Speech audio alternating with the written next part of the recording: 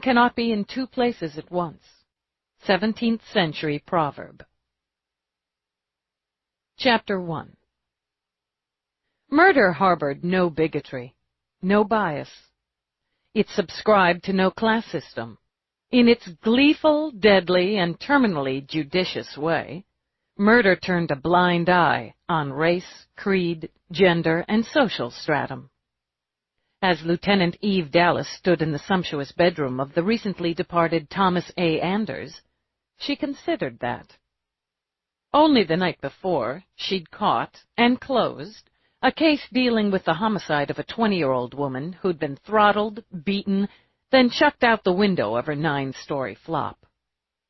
The rent-by-the-week flop, Eve mused, where the victim's boyfriend claimed to have slept through her demise, smelled of stale sex, stale zoner, and really bad Chinese food.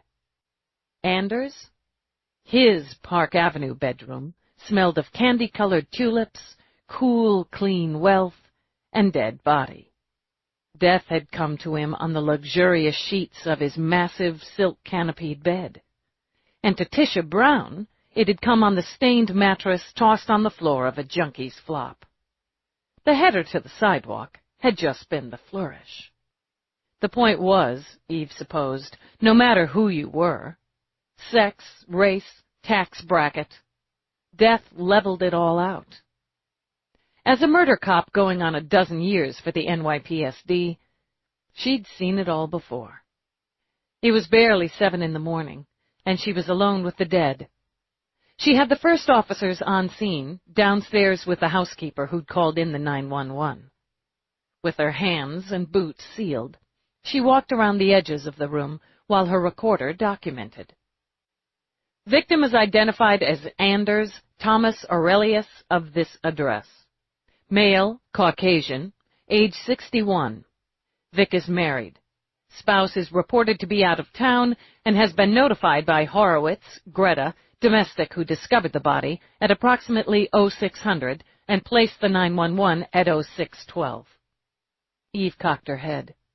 Her hair was a short, somewhat shaggy brown around a face of angles and planes. Her eyes, a few shades lighter than her hair, were all cop.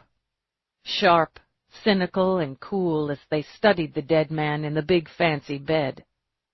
Anders was reputed to be alone in the house. There are 2 domestic droids, both of which were shut down. On cursory exam, there are no signs of forced entry, no signs of burglary, no signs of struggle.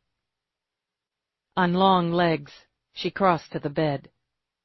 Over her lean body, she wore rough trousers, a plain cotton shirt, and a long coat of black leather. Behind her, over a gas fireplace where flames simmered gold and red, the view screen popped on. "Good morning, Mr. Anders." Narrow-eyed, Eve turned to stare at the screen. The computerized female voice struck her as annoyingly perky, and the sunrise colors bleeding onto the screen wouldn't have been her choice of wake-up call. "It's now 7:15 on Tuesday, March 18th, 2060. You have a 10 o'clock tea time at the club with Edmund Luce." As the computer chirpily reminded Anders what he'd ordered for breakfast, Eve thought, "No egg white omelet for you this morning, Tom." Across the room, in an ornate sitting area, a mini auto chef with bright brass fittings beeped twice.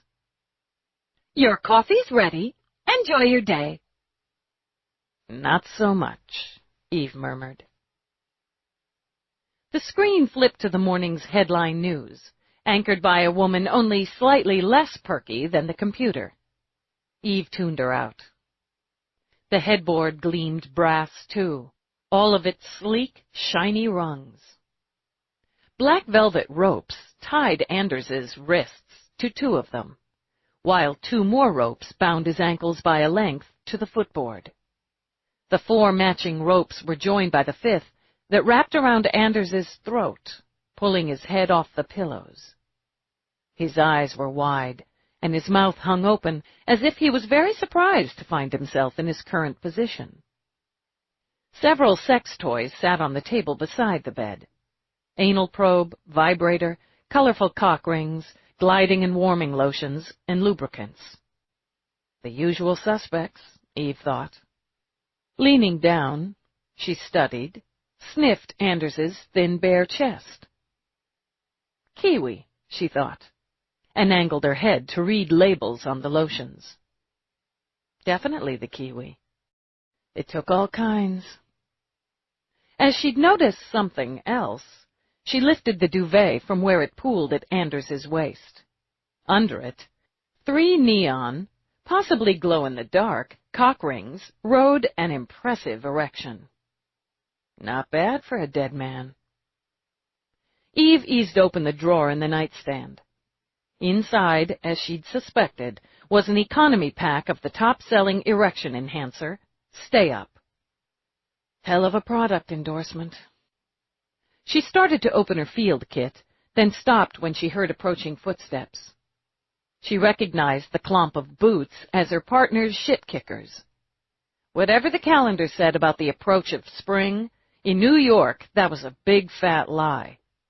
As if to prove the point, Detective Delia Peabody stepped through the door in an enormous and puffy purple coat, with a long striped scarf that appeared to be wrapped around her neck 3 times. Between that and the cap pulled over her ears, only her eyes and the bridge of her nose were visible. "It's freaking 5 degrees," somebody who might have been Peabody said against the muffle of scarf. "I know." "With the wind chill, they said it's like freaking -10. "I heard that." "It's freaking March! 3 days before spring. It's not right." "Take it up with them." "Who?" "The they, who have to go mouthing off about it being freaking -10. You're colder and pissier because they have to blabber about it. Take some of that shit off. You look ridiculous." "Even my teeth are frozen." But Peabody began to peel off the multiple layers covering her sturdy body. Scarf, coat, gloves, insulated zippy. Eve wondered how the hell she managed to walk with all of it weighing her down. With the hat discarded, Peabody's dark hair with its sassy little flip at the nape appeared to frame her square face.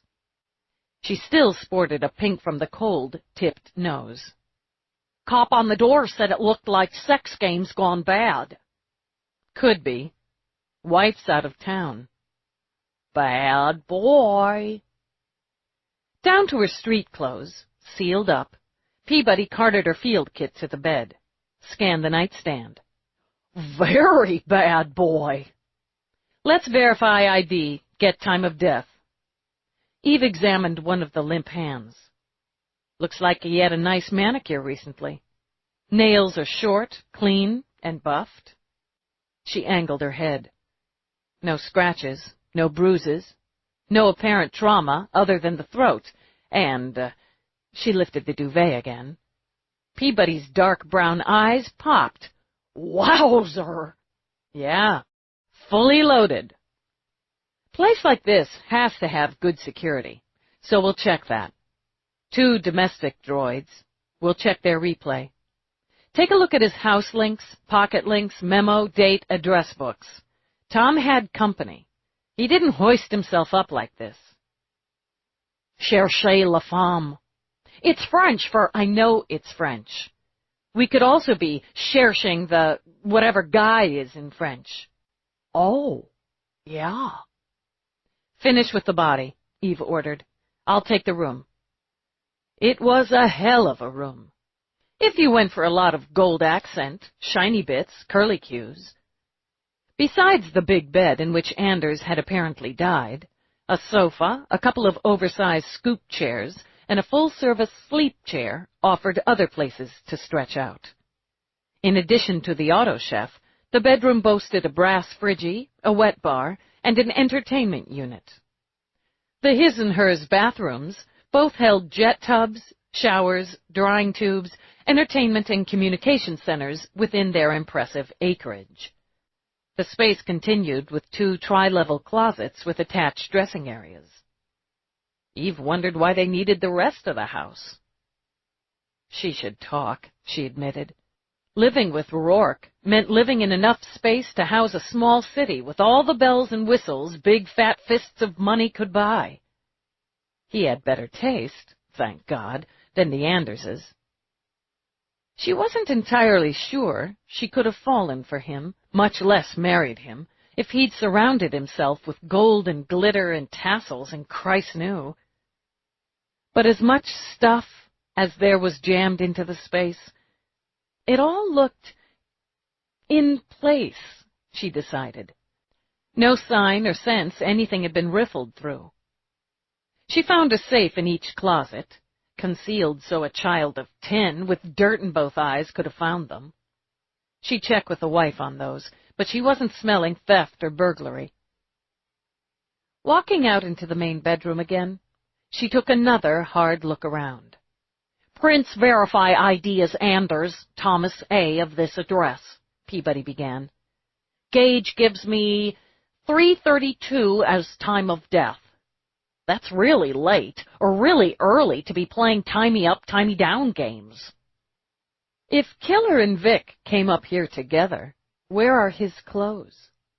Peabody turned toward her lieutenant, pursed her lips. "Considering you're married to the hottest guy on or off the planet, I shouldn't have to tell you that the point in the timey-wherever game is to be naked while you're doing it." "One of the other points is to get each other naked. If they came in here together," Eve considered, "if they came up here for games, is he going to strip down, then hang up his clothes, or dump his shorts in the hamper? You got that on the menu." She gestured to the sex toys. "You're not thinking about tidy. Clothes get pulled, tugged, torn, yanked off, fall on the floor. Even if this is an old game with a usual playmate, wouldn't you just toss your shirt over the chair?" "I hang up my clothes. Sometimes." Peabody shrugged now. She angled her head to study the scene again, absently tossed back the hair that fell over her cheek. "But yeah, that's going to be when I'm not thinking about jumping McNabb, or he's not already jumping me. Everything looks pretty tidy in here, and in the rest of the house I got to look at on the way up. Vic could have been a neat freak." "Could. The killer could have come in when he was already in bed. 3 a.m, surprise, surprise. Then things got out of hand, accidentally or on purpose. Killer comes in. The probability's high the Vic or another household member knew the killer. No sign of break-in, and there's a high-end security system. Maybe this is another part of the game. Comes in after he's asleep, surprises him, wakes him up, trusses him up, works him up, toys and games." "And went too far." Eve shook her head. "It went as far as he or she meant it to go. The erotic asphyxiation oops doesn't play." "But—" Peabody studied the body again, the scene, and wished she could see whatever Eve could. "Why?" "If it was all in fun and went wrong, why did the killer leave the noose around Anders's neck? An accident, but you don't loosen it? Try to revive when he starts choking, convulsing? Maybe in the throes. Okay, that's a stretch, but if it happened fast and she or he panicked—" "Either way, we've got a corpse, we've got a case. We'll see what the ME thinks about accidental. We'll go interview the housekeeper. Let the sweepers in here." Greta Horowitz was a sturdy-looking woman with a long rectangle of a face and a no-nonsense tude Eve appreciated. She offered coffee in the big silver and black kitchen, then served it with steady hands and dry eyes. With her strong German-accented voice, direct blue eyes, and Valkyrie build, Eve assumed Greta handled what came her way. "How long have you been here, Miss Horowitz?" "I am 9 years in this employment and in this country." "You came to the U.S. from Berlin.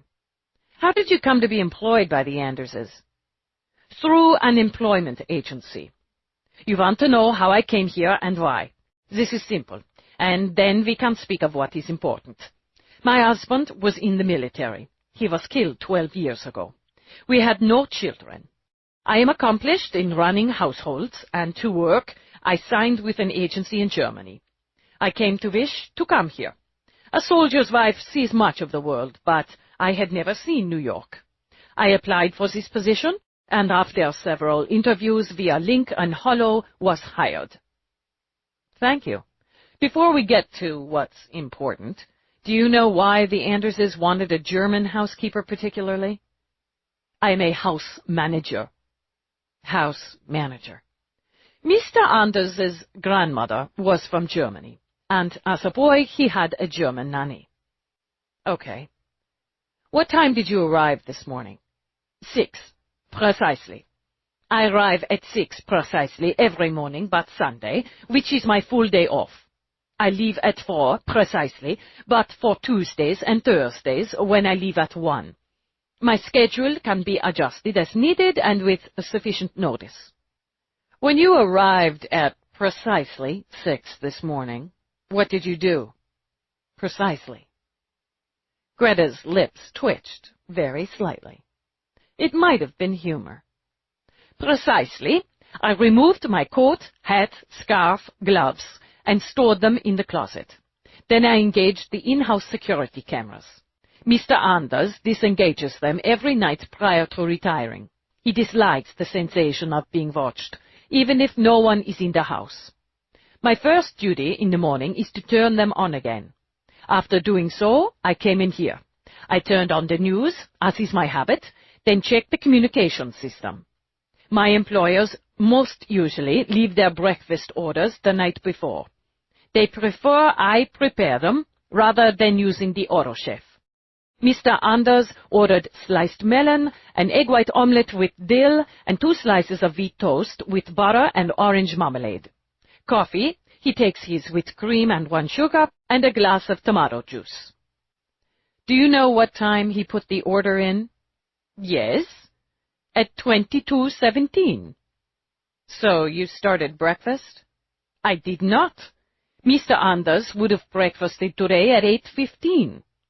My next morning duty would have been to re-engage the 2 domestic droids, as these are shut down every evening before Mr. and Mrs. Anders retire, and to give them the day's work schedule. The droids are kept in the security room, there. She gestured. I went in to deal with them, but I noticed the security screens, the in-house. I saw Mr. Anders's bedroom door was open. Mr. Anders never leaves his door open. If he's inside the room or has left the room, the door is closed. If I'm required to be in the room, I'm to leave the door open while I'm inside, then close it again when I leave. It's the same for the domestics. Why? It is not my place to ask. It's my place, Eve thought. You saw the door was open, but you didn't notice the dead man in bed? The bedroom camera screens only the sitting area. Mr. Anders programmed it that way. A little phobic, maybe? Perhaps. I will say he's a very private man. So his door was open. 9 years, Greta continued. The door has never been open when I arrive in the morning, unless my employers are not in residence. I was concerned, so I went upstairs without booting up the droids. When I got to the bedroom, I saw the fire in the hearth. Mr. Anders will not allow the fire when he sleeps or when he is out of the room. I was more concerned, so I went into the room. I saw him immediately. I went to the bedside, and I saw that I couldn't help him. I went downstairs again very quickly and called 911. Why downstairs? Greta looked puzzled. I thought, from books and plays and vids, that I was not to touch anything in the room. Is that wrong? No, it's exactly right. You did exactly the right thing. Good. Greta gave a brisk, self-congratulatory nod. Then I contacted Mrs. Anders and waited for the police to come. They came in perhaps 5 or 6 minutes. I took the 2 officers upstairs. Then one brought me back down to the kitchen, and waited here with me until you stepped in. I appreciate the details. Can you tell me who has the security codes to the house? Mr. and Mrs. Anders and myself. The codes are changed every 10 days. No one else has the codes? A good friend? Another employee? A relative? Greta shook her head decisively. No one else has the codes. Mrs. Anders is away. Yes. She left on Friday for a week in St. Lucia with some female friends. This is an annual trip, though they don't go to the same place necessarily. You contacted her? Yes. Greta shifted slightly. I realize, after thinking more clearly, I should have waited, and the police would have notified Mrs. Anders, but they're my employers. How did you contact her? Through the resort. When she goes on holiday, she often shuts off her pocket link. And her reaction? I told her there had been an accident, that Mr. Anders was dead. I don't think she believed me, or understood me initially. I had to repeat it twice, and I felt, under the circumstances, I couldn't tell her when she asked what kind of accident. She said she would come home immediately. Okay, Greta. You have a good relationship with the Anderses? They are very good employers, very fair, very correct. How about their relationship with each other? It's not gossip, Eve said, reading Greta perfectly. It's very fair and it's very correct for you to tell me any and everything you can that may help me find out what happened to Mr. Anders. They seemed very content to me, very well suited. It would be my impression that they enjoyed each other and their life together. Enjoying each other wasn't what the crime scene transmitted, Eve thought. Did either or both of them have relationships outside the marriage? You mean sexual? I couldn't say. I managed the house. I've never seen anything in the house that would lead me to believe either or both engaged in adulterous affairs. Can you think of anyone who'd want him dead? No. Greta eased back slowly. I assumed, that someone had broken in to steal, and that Mr. Anders was killed by the thief. Have you noticed anything missing or out of place? No, but I haven't looked. I'm going to have you do that now. One of the officers will take you around. She glanced over as Peabody came in. Peabody, get one of the uniforms. I want Mrs. Horowitz escorted while she looks around the house. You're free to go afterward, Eve told Greta. If you'd give my partner or me the contact information where you'll be. I prefer to stay until Mrs. Anders arrives, if this is allowed. She may need me. All right, then. Eve rose, signaling the end to the initial interview. Thanks for your cooperation. As Greta went out, Eve walked to the room off the kitchen. Inside, 2 droids, disengaged, stood. One male, one female, both uniformed and dignified in appearance. The security screens Greta had spoken of ranged over a wall, and as she'd stated, the master bedroom camera showed only the sitting area. Dallas? Huh? House security was disengaged at 2:28, re-engaged at 3:26.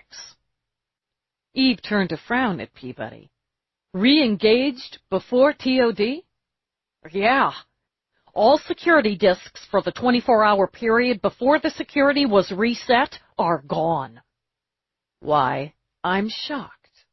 We'll get EDD in here to see if they can dig something out. So Anders's night visitor left him hanging and still alive. That doesn't sound like sex games gone wrong. No, Peabody agreed. Sounds like murder. Eve pulled out her communicator when it signaled. Dallas. Sir, Mrs. Anders just got here. Should I bring her in? Bring her straight back to the kitchen. Eve switched off. Okay, let's see what the widow has to say. Turning back to the screens, she watched Ava Anders sweep through the front door, her sable coat swinging back from a slim body dressed in deep blue. Her hair, a delicate blonde, was pulled severely back from a face of high plains. Fat pearl drops swung at her ears. Shaded glasses masked her eyes as she crossed the wide marble foyer, through ornate archways, in skinny-heeled boots with the uniform at her side. Eve stepped back into the kitchen, took her seat at the sunny breakfast nook seconds before Ava strode in. "You're in charge?" She pointed a finger at Eve. "You're the one in charge? I demand to know what's going on. Who the hell are you?" "Lieutenant Dallas, NYPSD. Homicide." "Homicide? What do you mean, homicide?" She pulled off her sunglasses, revealing eyes as blue and deep as her suit, tossed them onto the counter. "Greta said there'd been an accident. Tommy was in an accident. Where's my husband? Where's Greta?" Eve got to her feet. "Mrs. Anders, I'm sorry to tell you, your husband was killed this morning." Ava stood where she was, her eyebrows drawing together, her breath coming in short little bursts. "Killed? Greta said... But I thought..." She braced a hand on the counter, then slowly walked over to sit. "How? Did he fall? Did he get sick, or..." Always best to stab quick and clean, Eve thought. "He was strangled in his bed." Ava lifted a hand, pressed it to her mouth, lifted the other to cross it over the first. Those deep blue eyes filled, and the tears spilled as she shook her head. "I'm sorry, but I need to ask you some questions." "Where's Tommy?" "We're taking care of him now, Mrs. Anders." Peabody stepped over, offered a glass of water. She took the water, and when one hand shook, gripped the glass with both. "Someone broke in? I don't see how that can be. We're secure. We're very secure here. 15 years. We've been here for 15 years. We've never had a break-in." "There weren't any signs of a break-in." "I don't understand." "Whoever killed your husband either knew the security code or was given access to the house." "That can't be." Ava waved a hand in quick dismissal. "No one other than Tommy and myself and Greta has the code. Surely you're not suggesting Greta—" "I'm not, no. Though she'd be doing a thorough check on the house manager." "There wasn't a break-in, Mrs. Anders. Thus far, there's no sign anything in the house was taken or disturbed." Ava laid a hand between her breasts where a rope of luminous pearls rested. "You're saying Tommy let someone in, and they killed him. But that doesn't make sense." "Mrs. Anders, was your husband involved with someone, sexually or romantically?" She turned away immediately, first her face, then her body. "I don't want to talk about this now. I'm not going to talk about this now. My husband is dead." "If you know anyone who could gain access to the house, to his bedroom, while you were out of the country, it could tell us who killed your husband and why." "I don't know. I don't. And I can't think about something like that." The anger slapped out at Eve. "I want you to leave me alone. I want you out of my house." "That's not going to happen. Until we clear it, this house is part of a homicide investigation. Your husband's bedroom is a crime scene. I suggest you make arrangements to stay elsewhere for the time being, and to stay available. If you don't want to finish this now, we'll finish it later." "I want to see my husband. I want to see Tommy." "We'll arrange that as soon as possible. Do you want us to contact anyone for you?" "No." Ava looked out the sunny window. "I don't want anyone. I don't want anyone now." Outside, Eve climbed behind the wheel while Peabody sat shotgun. "Rough," Peabody commented. "You're soaking up tropical drinks and rays one minute, and the next your husband's dead." She knows he was screwing around. She knows something about it. I guess they probably always do. The spouse, I mean, of the screwing arounder. And I think a lot of times they can just block it out. Pretend it's not happening hard enough so they start to believe it. Would you be shedding tears for McNabb's dead body if he'd been screwing around on you? Peabody pursed her lips. Well, since I'd have been the one who killed him, I'd probably be shedding tears for me because you'd be arresting me, and that would really make me sad. Easy enough to verify Ava Anders was out of the country when Anders died. Yeah, do that, and we'll check her financials. They've got plenty of dough to roll. Maybe she cut off some to hire somebody to kill him. Paid his playmate to do it. Man, how cold would that be? We'll run friends, business associates, golf partners. Golf? He had a golf game scheduled this morning with an Edmund Luce. Maybe we'll shake something loose on who he played other games with when the wife was off with the girls. Wouldn't you like to do that? Have a girl trip? No. Aw, come on, Dallas. The very idea brightened Peabody's voice. Go somewhere with girlfriends? Hang, drink lots of wine or fussy drinks, get facials and spa treatments, or lie on the beach and talk about stuff half the night. Eve glanced over. I'd rather be dragged naked over jagged glass. Well, I think we should do it sometime. You, me, Mavis, maybe Nadine and Louise, and Trina. She could do our hair, and if Trina comes on this mythical nightmare, I get to drag her naked over jagged glass. That's my bottom line. You'd have fun, Peabody muttered. I would. I probably would. I'd feel bad about dragging her over jagged glass 10 or 20 years later, but at the time, I'd have fun. Giving up, Peabody huffed out a breath, took out her PPC, and began to do the checks and runs. Chapter 2. It was interesting, but not surprising, that Anders Worldwide's New York headquarters were housed in the sleek black tower on Fifth.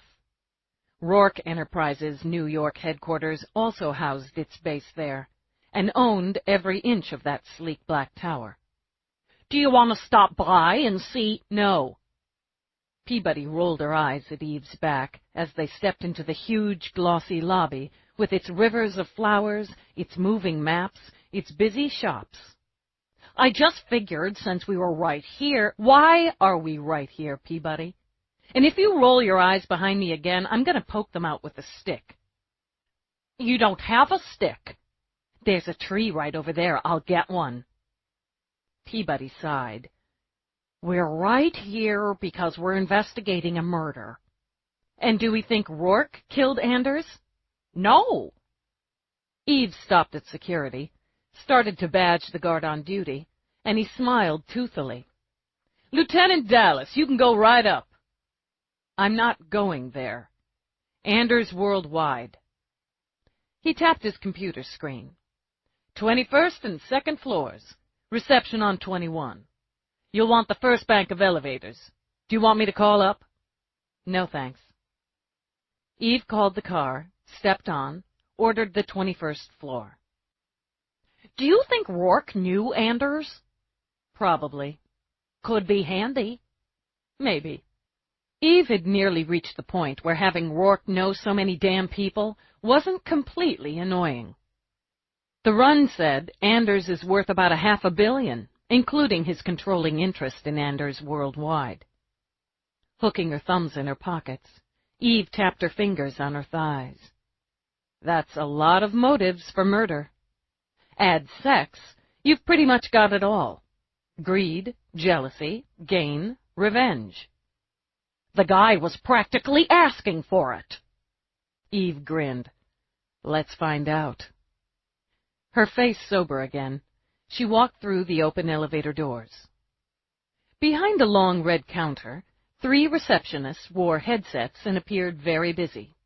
Even so, the center one, a dark-skinned brunette, offered a beaming smile. Good morning. How can I help you? I need to see whoever's in charge. Which department are you— Oh. She broke off, blinking rapidly at Eve's badge when it slapped on the slick red counter. All of them. Who's the top dog under Thomas A. Anders? This is my first week. I don't know what I'm supposed to do. Frankie? What is it, Sil?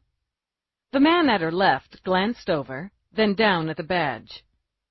Is there something I can help you with? Lieutenant. I need to speak with Thomas Anders's second-in-command, or whoever's highest in the pecking order and in-house now.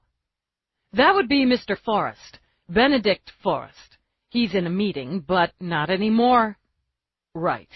If you could give me a minute to contact his admin, he'll come down and escort you upstairs. I can get upstairs myself. Tell the admin to get Forrest out of the meeting. Eve got back in the elevator, rolled her shoulders. That was fun. Pretty bitchy. That's what was fun about it. As Eve stepped off again, a stick-thin woman in high, stick-thin heels came bolting through a set of glass doors. Officers, if you'd come with me. You're the admin? No, I'm the AA. Assistant Administrator. I'll take you to Mr. Walsh's office. Who would be the administrative assistant rather than the assistant administrator? Exactly. How does anybody get business done when they have to translate all these titles? Mr. Walsh is letting Mr. Forrest know you're here. Apparently reception didn't get the nature of the business you're here to discuss. No, they didn't. The AA opened her mouth, obviously thought better of it, and closed it. They wound their way through a busy hive of offices and cubes, then made a 45-degree turn into the efficient space of— his name was engraved on a small onyx plaque beside the door— Leopold Walsh. His workstation was a long, freestanding counter in sleek black, holding the usual necessities of comp, data, and communication unit, and little else. A second counter ran along the wall to support a laser fax, a secondary computer. A third counter served as a refreshment center with Auto Chef and Friggy. A trio of visitors' chairs ranged together, backless cubes in pristine white. The only color in the room came from the showy plant with its vivid red blossoms spearing up from the middle windowsill of the generous triple glass. Supplies, she supposed, and any necessary paperwork would be tucked away in the cabinetry built into the wall. Altogether, she preferred the miserly space and tattered style of her office at Central. If you'd like to have a seat, Mr. Walsh should be— The AA glanced at the door with obvious relief lighting her face. Mr. Walsh. Thank you, Deli. He stepped in, an imposing man with dark chocolate skin in a pinstriped suit. His hair formed a skull cap that set off a striking face of sharp angles. Deep-set eyes, the color of good, strong coffee, flicked over Peabody, fastened on Eve. Leopold Walsh, Lieutenant Dallas. For form, Eve presented her badge again. And Detective Peabody. We're here to see Benedict Forrest. So I'm told. He handed her badge back to her. As you were told, Mr. Forrest is in a meeting. Badge trumps meeting. It would be helpful if you told me what this is in regards to. It would be helpful if I told Mr. Forrest what this is in regards to. He wanted to stonewall. She could see it, and couldn't blame him, as she'd have wanted to do the same. Mr. Forrest— He broke off, holding up a hand as the earcom he wore blinked blue. Yes, sir. Of course. Mr. Forrest, he began again, is available. This way, please. Benedict Forrest's office was only steps away from his admin's, but a world away from it in style. Here, the workstation held the necessary and the efficient, crowded together with what Eve thought of as guy toys. An autographed baseball on a pedestal, a handheld golf game, a couple of trophies, a sponge-weight toy football. Photographs and posters of sports figures or sports products juggled for space along the wall. Chairs were leather, deep, and looked comfortably worn. Forrest himself stood about 3 inches under his admin's height.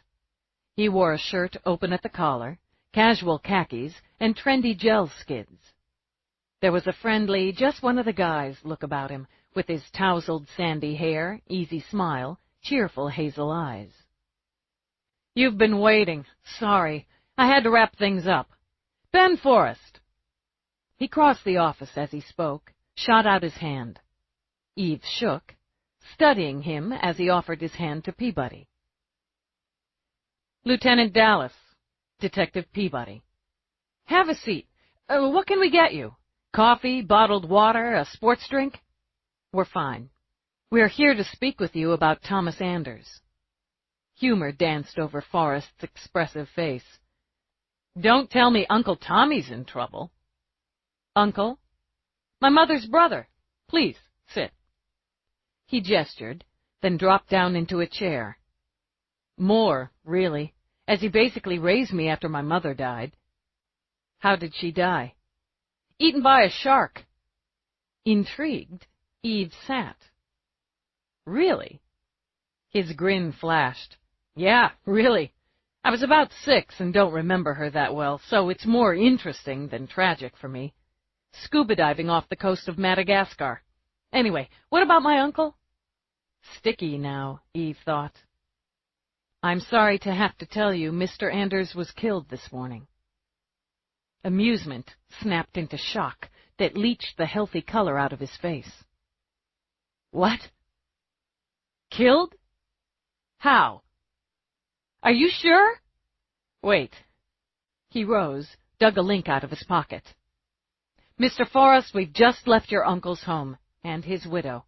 But, no, we're going to the Knicks game tonight. We played golf on Sunday.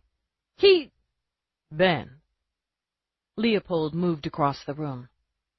After taking the link out of Ben's hand, he laid a hand on Ben's shoulder, eased him down into the chair. "I'm very sorry. So very sorry. I'm going to cancel the rest of your appointments for the day." He walked to a cabinet, tapped the door. When it opened, he took out a chilled bottle of water, unscrewed the top. "Drink some water." Like a puppet, Ben obeyed. Eve made no objection when Leopold ranged himself like a guard behind Ben's chair. "What happened?" "He was strangled." "That can't be right." Ben shook his head slowly from side to side. "That just can't be right." "Do you know anyone who wished him harm?" "No, no." "Where were you this morning between 1 and 4 a.m.? "Jesus. Home. Home in bed." "Alone?" "No, I had a friend." He rubbed the cold bottle over his face. "Gatch Brooks. She was there all night. We got up about 6, worked out together. We both left around 8. You can check, just check. I wouldn't hurt Uncle Tommy. He's like a father to me." "You were close. How would you describe Mr. Anders's relationship with his wife?" "Great. Good. Ava's—" "You said you talked to her. Told her." "God, Leopold, get the number where she's staying. I need to—" "She's home, Mr. Forrest," Peabody told him. Oh, she came home. She came home when you told her." Ben pressed his fingers to his eyes. "I can't think straight. I need to get over to the house, to Ava. I need to—" "Where is he? Is he still home, or—" "He's been taken to the morgue." He didn't bother to fight tears, Eve noted. He let them come. "You, your family, will be able to make arrangements as soon as we finish our examination." "Okay." Now he pressed the heels of his hands to his eyes, leaning forward to brace his elbows on his thighs. "Okay. Who was your uncle sexually involved with?" "Huh?" Ben's eyes, already rimmed with red, lifted to Eve's face. "Well, Jesus! Ava! I mean, they were married, for Christ's sake!" "Outside of marriage." "Nobody!" Anger and insult snapped through the grief, brought color back to Ben's face. "That's a hell of a thing to say. He didn't cheat. He wasn't a cheater. You don't know the kind of man he was. He believed in honesty, in good sportsmanship, in playing to win, but playing it straight." "Who stands to gain from his death?" "Nobody," Ben replied. "His death diminishes all of us." "You mean financially?" "I would. Ava would." He let out a long breath. "I don't know how things were set up. There are probably charitable organizations. There'd be something for Greta, the house manager. But what you're talking about, that would be me and Ava. I need to get over there." Even as he rose, the link Leopold still held signaled. After a glance at the display, Leopold offered it. "It's Mrs. Anders." Ben grabbed the link, turned his back. "Privacy mode," he ordered. "Ava. God, Ava, I just heard." I know. It's all right. Yes, the police are here." "Yes, that's right." "I'm coming right over. His voice cracked, then firmed again. "I can't believe he's gone. I can't take it in. I'll be there as soon as I can." After ending the transmission, Ben turned back to Eve. His expression was simply shattered. "She needs family. I have to go now." "We'll need to see Mr. Anders's office," Eve told him, "and we'll need to access his electronics." "All right, yes, all right. I have to go. Leo, whatever they need." Eve waited until they were heading down. Funny, isn't it? How Anders's office, like his nephew's, is all casual guy, even a little toward man cave with the trophies and the sports equipment everywhere. Nothing polished, fashionable, or edgy. Nothing like where he lives. Well, he sells the sports stuff, and lots of houses more reflect the woman's taste than the guy's, or one partner's taste over the other's. She thought of herself and Rourke. When it came to decor, she never gave it a thought, she admitted. Yet she had her home office, her somewhat shabby, by comparison with the rest, home office, that fit what could be called her style. "Didn't notice a man cave at the house," she commented, and shrugged. "How'd Forrest play for you, Peabody?" "Forrest wins Actor of the Century award, or he was sincerely shocked when you told him his uncle was dead, and was sincerely and deeply broken up. There just wasn't a false note. I believe him." "Seems straight enough. We'll verify his alibi. If Anders stood as daddy since Forrest was 6, that's 25 years or so. Funny that Ava said they didn't have any children." "Well, they didn't." "She didn't even mention him, and doesn't call him to tell him for hours after the house manager notified her." "Maybe a false note," Eve speculated.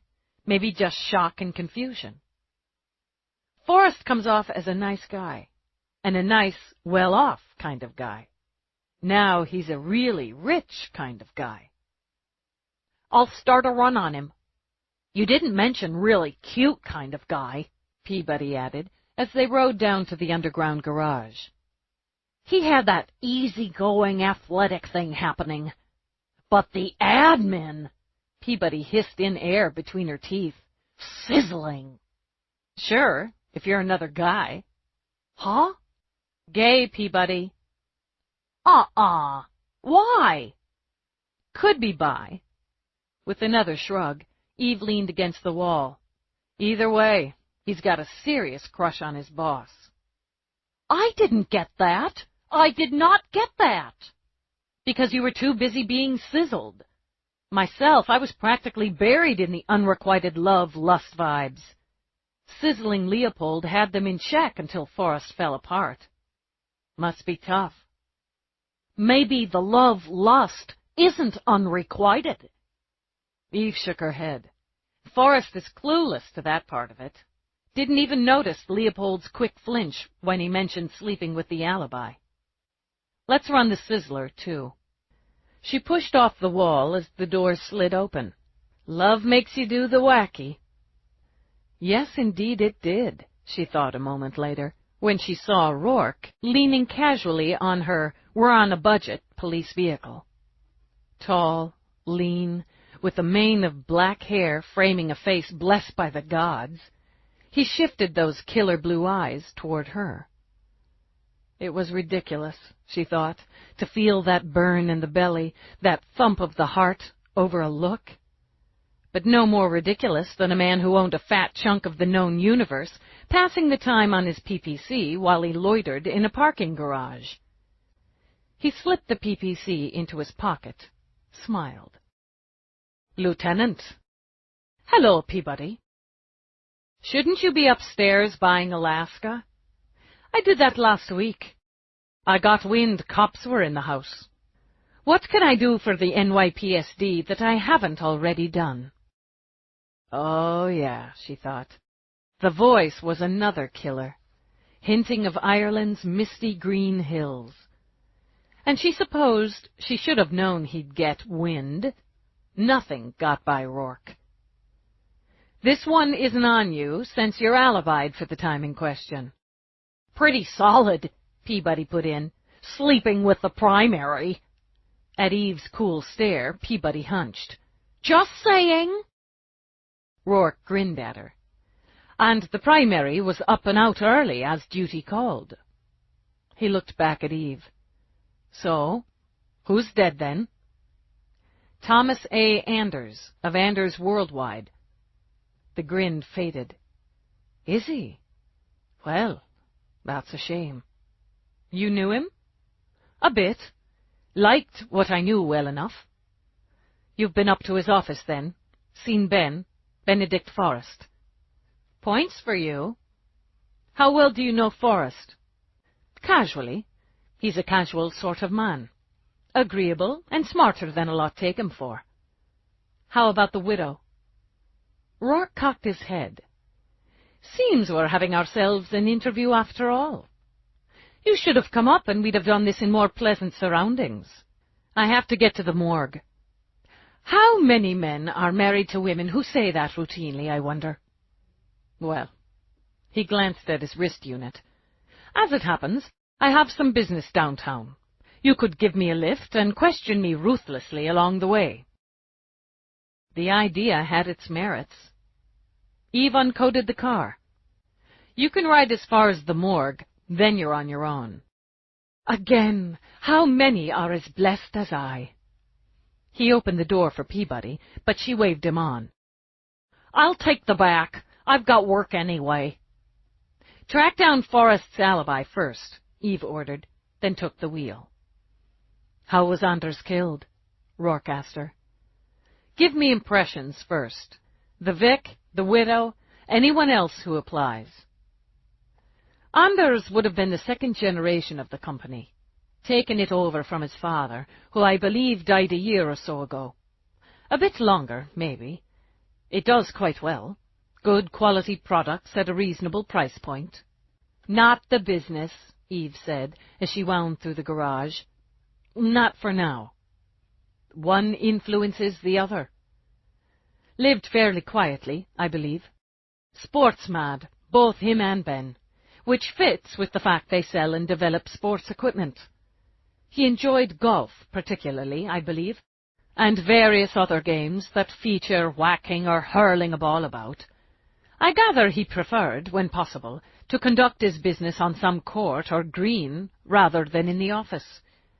My impression would be he enjoyed his work and was good at it. Eve streamed through traffic, cutting around a maxi-bus, then began to hack her way across town. How about the spouse? Attractive, well-spoken. Ah, involved in some charity work, it seems to me. Anders sponsors sports camps for underprivileged children. I believe she beats the drum for funding. I can't say I've seen them out and about together more than a handful of times, but he had a reputation for avoiding the social scene, as some do. She slid her eyes in his direction. I'd go to stuff. Impressions of their relationship? Hard to say, as we weren't chummy. They struck me as a team, appeared affectionate. In sync, I suppose I'd say. Any mumbles about him screwing around on her? Rourke's brows lifted. None I've heard, though I don't know as I would either way. Is that basic cop cynicism, or is there reason for you to believe he cheated on his wife? At the time of death, the wife was out of town. That's verified. Anders's house manager, Eve corrected, found him this morning just after 6. Naked, hands and feet bound with black velvet rope. The kind the bondage shops sell by the yard. Another length was wrapped around his neck in what would appear to be an erotic scarfing session gone bad. There were numerous sex aids and toys on the nightstand, and the corpse still sported an impressive hard-on when the primary began her investigation. There was no sign of forced entry, no sign of struggle, no additional visible signs of trauma or violence on the body. Rourke was silent a moment. People have their secrets, and the appetites they hide from the rest. Still, I wouldn't have thought him the sort for sport of that nature. It's the kind of salacious details the media will salivate over. Difficult for the family he leaves. Anybody you can think of who might want to do him and set it up so the media salivates? For what point? If you're thinking a competitor, killing Anders doesn't kill or damage the company. And a scandal like this? It wouldn't hurt stock or sales, not appreciably. In fact, it might give them a temporary boost. People are odd creatures. I need a new pair of track shoes, one might say. I think I'll buy some by that guy who died with a boner. If he lasted, so will they. Exactly. They could use it as a bloody slogan.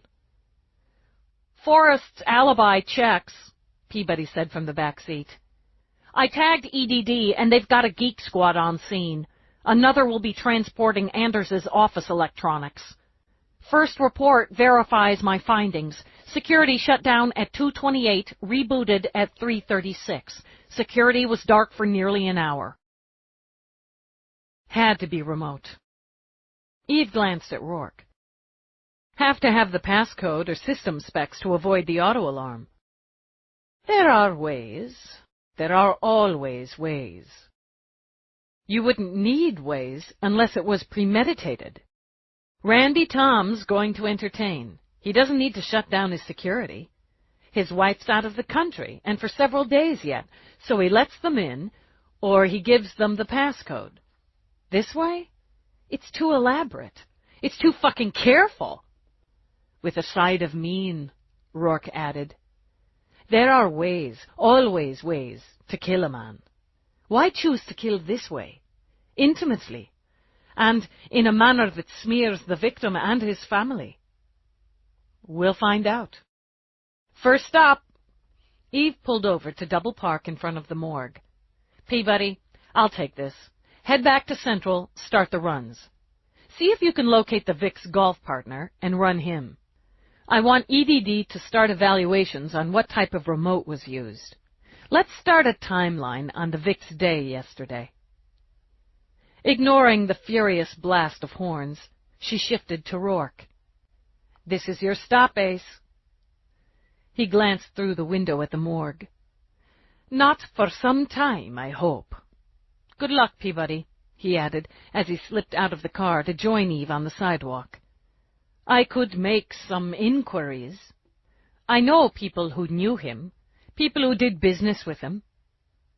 You could. Considering that, Eve stuck her hands in her pockets and surprised herself by finding gloves in them. Word spreading by now, so it couldn't hurt. Do you really have business downtown? I do. But even if I didn't, it would have been worth the trip. She looked at him in the stubbornly frigid, blowing wind. Murder talk makes it worth the trip? As entertaining as that invariably is, no. This would make it worth the trip. He grabbed her. She should have seen it coming, and his mouth covered hers. The instant blast of heat slammed right through such matters as late winter freezes and wind chill factors. The sudden power and punch of the kiss rocked her back on her heels and made her wonder if little beams of sunlight were shooting out of her fingertips. He caught her chin in his hand, smiled down at her. Definitely worth it. Cut it out. Nice work, stud. They both glanced over at the sidewalk sleeper huddled in a nearby doorway. The woman, or Eve thought it was a woman, as she was bundled in so many mixing layers she resembled a small patchwork mountain, offered a grin and a thumbs up. Eve jammed a finger into Rourke's chest to dismiss any notion of an encore. Go away now. Absolutely worth the trip. Good hunting, Lieutenant. He strolled off, and she peeled away to the entrance of the morgue. But when she couldn't resist a glance back at him, she saw him stop and crouch down to speak to the sidewalk sleeper. Curious, she slowed her pace to keep him in view a moment longer, and wasn't surprised to see him dig something out of his pocket and pass it over. Credits, she supposed, and probably more than the sleeper generally pulled in over the course of a week. She'd probably buy brew with it instead of a bed out of the cold, Eve thought. He had to know that. And still, she thought, pleased to love a man who'd toss a handful of credits into the void just in case. Thinking of that, she walked into the house where death always had a room. Chapter 3. In a room of white tile and bright steel, Chief Medical Examiner Morris stood unruffled and stylish over Thomas Anders's corpse. He'd teamed a rust-colored suit with a dull gold shirt, and mirrored those tones with the thin rope worked through his long dark braid. His clever face, with its long eyes and hard planes, was half covered with goggles, while his skilled fingers gently lifted out the liver Anders no longer had any use for. He set the organ aside on the scale, then offered Eve a welcoming smile. A traveler stops by a farmhouse to ask for shelter for the night. Why? Morris wagged a bloody finger. The farmer tells the traveler he can share a room with the farmer's daughter if he keeps his hands to himself. The traveler agrees, goes into the room, and in the dark slips into bed beside the farmer's daughter. And, of course, breaks his word. In the morning, guilty, the traveler offers to pay the farmer for the hospitality, but the farmer waves this off. So the traveler says he hopes he didn't disturb the daughter in the night. Unlikely, the farmer replies, as we're burying her today. Eve let out a snort. Sick death humor, a specialty of the house, and it seemed apt under the circumstances. He gestured toward Anders's stubborn erection. Yeah, how about that? Somehow sad and enviable at the same time. I'm running talks, but unless your dead is a medical marvel, we can presuppose he was loaded with happy cockades. Then after he achieved liftoff, the strategically placed rings trapped the blood supply at the sticking point. Gee, Morris, I'm just a cop. You're confusing me with all these complicated medical terms. He laughed, then removed a thin section of the liver. We see death erections fairly routinely, particularly in stranglings or hangings, as the blood in the torso tries to obey the laws of gravity and travels down. The erectile tissue fills with it and expands, but once the body's moved, as our friend's here was, it dissipates. Yeah, and people noticed guys got boners when they were publicly hanged, back in the good old days, and thought, hey, maybe if I choke myself during sex, I'll make really good wood. People are really stupid. Difficult to argue that point, as you and I often see them at their most terminally stupid. So, as to our current guest, erotic, or autoerotic if you're going solo, asphyxiation decreases oxygen and pumps up the endorphins to heighten sexual pleasure. It's responsible for a considerable number of accidental deaths annually, and many deaths that are officially termed suicide. This wasn't suicide. No, indeed. Morris looked down on Anders. I believe it took him between 15 and 20 minutes to die, slowly choking. Yet there's no bruising on his wrists or ankles. However cushioned the rope, when a man slowly chokes to death, he'll fight, he'll struggle. And velvet restraints or not, there would be ligature marks. Even here. He gestured again, then offered Eve a pair of micro-goggles. Here, where the rope tightened, cut off his oxygen, there's no evidence he fought against it, writhed, strained. The bruising here is almost uniform. So he just lay there and died. Essentially. Even if a guy wants to self-terminate, the body fights it. Exactly so. Unless it can't. How long for the tox? I flagged it, but I can give you something now. Look here. She bent over Anders again, scanning the bruising under the right ear until she saw it. The faint circular mark was nearly obscured by the more traumatic bruising. Pressure syringe. Yes, my bright young student. An odd place for self-medicating, especially by a right-hander, which he was. Shoving up the goggles, Eve put herself back in Anders's bedroom. Killer comes in, crosses to the bed. Sealed up, all sealed up. Booties over the feet to muffle any sound. Lots of thick carpet, anyway. Tranks Anders while he's sleeping. Quick, clean. Guy could have slept right through that. Even if he started to wake up, a good trank would take him under in seconds. Then you truss him up, set the scene, walk out, and leave him to die. Pick up the security discs. You've already shut down the system, but you take the discs. You're either anal or hoping we're just incredibly stupid and that'll throw us off and make us think it was an accident. Incredibly stupid, we aren't. Either way, he's dead. She paced away among the steel and comps, back again. If you're going there to do the guy, why just trank him? Why not load him up so he ODs? Okay, you don't slit his throat or beat him to death with a bat because maybe you're squeamish or you prefer more passive methods. But why the elaborate and demeaning when a lethal dose of barbs or poison or any number of substances would have done the job? It was too personal for that. She nodded, appreciating a like mind, and her grin was fierce. See? Incredibly stupid we aren't. As soon as you get the tox back, Morris. As soon as. When she strode into the homicide bullpen at Cops Central, Eve saw Peabody sucking down something from a mug the size of the Indian Ocean while she worked at her desk. It reminded Eve that she was probably about a quart low on coffee. She signaled her partner, jerked a thumb toward her office, and turning, nearly plowed into one of her detectives. "Make a hole, Baxter." "Need a sec." "Then fall in line."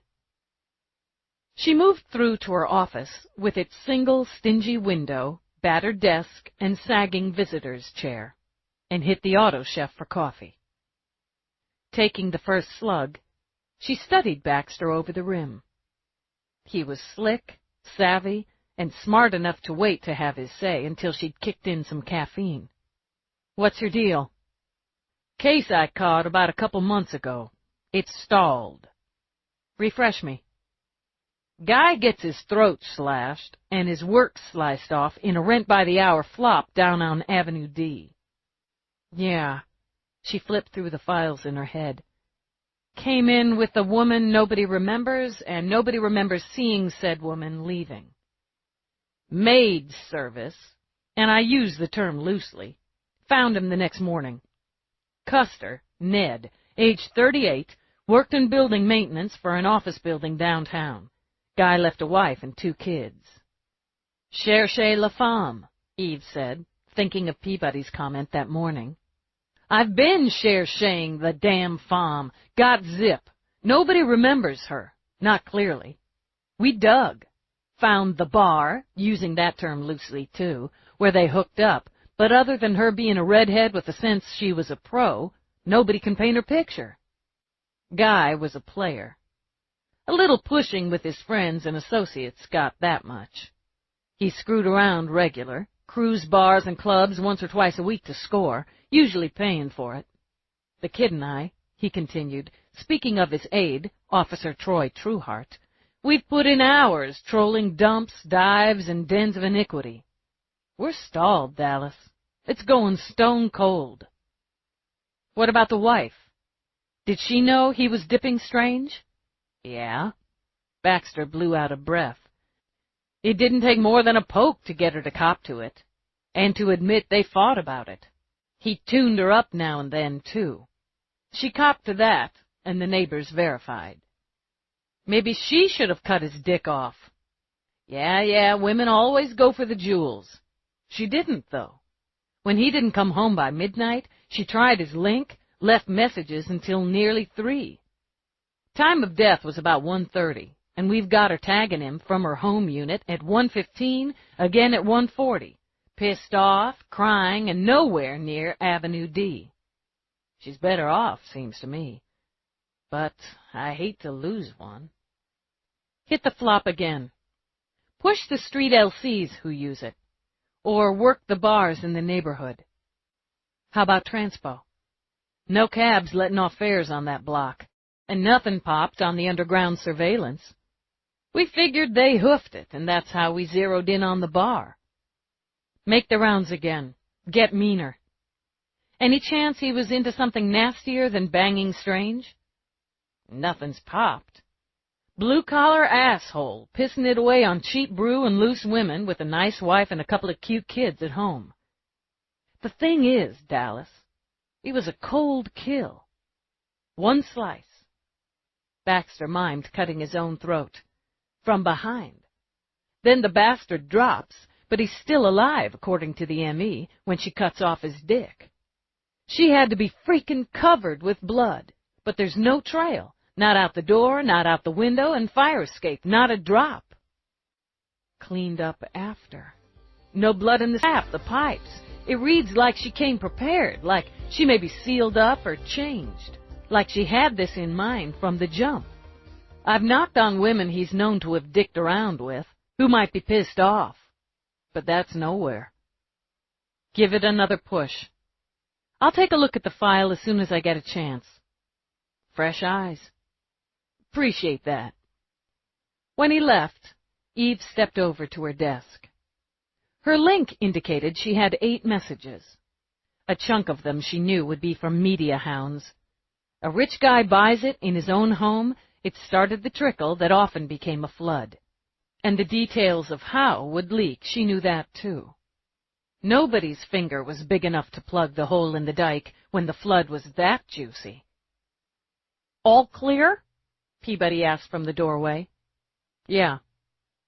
Baxter wanted to talk about the Avenue D case? Trueheart's run some of it by me, Peabody continued. Nothing's gelling. They'll go back around, work it again. What have you got for me? Benedict Forrest, whose mother really was eaten by a shark, or severely chewed on by one. He was 6 at the time, and living in New York under the care of a nanny and numerous servants. Mother was quite the adrenaline junkie from what I've got. Named the life-threatening activity, she gave it a whirl. 35 at time of death, twice divorced, 1 child. When she ended up the main course for Jaws, Anders applied for custody and guardianship, and as the biological father didn't contest, same was granted. How much did Anders pay him? The bio dad. $5 million, apparently. The guy spends most of his time cruising around hot spots in Europe. Hasn't seen the kid since the divorce. 4 years plus before the mother died. He's been married 3 times since, and is currently living in the south of France. Just doesn't feel like he plays into this. How much of a financial interest did the mother have in the company? None. She took a buyout from her father in lieu, and she was smart enough, or vindictive enough, to arrange her trust and assets, so even if the father took the kid after her death, he couldn't touch a penny of the kid's take. Anders took the kid, supported, educated, and housed him on his own nickel. Pausing, Peabody glanced down at her notes. Forrest came into a nice chunk of change when he turned 21, another portion at 25, another at 30. He has an MBA from Harvard, where he also played baseball and lacrosse. He worked his way up the ranks at Anders from a junior exec to his current position as Chief Operating Officer. Any criminal? Nada. Pretty regular hits for speeding, and a shitload of parking tickets, all paid up. Eve sat back, swiveled in her desk chair. Give me the wife. Ava Montgomery Anders, who I confirmed was in her hotel suite on St. Lucia when contacted about trouble at home. She booked a shuttle after the transmission. There's no record of her leaving the island by any mode prior. Born Portland, Oregon in 2008, upper middle class all the way. Previous marriage to one Dirk Bronson in 2032 ended in divorce in 2035. No offspring. Earned degrees in business and public relations from Brown, scholarship, which she put to use as the PR rep for Anders Worldwide, Chicago base, where she relocated after her divorce. Then she transferred to the New York office in 2041. She and Anders married in 44. She currently serves as the company's goodwill ambassador, serving on the board of Everybody Plays. Anders Worldwide's organization, founded to provide facilities, training, and equipment for children, worldwide, and serving as chairman of Moms Too, a program that offers educational seminars, workshops, networking opportunities, and so on, to mothers of kids in Everybody Plays.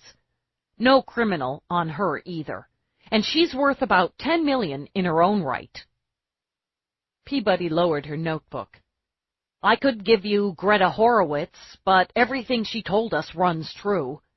I was about to start on Leopold Walsh, but I must find food. I can find you food, too. Peabody smiled hugely. How about a nice sandwich? How about we find out where the hell some of the reports are and why they're not on my desk? I want... Eve broke off as her computer signaled an incoming. Morris comes through, she murmured. And while you're singing the praises of our M.E., I'll go hunt and gather. Computer, display incoming on screen. Copy to open file and print. Multitask acknowledged. Working. As the computer hummed, Eve scanned the toxicology report. Well, Jesus, Tommy, she stated. You didn't have a snowball's chance, did you? While it printed, she engaged her link to harass the sweepers for a preliminary, and because her mind was elsewhere, answered her link when it signaled a few minutes later. Dallas. You don't call, you don't write. Nadine. Eve didn't bother to curse herself as she stared into the sharp green eyes of the city's hottest reporter. The fact that they were friends made it convenient, or inconvenient, depending on the circumstances. Gosh, I'd just love to chat, but I'm about to do lunch. Then maybe I'll have a manicure. That's so cute. You caught a hot one, Dallas. Just the kind of case we love to spotlight on now. Tomorrow night, you'll lead off a full 10-minute segment. Again, gosh, but I have to have my eyes put out with a hot poker tomorrow night. Otherwise, Thomas Anders' murder is big news, Dallas. We haven't determined or announced the death as murder. That's not what I hear. Strangled in bed with considerable kink attached. If not murder, was it accidental death during sex games? So the trickle was already a flood, Eve thought. You know better, Nadine. A girl's got to try. He was a nice guy, Dallas. I'd like to cover him right. You knew him? I did a few features on him, his wife, his nephew over the years. That's not really knowing someone, but what I did know I liked. Tabloid media, and a lot of other media, is going to pump up the sex, you know this. I can't avoid it, but I want to be even-handed, so help me. Not this time, but I'll give you Peabody. You won't screw with her or the investigation. And she needs to develop her media chops, so you help her. That's a deal.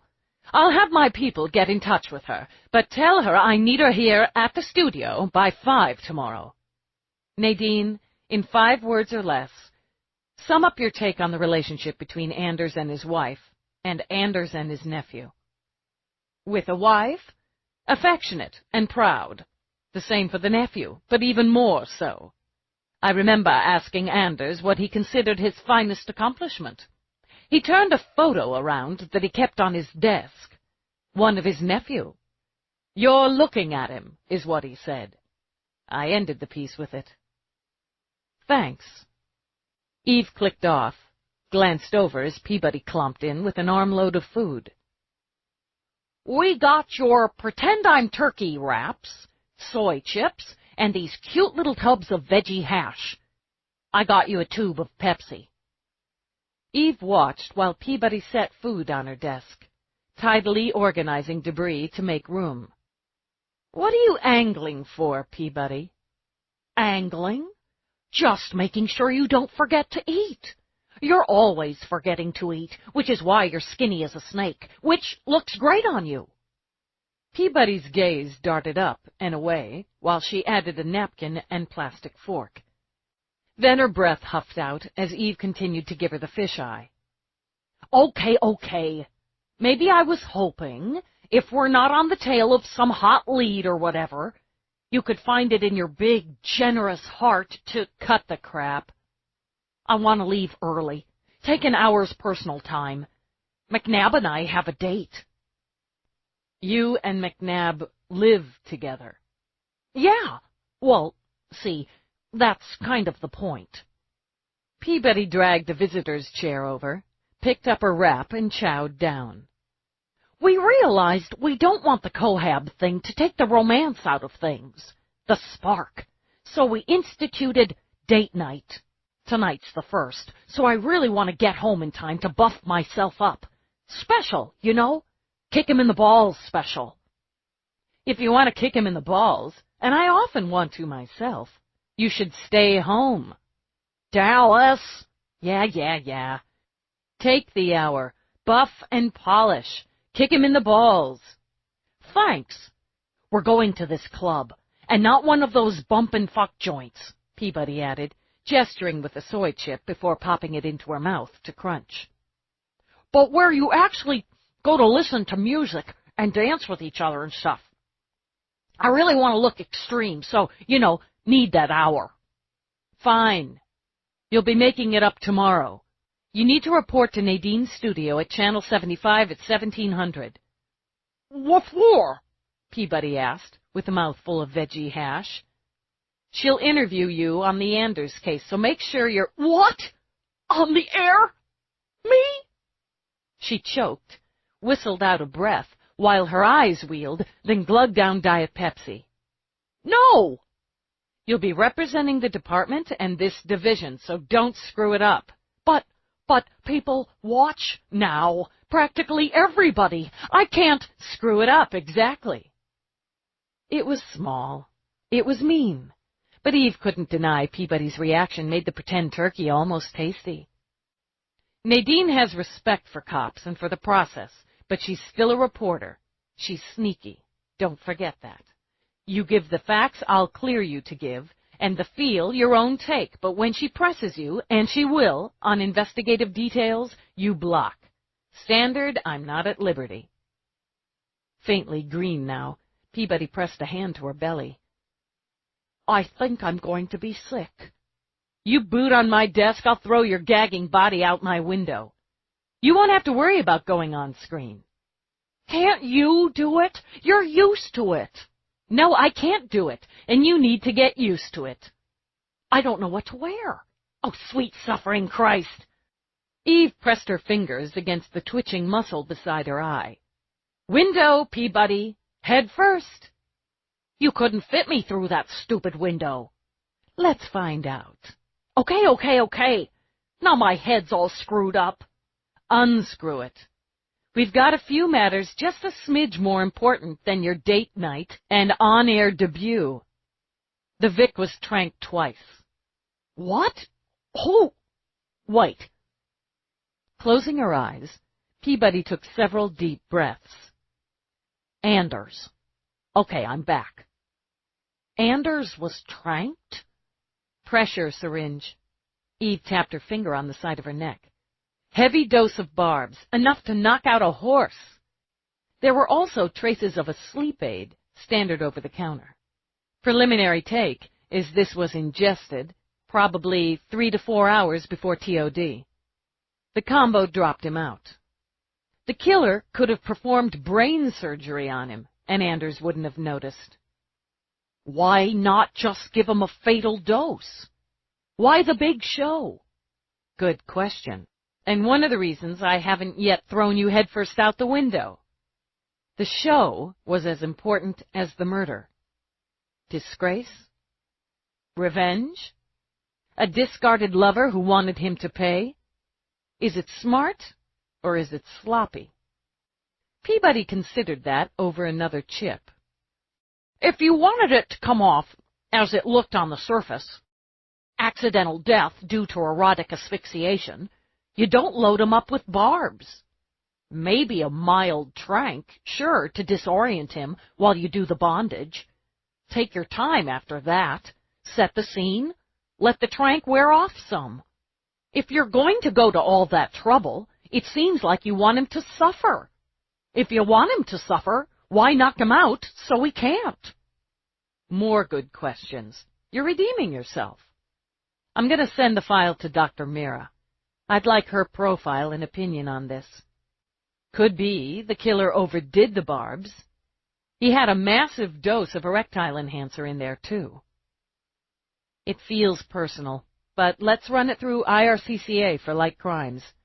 We'll start trying to run down the restraints, the trank, and we'll do a second level on financials. Forrest and the widow are the most likely to benefit financially. They've both got a solid base on their own, but who doesn't like more? And let's look for old and current lovers. Guy waits until he's well into his 40s to do the marriage thing. He probably didn't say I do without banging a few prospects first. I can give EDD another goose. See if we've got anything there. I want copies of any transmissions between the Vic and his wife, his nephew. Have them round up the links from his office. Lieutenant! Trueheart, Baxter's young and studly aide, tapped lightly on the door jamb. Sorry to interrupt your lunch, but there's an Edmund Luce out here. He wants to talk to you regarding the Anders case. Seems pretty worked up and a lot British. Eve dumped the remains of her wrap onto Peabody's plate, shoved her own into the recycler. Give me a minute, then send him back. Yes, sir. Ditch this stuff, Peabody, then goose EDD, and give one to the lab while you're at it. Minimum, I want a report of any and all medications and enhancements taken from the scene. On that. Gathering up the rest of the remains, Peabody headed out. Computer. Standard bio run on Luce, Edmund, British, with business or personal connections to Anders, Thomas A., of Anders Worldwide. Display only. Acknowledged. Working. While she waited, Eve sent the case file and a quick memo to Dr. Charlotte Mira, the department's top profiler. Task complete. Data displayed. Eve scanned quickly, looking for the quick overview. Luce, London-born, was 76 and served as Anders Worldwide's CEO, Great Britain. Oxford education, homes in London and in New York. Married, with one previous divorce, 3 children, 1 from first marriage. Copy data to file, she ordered when she heard approaching footsteps. End display. Acknowledged. Tasks complete. She swiveled to face the doorway, as it was filled with a big, burly bear of a man with a shock of hair the color of good sterling and eyes of nearly black that sparked off something approaching rage. He wore khaki trousers with pleats sharp enough to draw blood and a navy V-neck over a white shirt. Upscale golf clothes, Eve decided. Anders missed tea time. "You're Lieutenant Dallas?" "That's right, Mr. Luce. What can I do for you?" "You can tell me why the bloody hell you're smearing the reputation of a good man. Why you're spreading these salacious and scandalous lies about Tommy. The man's dead, goddammit all, and can't defend himself against this slander." "Mr. Luce, I can assure you I haven't as yet given any statement, officially or unofficially, to the media regarding the investigation into Mr. Anders's death, nor have I authorized anyone to do so." "Then why in hell is it all over the bleeding screen?" Eve leaned back. "I'm not responsible for what the media digs out and chooses to air. It may piss me off, but I'm not responsible. You suffered a sudden and shocking loss, so I'm going to cut you a break for coming into my office and blowing off steam. Now that you have, sit down. I have some questions." "I suggest you take your questions and—" "Careful," Eve said, with enough steel in the word to have Luce pausing, narrowing those furious eyes on her face. "What are you going to do? Lock me up?" Casually, Eve swiveled back and forth in her chair. "I like the word detain myself. Would you care to be detained, Mr. Luce, by the NYPSD for refusing to answer questions in a homicide investigation? I'd be happy to put you in holding until your attorney arrives. Otherwise, you can sit down and you can settle down. I figure you and Anders were more than business associates. You might be upset, sad, surprised by his death, if that's all you were. You might be surprised again and shocked, fascinated, or angry with the media attention. But rage and grief come from more personal associations. So this is your second and last break. Clear enough?" He turned and walked away, but to her window, not out the door.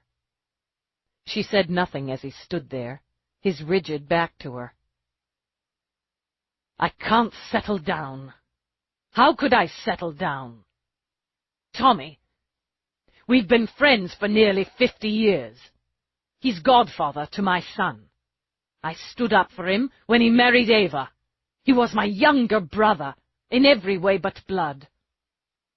"I'm very sorry, Mr. Luce, for your loss." He glanced back at her. "How many times have you said that to someone, to strangers?" "Too many. Entirely too many. It doesn't make it less true." He turned now, pressed his fingers to his eyes. "We were to play golf this morning. The indoor 9 at Tommy's club. He's never late. But I didn't think anything of it when he was. Traffic is so brutal, and I'd run into an acquaintance. We ended up chatting for some time until the caddy interrupted to ask if I wanted to cancel or reschedule the tee-off. Did you try to contact him?" "On his mobile, his personal mobile, but it went to voice messaging. So I tried his house." He did sit now, big shoulders slumping. "Greta, the house manager, told me there'd been an accident. Told me Tommy was—" "When was the last time you saw him?" 3 weeks ago. He and Ava were in London briefly. Tommy and I had a meeting, and we all went to the theatre. We played golf at my club. He loves golf. While our wives went shopping or something.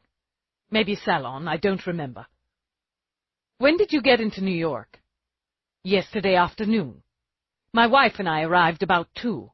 Our son, Tommy's godchild, works for the New York branch. We had dinner with Harry and his family. They've just remodeled their brownstone and wanted to show it off, of course. It's quite lovely. Our daughter-in-law—" He trailed off, looked back at Eve. "I have no idea why I'm telling you that." "When did you last speak to Mr. Anders?" "On the flight over.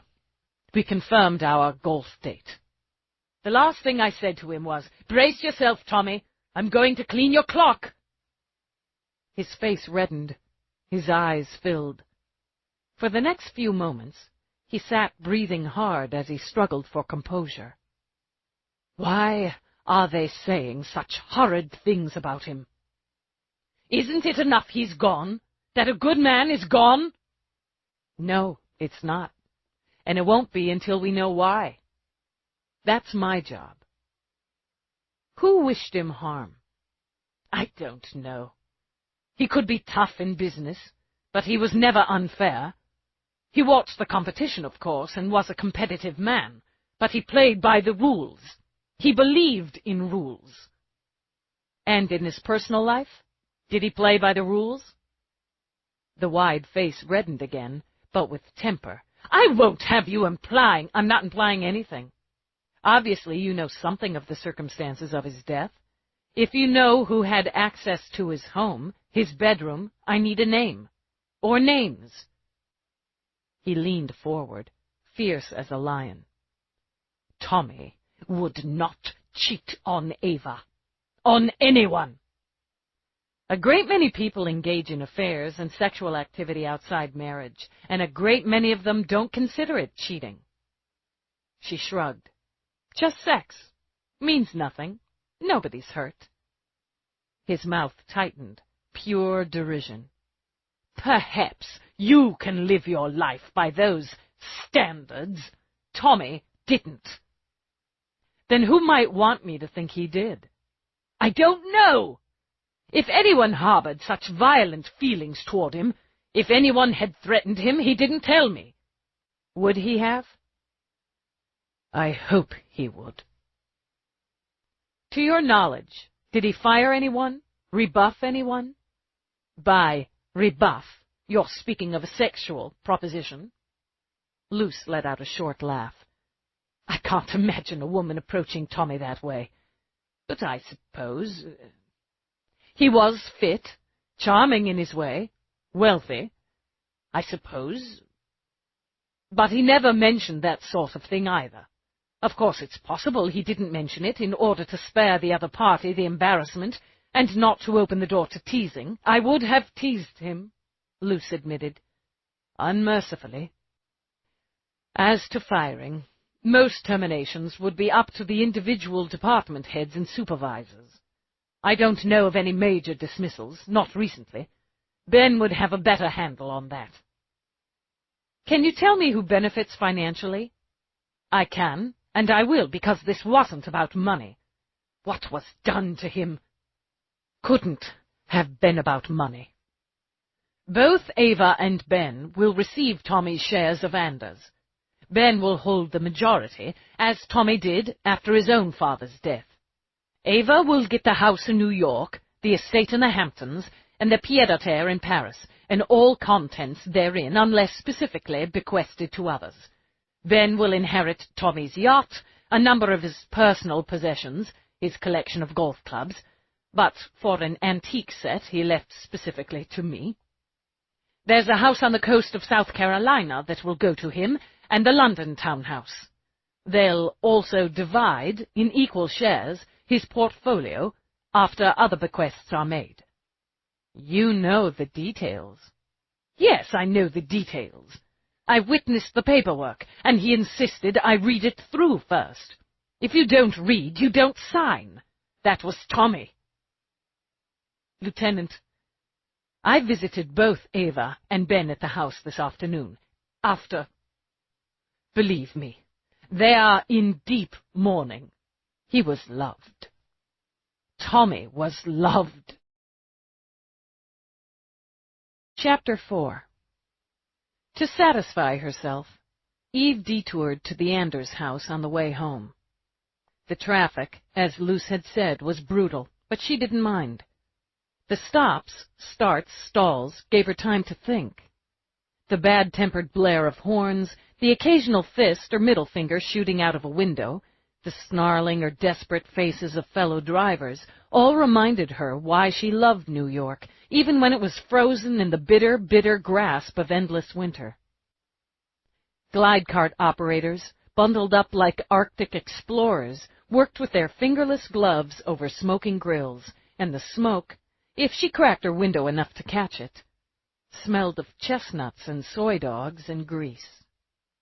Animated billboards, as they had been all winter, hyped tropical getaways where scantily clad models frolicked in the surf, or families so bright and happy they struck Eve as just a little terrifying, built elaborate castles in the sand. "You deserve it!" was the battle cry. To Eve's mind, people all too often didn't get what they deserved. Thomas Anders certainly hadn't, after he'd tucked into bed for the last time. So it was her job to make sure he got what he deserved now. Justice. Maybe he was the paragon of decency his friend and family described, or the secret sexual perv his style of death portrayed. More likely, he'd been something in between. Wherever he landed on the human scale, he was due justice. She hunted up a parking spot and hoofed it the half-block cross town to the Anders home. Since the wind bit at every inch of exposed skin, she wondered why Peabody was so juiced about getting dressed up and going back out again. Once home, Eve thought, nobody was prying her out of the warmth. Outside, she gave the security system another gander. Palm plate, she noted. Key swipe, voice recognition, full perimeter camera scans. Basic standards for a high-end system. And the code, she recalled, changed every 10 days. No signs of external tampering. When the door opened, Greta stood on the other side. "It's after 1, Eve commented. It took Greta only a moment. Yes, it is usually my half-day. Mr. Forrest asked if I would arrange to stay through the afternoon, perhaps into the evening. Mrs. Anders needs me. I assume she's in." "She is. She and Mr. Forrest are in the family parlor. If you could wait here, Lieutenant, I'll let them know." "Fine. Greta, who else has been here today?" "Many police." "Other than?" "Mr. and Mrs. Edmund Luce, Miss Plowder, and Miss Bride West, both friends of Mrs. Anders, who'd traveled to St. Lucia with her. Naturally, they cut their trip short to come back to be here for her. There have been many calls of condolence, of course, but Mr. Forrest and I are screening those. Several reporters attempted to gain admittance or to contact the family.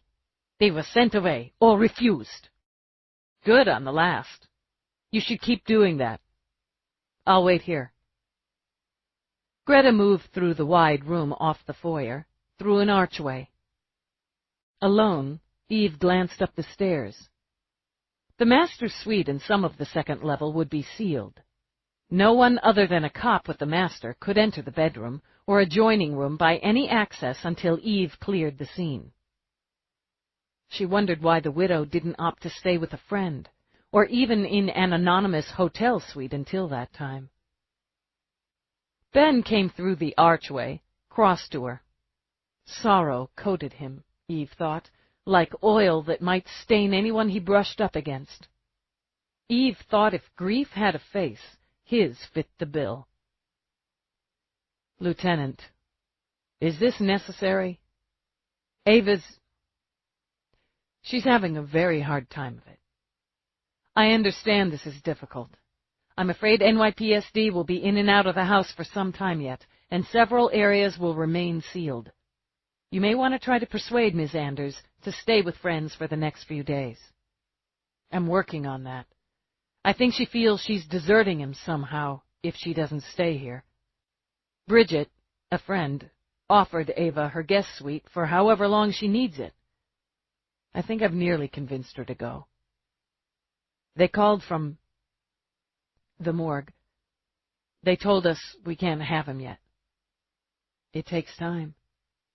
We can go there and see him.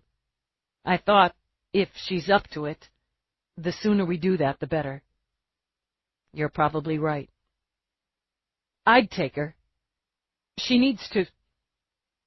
We both need to. He trailed off, shook his head. Do you know? Can you tell me if you know? It's very early yet, Mr. Forrest. We're actively pursuing all lines of investigation. It seems like days.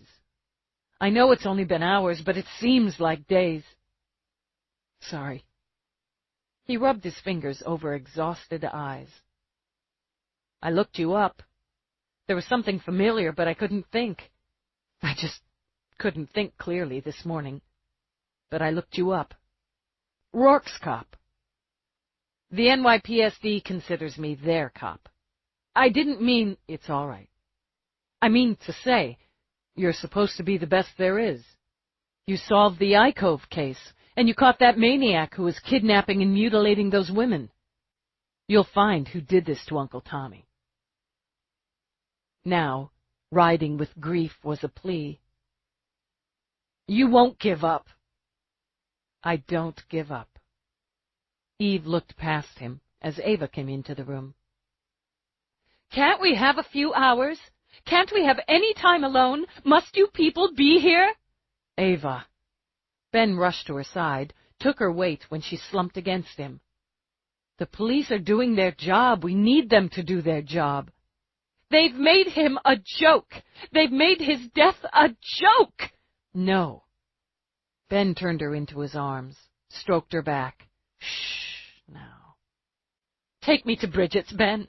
Take me away from here. I can't bear it. I can't stay here. All right, that's what I'll do.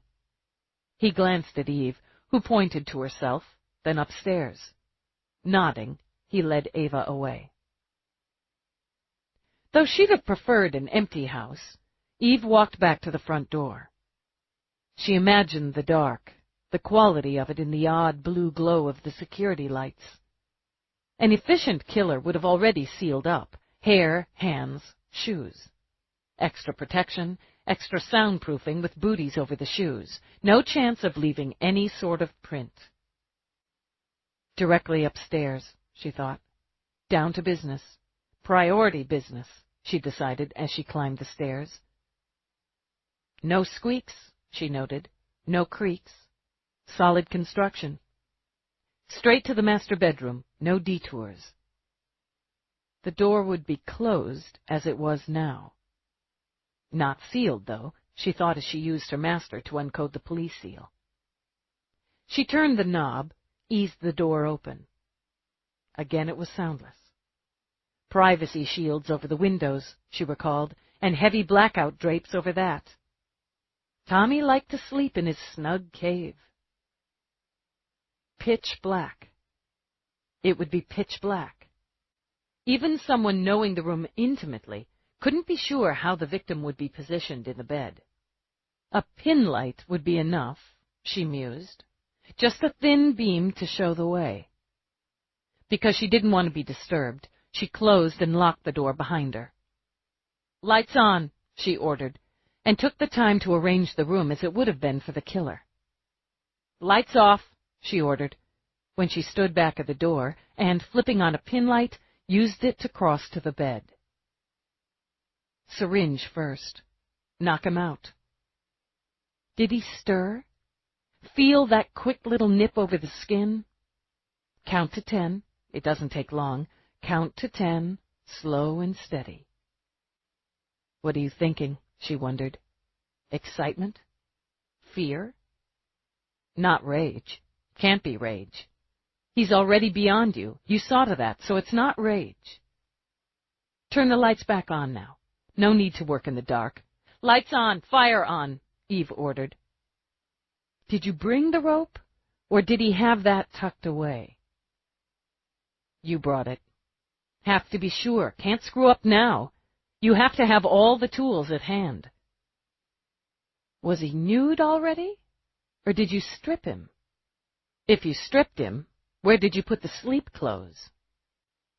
A trophy? Wrists first. Do you feel his breath?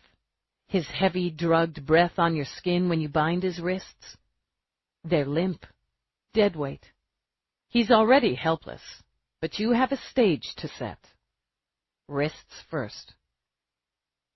Then the ankles. Set out the toys. Time for the next dose. You want him hard. Slide the rings on his cock. How do you feel, fondling him when he's helpless? Enjoyment or disgust? Or neither? Is it all just the next step now? Takes time, all this window dressing. Takes time and effort. Have to get into bed with death now to finish it. Eve hitched up, braced a knee on the bed.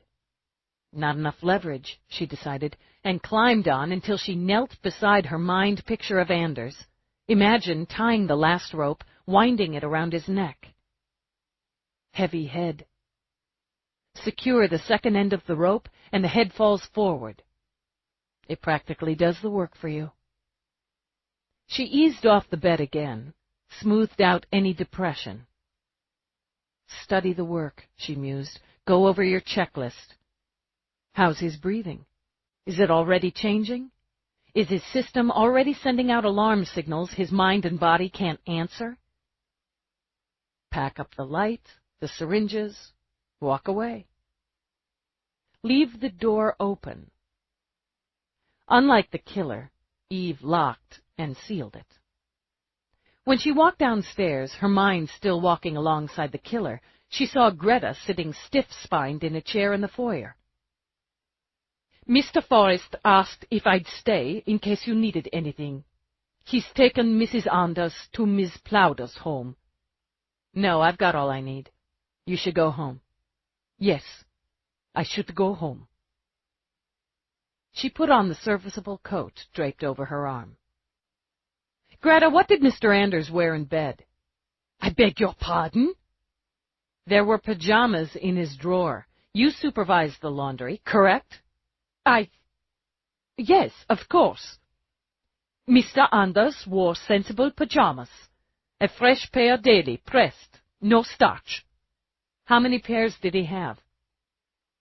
At last count, which would have been Monday last, Mr. Anders owned 10 pairs of all-cotton pajamas. 10 pairs. Did Mr. Anders routinely use sleep aids?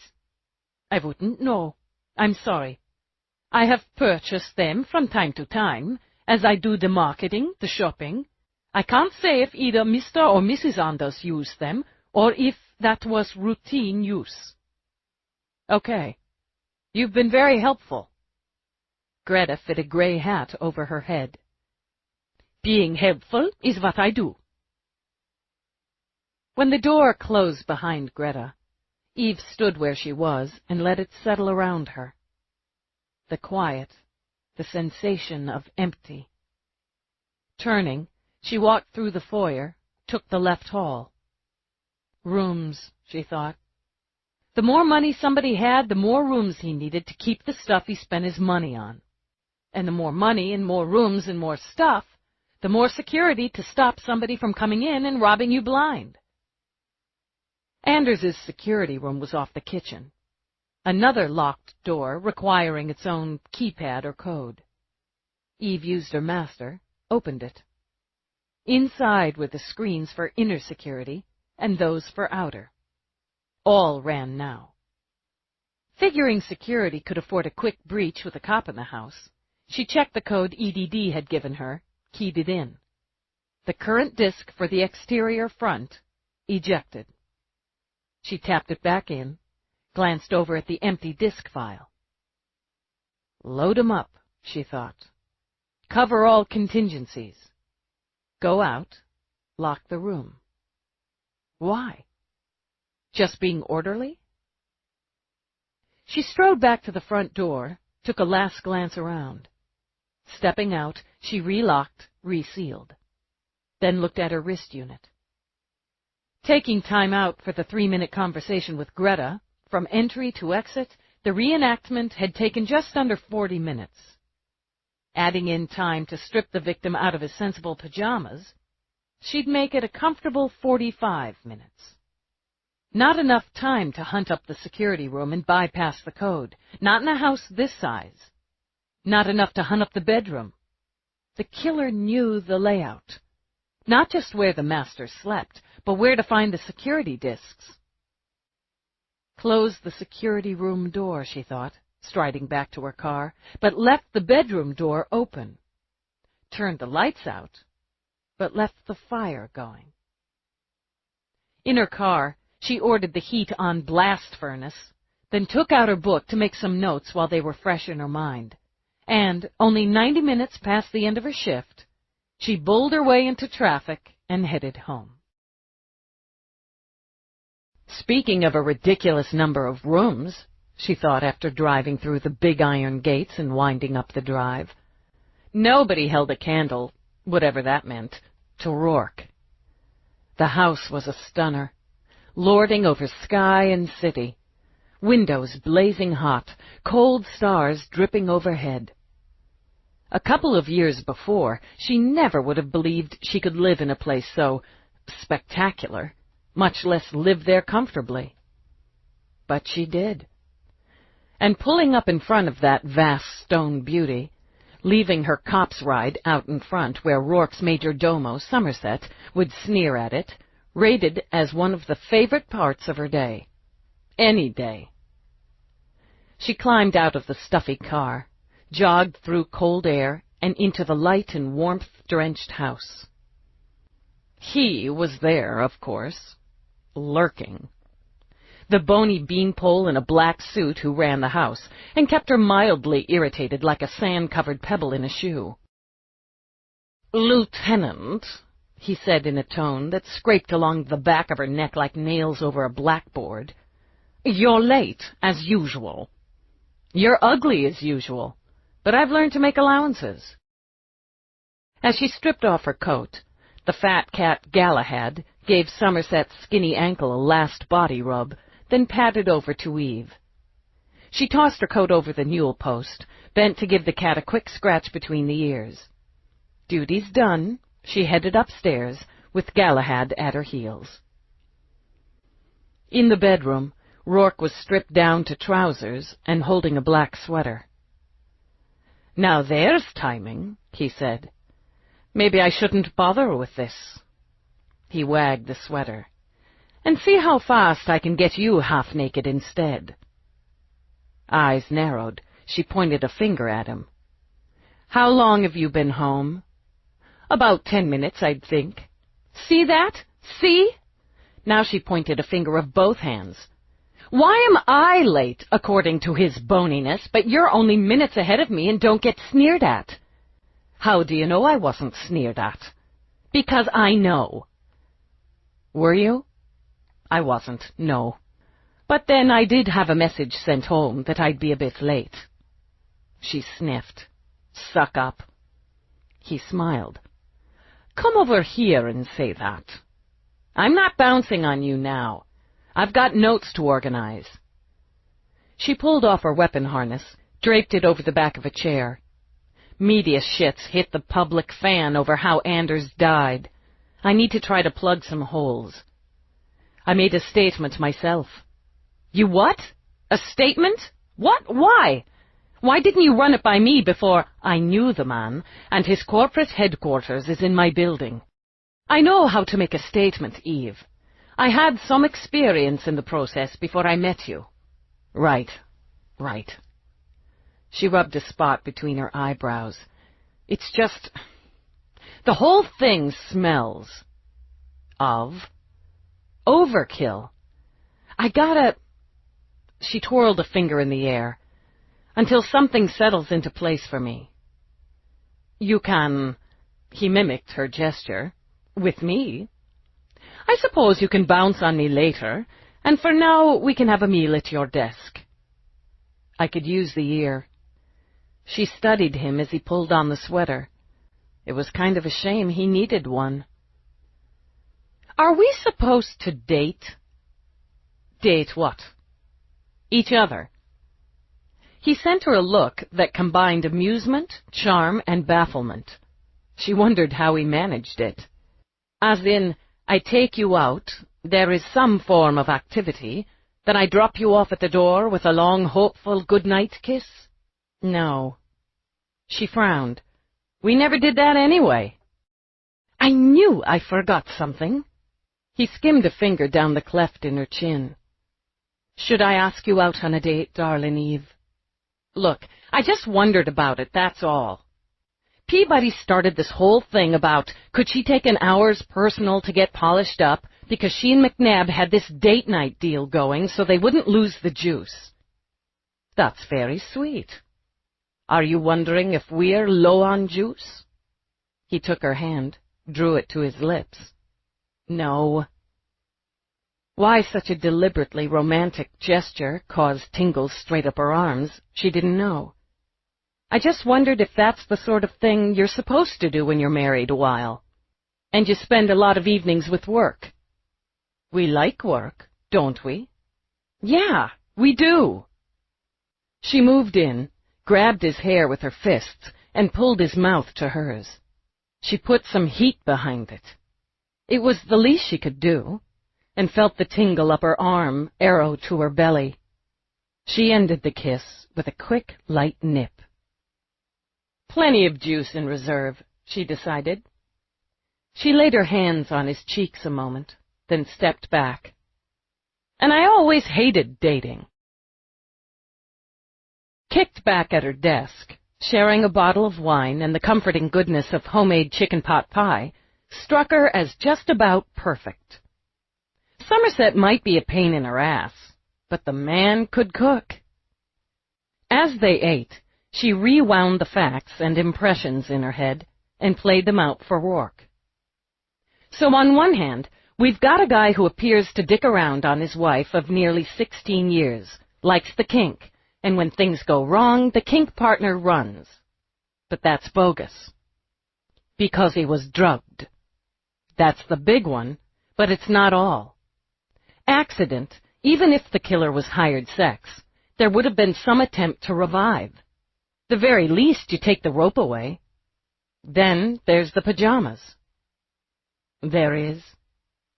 Greta, who strikes me as spookily efficient as the Nazi downstairs, states the Vic wore PJs, and had 10 pairs. Count is 9. Where's pair number 10? I have to figure the killer took them, either for a trophy or to dispose of them away from the scene. If he's expecting company, he either has them on so the company can undress him, or he leaves them folded in the drawer where the other 9 pairs were. If he's wearing them, and it was an accident, why grab them up when you run? Doesn't follow. Maybe the killer worried there was DNA or other forensic evidence on them. The sweepers didn't find anything anywhere else in the room. Doesn't follow. Killer was sealed. Had to be sealed. The only prints in the room were Anders's, the wife's, and the housekeeper's. The few stray hairs in the bed were all his. Putting that aside for a moment, and given its long odds, considering what I know of Anders, there are some who get off on the idea of rape. Some who might enjoy the idea of being taken, forced, while they're unconscious. The ultimate submissive. People are sick in all kinds of ways, Eve commented. But even if he was sick that way, would anyone in their right mind go into that kind of liaison without complete trust in the partner? And with that kind of trust, would the partner leave him choking to death? He was still alive when the security booted back up. I don't see it. But, on the other hand... She paused to scoop up more pot pie. The other hand is premeditated murder. Someone who's been in the house or had access to the setup. The killer knew where Anders slept, where the security room was, knew how to override the security. I timed it, and there wasn't room for hunting around. She walked Rourke through, step by step, as she had done. It's cold, vindictive, ugly. You don't just want him dead. You want to mess him up after he's dead. But something's missing in that. Where's the springboard? You're that vindictive. There has to be anger or hate. If you're controlled enough to strap those down, why aren't you controlled enough to handle the details? The heavy dose of barbs, it's off. You want to humiliate him, but you don't have anything to say to him? You're alone in the house. A light trank would be enough, give you enough to wrap him up. Don't you want him to hear why? Don't you have something to say? Don't you want him to know? So, that's the third hand, the sham. The killer didn't care if the stage fell apart after the curtain. The killer had nothing to say to Anders. But that's missing something. Why put on the show if you can't take the bows with a captive audience? What do you gain? What's the damn point? He's dead. Whatever the window dressing, mission accomplished. Yeah. She nodded, gesturing with her fork. And what have I got? A devoted nephew, a loving wife, steadfast friends, the efficient housekeeper. Somebody's hiding something. That somebody knew he'd be alone in the house that night. Had to be sure of it. So, I dig deeper into financials. See if Anders was paying for it. Or if I can find he paid for a subscription to Bondage Weekly. See if the wife, the nephew, had any money troubles. Gambling, illegals. Sports betting's big, she considered. Maybe Ben got in too deep. It won't be Ben. Doesn't feel like Ben. Doesn't mean it won't be connected to Ben. Eyeing him, she polished off her wine. You want to sign on? Expert consultant, civilian, and poke into some bank accounts? I live for these moments. Take the wife. I'll take Ben. Then maybe we'll split up Anders. Assignments, always exciting. I've one for you. Tend to the dishes. I'll get the coffee. It was hard to argue, especially since he'd come up with the pot pie idea. She carted the dishes, stacked them in the little washer in her office kitchen, then turned and found him studying her. What? Awfully domestic, isn't it? A moment. Dish duty, coffee fetching, the two of us in the kitchen after a meal. Eve glanced down to where Galahad was sniffing his bowl, obviously hoping for seconds. That would be the three of us. Ah, yes, our little family. Reaching out, he brushed the tips of her choppy hair. A nice settled moment between the business of the day and the puzzle of the evening.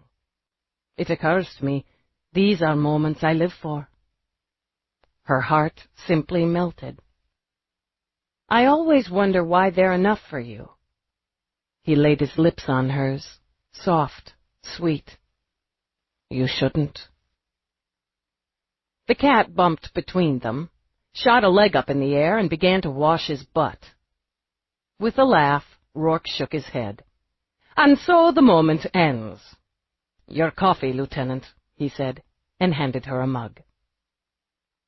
She sat at her desk and waited to settle as Rourke walked into his adjoining office. It remained an amazement, her personal miracle, that he loved her. Loved her because of, or in spite of, everything. In all the world, with all its misery, after all the pain, they'd found each other. He was right, of course. It was more than enough. Computer, she began, and ordered the next layer in the search of Anders's financials. The rich were complicated, Eve thought, with all their many pockets inside which they tucked their booty. Stocks, bonds, trusts, tax-deferred, tax-free, liquid money, futures, long-term, short-term, subsets and arms and divisions. But under it all, somehow, some way, even the rich paid bills and bought toilet paper. She scraped and she dug, searching for something to tie her victim to a lover or to licensed companions, running a secondary search for medications and/or sexual aids. Eve. What? She looked away from the data crowding her wall screen. "I've barely started. You can't have found something already. It's not natural." "I have, and I don't think you'll like it." "What?" "In Eva Anders's financials. There are regular bi-monthly payments going back for 18 months. "For what?" Her eyes narrowed. "To who?" "To Charles Monroe." Charles! As it slapped at her out of left field, Eve dragged a hand through her hair. Son of a bitch! This was the trouble, she thought. This was the damn problem with making friends. It came back and bit you in the ass. She's getting her pipes snaked twice a month by a licensed companion? One would assume she wasn't paying for a bridge partner. And it just damn well has to be Charles. She sat back, let it simmer. Why does a woman who claims to love her husband need to diddle or be diddled by an LC every 2 weeks? You're not that naive. You know there are endless reasons for it. Maybe, but I'm only interested in her reasons. She rose, thinking she was about to be pried out of the warmth after all. So I'll go ask him what they are. Now? Eve, it's after 10. LCs have flexible hours, and he's very likely to be out with a client, or in with one. If you contact him first, he'd have time to prepare. I want him off guard. And she had a point. I'll drive. Chapter 5. If he's in, isn't with a client, but with Louise? Rourke stepped into the elevator in the elegant lobby of Charles's apartment building. Eve shrugged. It's not like she doesn't know what he does for a living. While she didn't have any problem seeing how the smart, dedicated Dr. D'Amato fell for Charles, and he for her, she couldn't quite work out how Louise so easily accepted his work. Why doesn't it bother her? Seriously, it doesn't. She's not putting on a front. She's in a serious relationship with a guy who has sex with other women for a living, and it doesn't matter to her. I married a cop. Rourke smiled at her. We all have our levels of acceptance. He was an LC when they met, just as she was a doctor, and one who often works in dangerous areas of the city. She shot him the same easy smile. So, if I'd been an LC when we met, you wouldn't have any problem with me banging other guys? Professionally? None at all, as I'd kick your ass and murder all of them. But that's just my level of acceptance. Yes. Pleased, she jabbed a finger into his chest. That makes sense to me. Which is why we're suited, darling Eve, and neither of us with Charles or Louise. If Louise is here, he added when the doors opened, would you like me to take her off somewhere for a bit? Let's see how it plays. And if he's with a client, as I believe he only takes females, I'd be happy to engage her elsewhere while you work. Sure, no problem. Remembering those acceptance levels, how suited we are, and how much you like having your balls kicked up to your throat. He put an arm around her waist for a sideways hug. It is true love with us, isn't it? Hearts and flowers every day. She pushed the buzzer on Charles's apartment door. In less than a minute, she saw the security light blink, flicked her gaze up to the camera. The light steadied to green. The door opened. This is a nice surprise. Rourke, Lieutenant Sugar. He stepped back in welcome. Charles Monroe was vid-star handsome, with a sheen of urban polish even in the casual, at-home loose pants and sweater. His apartment, with its strong colors, bold art, deep cushions, reflected his easy sophistication and affection for comfort. Music, what Eve thought might have been vintage jazz, flowed through the air. What can I get you? Some wine? Or how about some Irish coffee? He glanced around the room as he spoke, as if checking for something he'd misplaced. God knows it's cold enough out there. We're good. You alone, Charles? Yes. Louise is doing a run with the minivan tonight. These kind of temps make it rougher than usual on street people. No client tonight? Something came and went in his eyes, but his smile stayed easy. Actually, I had a cancellation, so it's especially nice to see friends. Have a seat. It's police business, Charles. I was getting an inkling. About your client, Ava Anders. Is she all right? Concern and hints of alarm sounded in his voice. She's not. No, but her husband is. Eve angled her head. It's been all over the media since this morning. You hadn't heard? No. He closed his eyes a moment. No, I hadn't. I've been busy today and had things on my mind. I haven't turned on the screen or looked at any reports. Thomas Anders is dead? Murdered since you're here. Surely you don't think Ava's responsible. Let's backtrack. Ava Anders is a client. Did she tell you that? Her financials did. Then, as you have the information already, yes, she's a client. And the services you provide her? Dallas, you know I can't. You know there has to be confidentiality between me and a client. I can't discuss the arrangement without her consent. Sit down, will you? He said it wearily. I'm getting a drink. Do you want anything? We're fine, Charles. Rourke nudged Eve to a chair, while Charles crossed to a sleek wet bar. How was he killed? In bed, in what appears to be a sexual bondage and erotic asphyxiation accident. Oh, Christ. Charles dropped ice into a short glass, poured whiskey over it. Ava wasn't there, Eve finished, and waited while he took the first sip. It doesn't seem to surprise you, the manner of death, that his wife wasn't there. Would that be because she wasn't into the kink, or was too good at it to mess it up? You'll want to ask her that. You're putting me in a position, Dallas. How many did you put Ava in? He laughed, quick and amused, and the tension in his face dissolved. You'll have to ask her that, too. How about this?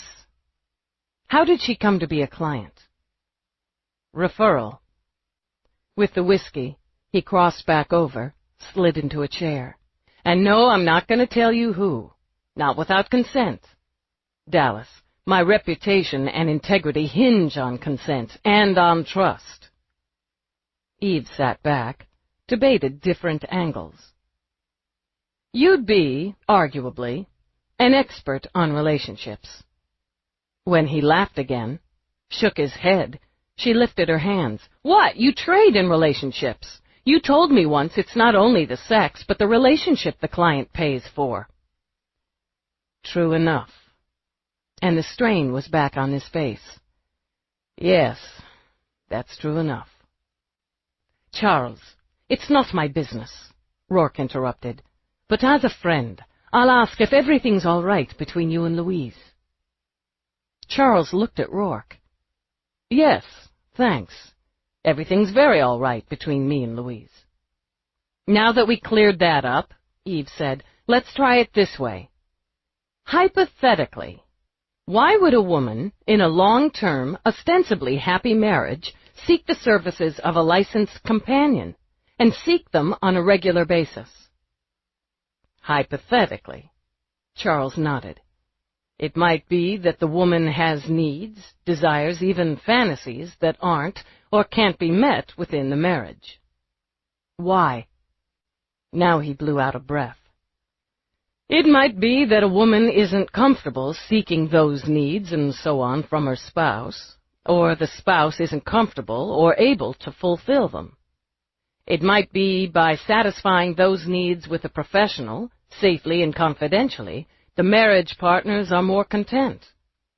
Not every marriage, however successful, gives both partners complete emotional or sexual satisfaction. So what, they stay together to have conversation over dinner? It might be as simple as that, but it's usually considerably more complex.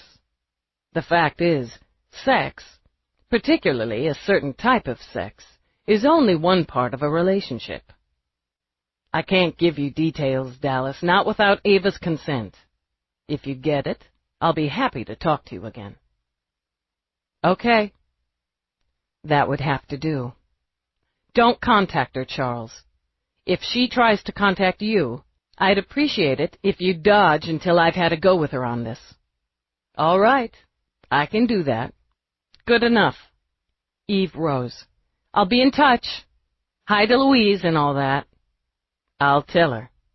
He stood, leaned over to kiss Eve's cheek. I don't get it. I don't get it. Eve frowned through the windshield as Rourke drove home. I know he's right. I know it's true, but I don't get it. Precisely what would it be? How you can have the sex outside marriage, and that's just hunky with everybody involved. Why bother with the marriage thing? Finances, companionship, habit, security, status, bullshit, bullshit, bullshit. You really should learn to form more definite opinions. And the other thing, that she can't get all her jollies from within the marriage? Okay, true. I hear this all the time, especially after he kills her or vice versa. But what crap! Sheer annoyance had her slumping down in her seat. If you didn't have the sex buzz, you shouldn't have hooked up. Sometimes the buzz changes frequencies for one of the partners. Okay, all right. Say I want to change frequencies. I decide I want you to suck your thumb and call me Mommy while I paddle your cute ass. She shifted her gaze to his profile. What do you say? I would probably suggest a reasonable compromise, such as I'd like to suck on something else, preferably something attached to you, and I'll call you whatever you like. If spanking must be involved, we'll just have to take turns there. See? She poked his shoulder. That works for me. I sincerely hope not, but we can see. No, she snorted out a laugh. I mean, it works for me that you'd say, let's modify a little if I came up with something weird.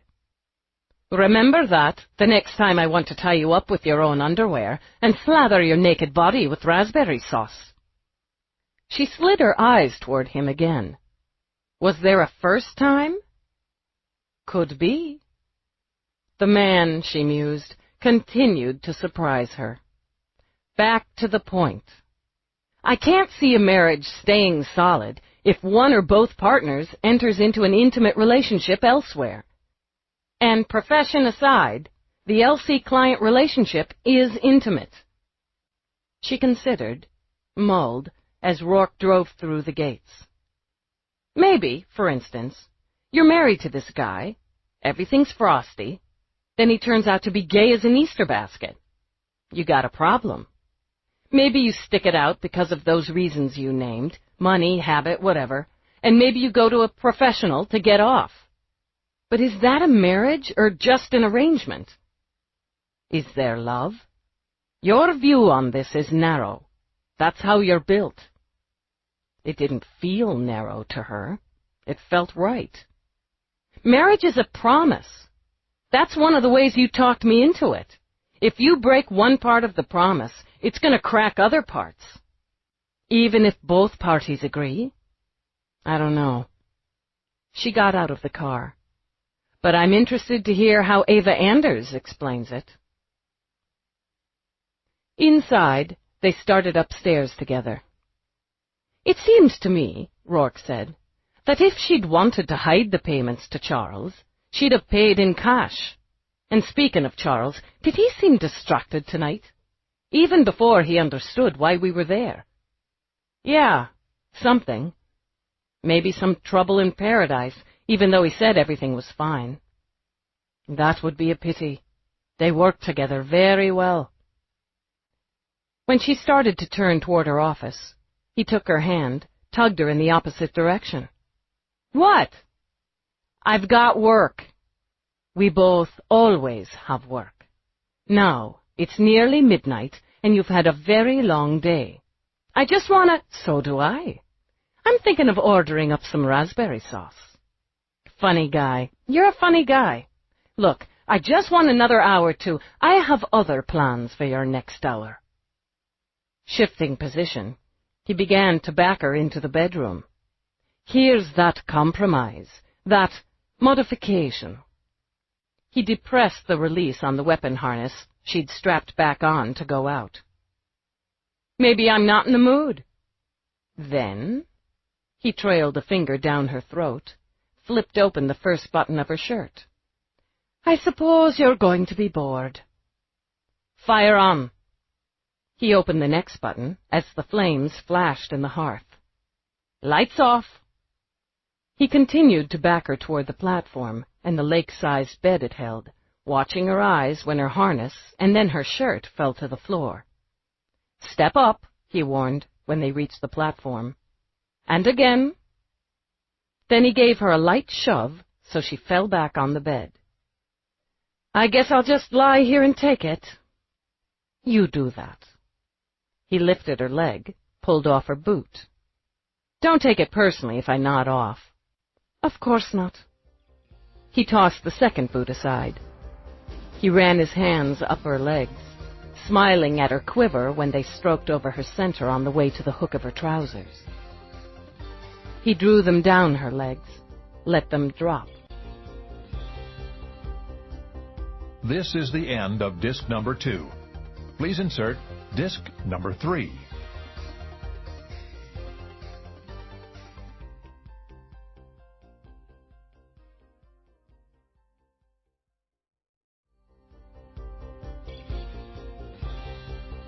This is disc number 3. He tossed the second boot aside. He ran his hands up her legs, smiling at her quiver when they stroked over her center on the way to the hook of her trousers.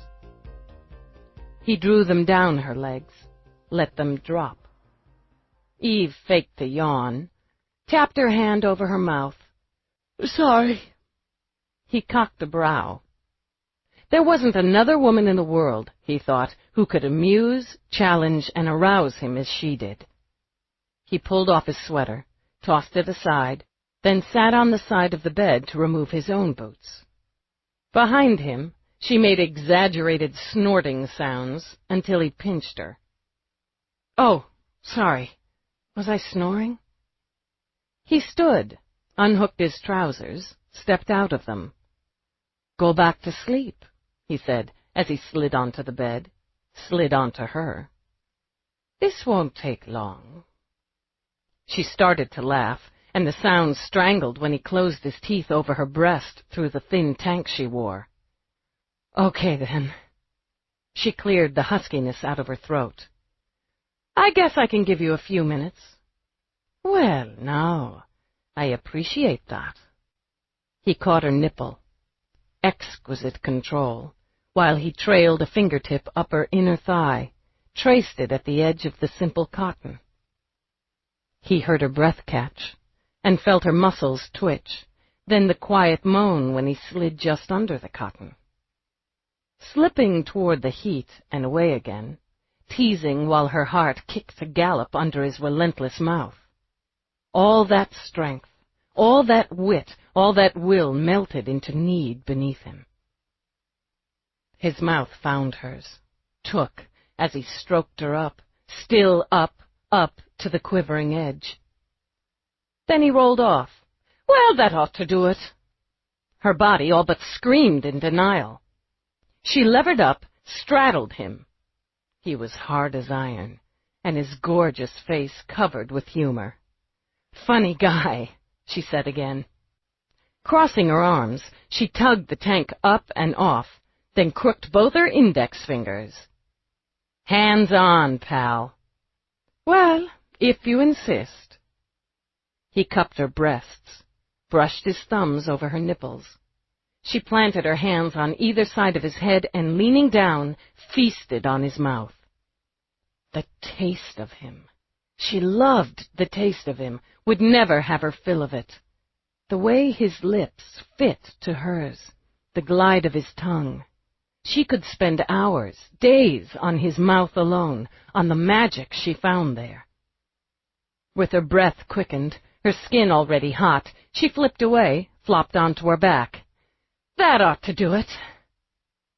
They lay where they were a moment, then turning their heads, grinned at each other, and dove. She laughed and groaned. She gasped and giggled. The sheer fun and foolishness added bold, bright color to the deeper tones of desire. His hands were quick, her mouth avid. Together they moved recklessly over the big bed, under the cold stars gleaming through the sky window. He drove her over, and her cry was of cheerful pleasure. This, he thought, this, the unity, the adventure of it, would always delight him, sustain him. Even when he was inside her, when the need pounded them both, the utter joy of what they'd found, what they'd made, rushed through him. She was the happiness he'd searched for all of his life. Her eyes, gilded by firelight, stayed on his. Her lips curved. When they sprang over that shining edge together, his heart simply soared. Under him, limp, her heart still pounding, she sighed. Now, that, she said, should definitely do it. In the morning, she glugged down coffee to spark her brain into handling the basic chore of getting dressed. Rourke, already dressed, alert, as was his irritating habit, scanned the stock reports while he drank his coffee in the bedroom sitting area. Warmer today, if you're interested. She spoke from the depths of the closet. Warmer than what? Than a witch's teeth. Considering that, she buttoned on a plain white shirt. I'm going to work here this morning. Have Peabody meet me. Easier to go from here to the address Ava's staying at. Do you know a Bridget Plowder? Socialite, married to Peter Plowder, architect. Her family builds bridges and tunnels, most particularly. She's a respected philanthropic figure, puts her money where her cause is. Would this be where the widow's staying? Yeah. Eve came out, sat down to put on her boots. Then narrowed her eyes at Rourke's long look. What? It's a jacket. It's just a damn jacket. I don't care if it goes with the pants. Pity, then, as it goes very well. I was thinking how stylishly professional you look, which is probably a happy accident, but nonetheless. Stylishly professional. She sniffed, leaned over to steal a wedge of melon from his plate. I've got to get my stylishly professional ass to work. Eat. I'll get a bagel or whatever in my office. I need to hit those financials, since somebody interfered with police business last night. I should be arrested. Pal, that goes without saying. She leaned over to kiss him. Later. Oh, nearly forgot. Peabody's going on Now tonight. Is she? She must be. He thought of Peabody. Terrified. Yeah. She'll get over it. In her office, she tackled the financials. She remembered the bagel, then forgot it again. When she heard the clump of Peabody's winter boots, she rubbed her already blurry eyes. You take over here. Peabody stopped, blinked. Take over where? These stinking financials. Give them another 15 minutes, then we'll take Ava. Okay. Peabody draped a bag over the back of Eve's sleep chair. What's that? It's an outfit. For tonight. In case I spill something on what I'm wearing, or in case what I'm wearing's stupid. McNabb liked it, but he wears Dayglow half the time. Peabody pulled off her outerwear to reveal a ruby-red suit with small silver buttons running down the front. What do you think? Does it look right? Why are you asking me? I don't know. I really don't know. Nerves pumping, Peabody brushed at her hair. And I got stupid hair day going. They fixed that, right? They fix that sort of thing. Nadine hired Trina to do hair and makeup, so... Peabody trailed off, pursed her lips. You look all good and everything today. Seriously up. Eve shook her head. Gray pants, white shirt, navy jacket over her weapon harness. What was the deal? If we've finished our fashion consultation, maybe you could spare a minute for the damn financials? Okay. What do you think about the earrings? Eve gave the silver drops a passing glance. About you wearing them? Or about me ripping them off and stuffing them up your nose? Okay, Peabody said again, and hot-footed it to the desk. The computer hasn't popped out anything from standard searches, Eve told her. One more shot, then I'm thinking to pass it on to Rourke. He popped something straight out of the Widow's in about 10 minutes last night. He's got the knack. He popped Charles out. Peabody's head jerked up. Our Charles? In a manner of. Ava's been a regular bi-monthly client of our favorite LC's for a year and a half. Shit. We're going to have to interview him. We went over there last night. He is, as expected, coy about the details. We need Ava to clear him for that. But he did tell me that she was a referral. If she was fooling around with the pro, it might go to motive. It might. Hitch is, she wasn't hiding it. At least not well. There were straight payments out of her personal debit account, no cover. As she considered, Peabody played with one of the short dangles at her ear. So, she doesn't think to hide the payments. The husband finds out, they go around about it, fight, divorce is threatened, and she kills him, sexual overtones. She was out of the country. Right. Hired hit? Too elaborate. Just too damn fussy, Eve thought.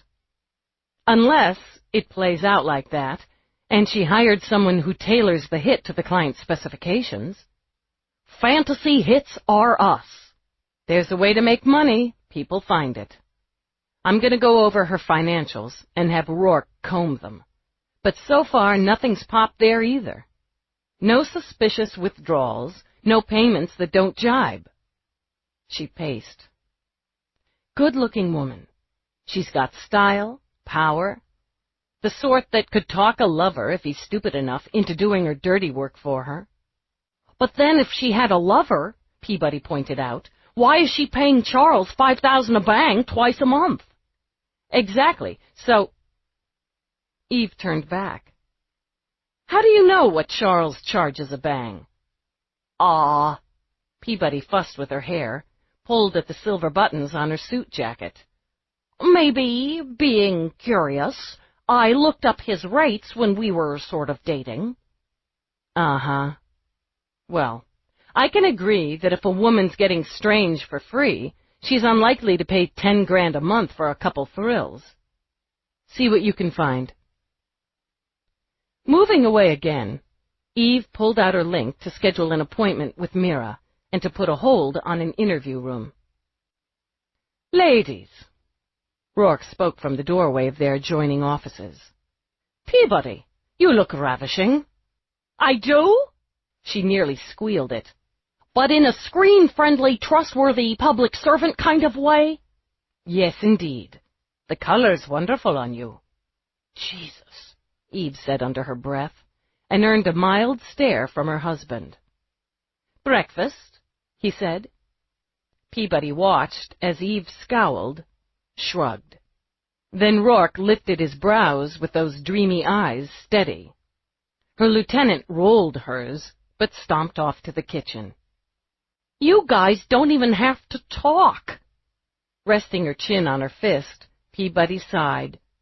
You just know. It does come in handy from time to time. How was your date night? It was mag, really. Mostly because we both agreed we like noisy, crowded clubs better than grown-up, sophisticated ones. But it's good to try something new. Stop socializing with my partner, Eve called out from the kitchen. Financials, Peabody mouthed. Ah, yes. Casually, Rourke strolled over, gave a quick glance at the data on screen.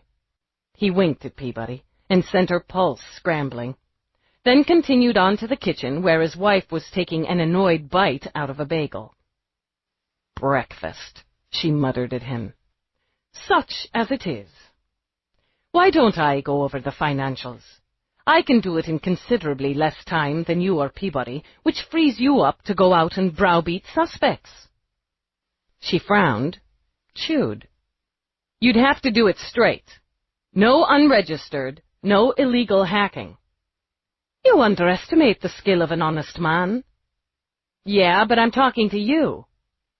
She grinned over another bite of bagel. I could use the help, if you've got the time between schemes of universal financial domination. I'll work it in. Now. He brushed a crumb away from the side of her mouth, kissed her. Go protect and serve. Good idea. Peabody, she said as she headed out. With me. I haven't really started on... The civilians got it. Let's go take a few kicks at the grieving widow. That's lots more fun. Peabody jumped up, grabbed her garment bag, and because Eve was already out of earshot, turned back as Rourke came out of the kitchen. Do you like the earrings? He stepped closer to give them a good study. They're charming, but in a professional and intuitive police detective sort of way. You'll be wonderful, and look the same. Thanks. She grabbed her coat, scarf, hat. Peabody, move your damn ass! Gotta go. Peabody finished on the heels of Eve's shout, and fled. With his fresh cup of coffee, Rourke sat behind Eve's desk. He could spare 20 minutes now, he mused. So, let's see what we have here. Chapter 6. An elegant, old, lovingly restored building on the Upper East Side housed the Plowders' apartment. The quiet, rosy brick boasted a portico entrance with wide, beveled glass doors granting passers-by a peek at the polished marble lobby. A doorman, in blue and silver livery, stood guard should any of those passers-by need a little moving along. Eve noted he gave her police issue the beady eye when she pulled up to park at the carpeted curb. She didn't mind a bit. She didn't just eat bagels for breakfast, but enjoyed a good bite of doorman. He strode across the swatch of red carpet, shook his head. Cop rides never get any prettier, he commented. What house he out of? She shifted her feet and her prepared tone. You on the job? Was. Put in my papers after I did my 30. My brother-in-law manages the place. He jerked his head toward the entrance. Tried golf, tried fishing, tried driving the wife crazy. He flashed a smile. Better pay, better hours on this door than doing the security guard thing. Dallas, he said, shooting a finger at her. Lieutenant Eve. Yeah, that's right. Should have made you sooner. Getting rusty, I guess. I didn't hear about anybody getting murdered inside. Not yet. They exchanged quick cop grins. Your tenants, the Plowders, have a guest I need to speak with. Ava Anders. Husband got dead yesterday. Didn't know she was upstairs. She must have come in after I went off. She and the dead husband came around now and then. Her more than him, but he was friendlier. Was Mrs. Anders unfriendly? No, just one of the type who don't notice who opens the door for her 'cause she expects somebody to. On the snooty side, but not bitchy or anything. He'd usually stop a minute going in or out, have a word, maybe ask if he caught the game, whatever the game was. Sorry to hear he got dead. I gotta call up. Worth my job if I don't. That's no problem. What was your house? Eve asked as they moved to the doors. Did my last 10 at the 128, cold case unit. That's a tough hitch. The cold ones can haunt you. Yeah, they can. He pulled off his glove to offer a hand. Frank O'Malley, formerly detective. Nice to meet you, Detective. Peabody, Detective Delia, Peabody said when they shook. I knew a uniform in the 128 back when I was on patrol. Hannison? Sure, I knew Hannison. He's all right. Inside the lobby, with its subtly fragrant air, Frank turned to an intercom screen. "Plowder Penthouse," he ordered, then waited until the screen shifted from waiting blue and the image of a woman with short brown hair swam on. "Morning, Agnes." Frank. "I got a Lieutenant Dallas and Detective Peabody in the lobby. They'd like to speak to Mrs. Anders." "I see. Hold a moment, Frank." That was Mrs. Plowder's personal assistant, Agnes Morelli. "She's okay." "How about the Plowders?" "Seem like solid types to me. Not on the snooty side. Call you by name, ask after the family, they got time for it, don't skimp on the tips." A moment later, Agnes flowed back on screen. "You can send them right up, Frank. Lower parlor entrance." "Will do, thanks, Agnes." "First elevator," he told Eve. 39 East. That'll take you straight to the lower parlor. It's a hell of a space they got up there. 3 floors. Riverview." "Appreciate the help, Detective." Inside the elevator, the hammered silver walls boasted a long built-in bench, in case your legs got tired of riding up or down. Since the trip took under 30 seconds, Eve couldn't imagine the bench got much use. The doors opened straight onto a wide room in pale and pretty colors, opening to a spectacular river view through a wall of glass doors and windows.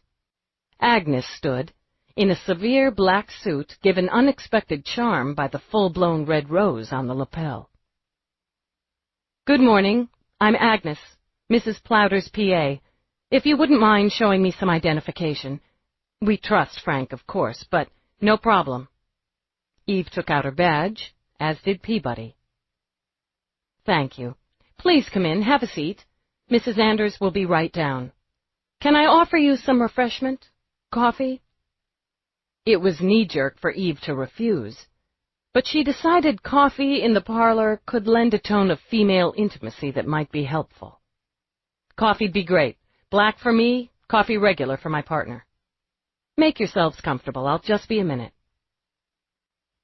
The minute they were alone, Peabody let her eyes pop wide. "Can I just say, woot, some digs. They've got a terrace out there bigger than my entire apartment." "I bet your apartment's a lot warmer than that terrace right now." "Yeah, there's that." But unable to resist, Peabody started across the parlor to the glass. "It's the kind of place that makes you feel you need to glide. I don't glide very well. It must relate to my center of gravity, which would be my ass." "It's the kind of place where birds probably splat their tiny bird brains on the windows regular." "That's an image. Boy." And Peabody took a couple cautious steps back. "Still, it's a totally uptown view. Don't you want to see?" "I can see fine from here." To Eve's mind, lofty heights should be left to the bird brains. In any case, her interest centered on what and who lived in the space, not what spread outside. A moment later, Ava made her entrance. The widow wore black in a snugly fitted, high-collared shirt with slim pants and heels. Her hair, coiled at the nape of her neck, pulled tightly back from a face with shadowed, exhausted eyes. Beside her, an arm supportively around Ava's waist, Bridget Plowder conveyed boldness and challenge. She topped off at about 5 feet, with her tiny frame tucked neatly into a plum-colored sweater and stone-gray pants. Her hair, a pure white cap, set off laser-sharp green eyes and the arched black brows that framed them. Her mouth formed a deep bow Eve assumed could be charming when it smiled, but at the moment those lips clamped together in tight disapproval, bordering on anger. "I'm going to say this straight off. Bridget's voice was a throaty boom worthy of a woman twice her size. "This is outrageous." "I agree. Murder is always outrageous." A quick spark fired in those keen eyes. It might have been approval. "I understand you have a job to do, Lieutenant, and from everything I've been told about you and this one," she said with a gesture toward Peabody, "you excel at your work. That's admirable. However, bombarding Ava at such a time shows a distinct lack of sensitivity and compassion." "It's all right, Bridge." "It's not all right. Why can't you give us all a few days, just a few days, to grieve?" "Because then I give Thomas Anders's killer a few days." Eve shifted her gaze back to Ava. "I apologize for disturbing you, Mrs. Anders. The investigation requires it." "I don't see why." "Look, Mrs. Plowder, I'm a murder cop, and any murder cop will tell you time's the enemy. The more time that passes, the cooler the trail. The trail goes cold, the killer can walk. When killers walk, it pisses me off. If you want to blame somebody for me being here, blame the killer. Now, the more time you stand there complaining, the more time we're going to be here." Bridget's chin jutted out, then angled as she inclined her head. "You're absolutely right. I don't like it, don't like any of it. But you're absolutely right. Come on, Ava, let's sit down now."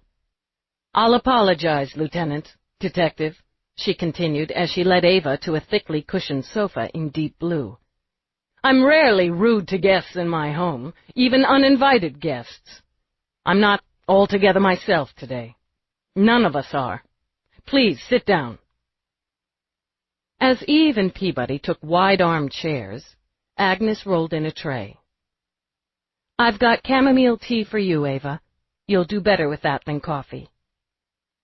"Thank you, Agnes." Ava took the cup, stared into it. "I'll see she drinks it this time," Bridget stated. "Thanks." Eve accepted the coffee Agnes offered. "Since you're here, Mrs. Plowder, can you tell me when you and Mrs. Anders made your travel plans?" "Travel?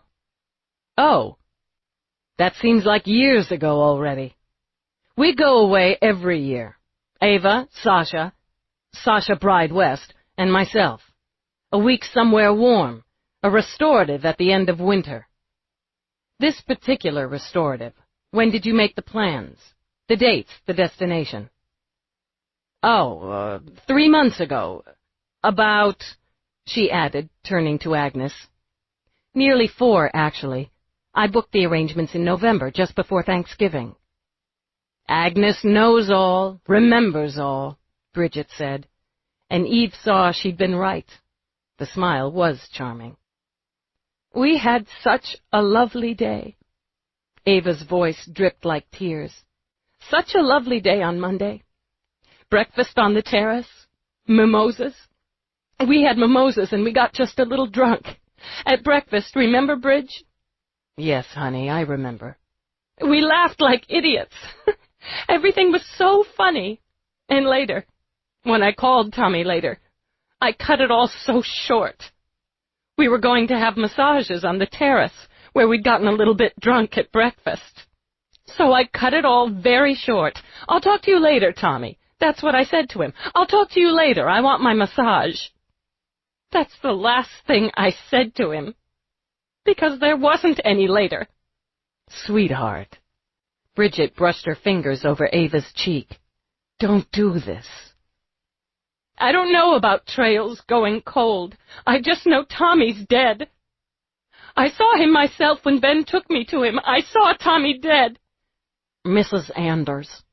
Peabody shifted forward. "This is a terrible time for you. We're here to help. You've lost your husband. Don't you want to know why? Don't you want to know who?" "I don't know." Ava lifted her gaze, aimed those wet blue eyes at Peabody. "I should. I know I should, but he'll still be gone." "He'd want you to know," Peabody said. "He'd want us to find those answers." "I don't know them. How could I?" "You knew him best. You were his wife. There are things you know, things you may not realize are important, are relevant. That's why we're here. We will know. Your husband's date book, Eve began. Did he make the entries himself? His date book? Yes. And the auto system in the bedroom, the wake-up program and so on, would he have programmed that personally? Yes. Ava straightened in her seat. He enjoyed that. Hearing his first appointment of the day, being reminded of what he'd ordered for breakfast. The two of you must have gotten up at the same time routinely. Oh, if he had an early appointment and I didn't, I'd wear earplugs and have Greta wake me. Do you take sleep aids? Oh, occasionally. She waved a hand. Now and then. Did he? Now and then. Everyone does, don't they? He had very specific routines. The bedroom door always closed, the internal security cameras shut down at night, no cameras in the sleeping area of the master bedroom. Yes, he was very private. Even in hotels, Bridget put in. We all traveled together quite a bit. Tommy always instructed housekeeping to keep the bedroom door closed and tipped them in advance to ensure they did. He'd have been very careful regarding home security, Eve commented. He had the system checked and evaluated every quarter. Ava lifted her teacup, sipped. And upgraded whenever upgrades became available. It wasn't just security, though of course that was the priority. But Tommy liked toys, if you know what I mean. I do. He just got such a kick out of all the bells and whistles. He liked to play, she said wistfully. And playing was the next line of questioning. Mrs. Plowder, my partner and I need to speak with Mrs. Anders privately. Oh, but can't Bridget stay? Ava fumbled for her friend's hand. I feel so much better with her here. There are some sensitive questions. If, after we've concluded, you opt to share them with Mrs. Plowder, that's your privilege. If you'd excuse us, Mrs. Plowder, Ms. Morelli. We'll be right upstairs. Bridget patted Ava's arm. You only have to call if you want me. As her friend left the room, Ava set down her teacup, gripped her hands together in her lap. This is about how Tommy was found. Bridget knows. Everyone knows. Was your husband involved in sexual relationships outside of your marriage? No. Was your husband aware you procured the services of a licensed professional twice monthly for the last 18 months? The prominent bones of Ava's cheeks seemed to push against her skin. Her lips trembled, even as she clamped them tightly together. When she reached for her tea again, her hand shook. Yes. Yes, God. Do you know what people will say about him, about us, if all this gets out? In your previous statement, you claimed to have a solid and happy marriage. It wasn't a claim. It's the truth. Yet you sought sexual gratification from a professional. Ava closed her eyes a moment, let out a breath. When she opened them, her eyes were hard and angry. You're very smug, aren't you? Sitting there, judging me by your lofty standards and morals. I'm not judging you. I'm asking you. Of course you're judging me and Tommy. So will others. Even Bridge, if she knew. She's the most generous, open-hearted person I know, the most loyal of friends, but she'd never understand this. She'd never understand.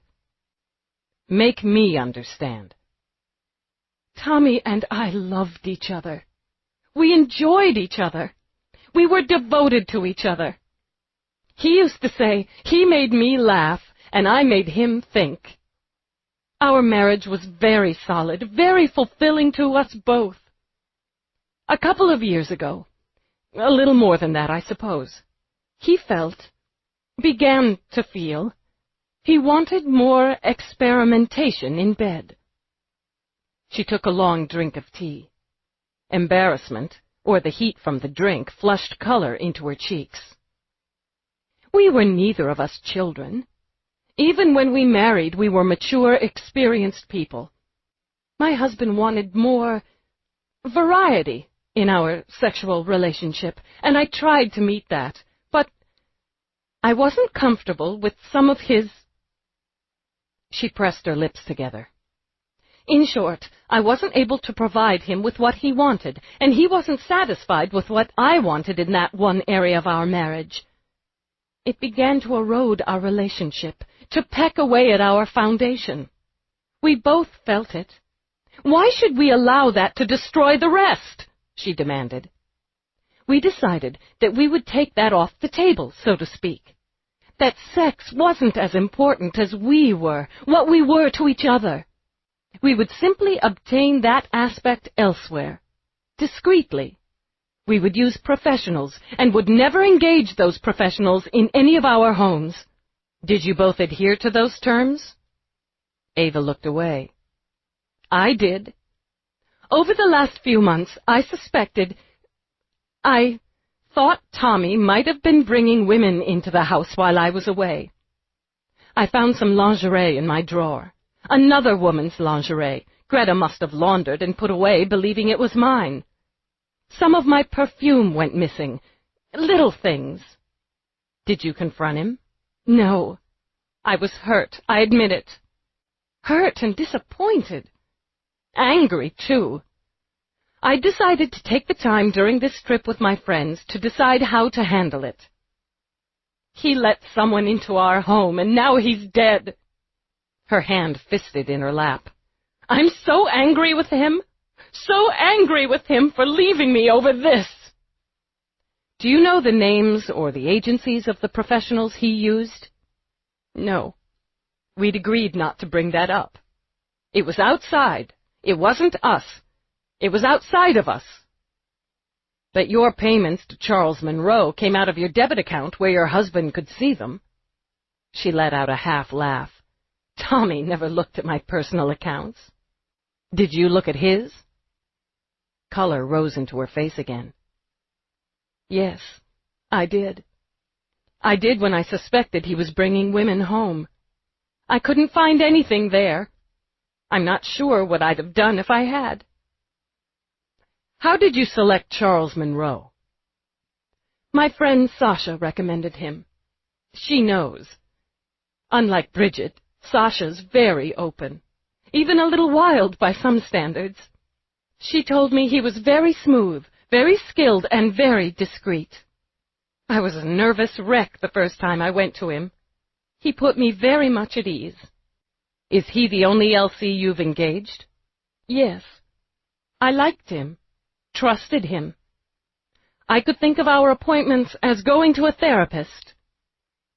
Are you willing to give consent for Mr. Monroe to speak to us about your relationship? Oh, God! Ava pressed the hand to her face. I suppose there's no place for pride or privacy any longer. Yes, I'll consent to that. In return, I need your word you'll keep as much of this private business out of the media. You can have my word on that. I'll have to tell Bridge, Ava murmured. I'm going to disappoint her. Mrs. Plowder strikes me as a woman who sticks, Peabody said, and Ava smiled a little. Yes, you're right. She is. She does. Am I to blame for this? Am I responsible? If I'd been more open, more flexible about what he wanted, Tommy would still be alive, wouldn't he? I keep asking myself that. The killer's responsible, Mrs. Anders. That's your answer. Eve rose. Thank you for your time and cooperation. When they stood inside the hammered steel of the elevator, Peabody shook her head.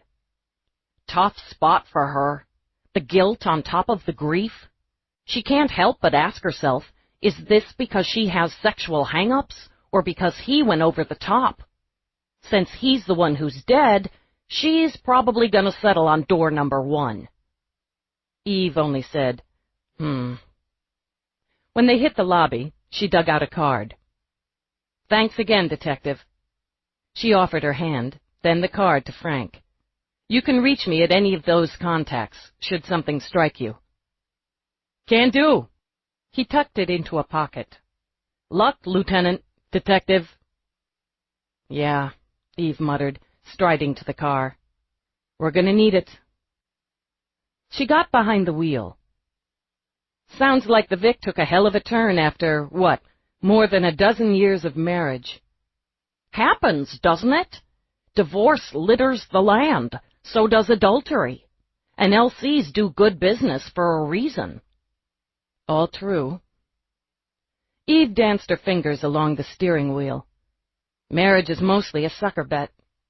"Spoken by the woman with dream husband."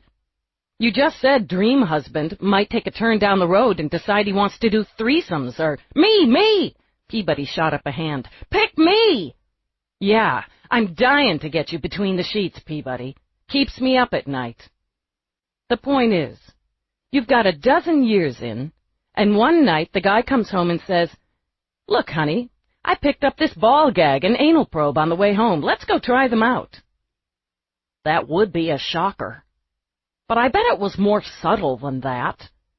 Maybe he tries out a few new moves, testing the waters, and she's not receptive, and it goes from there.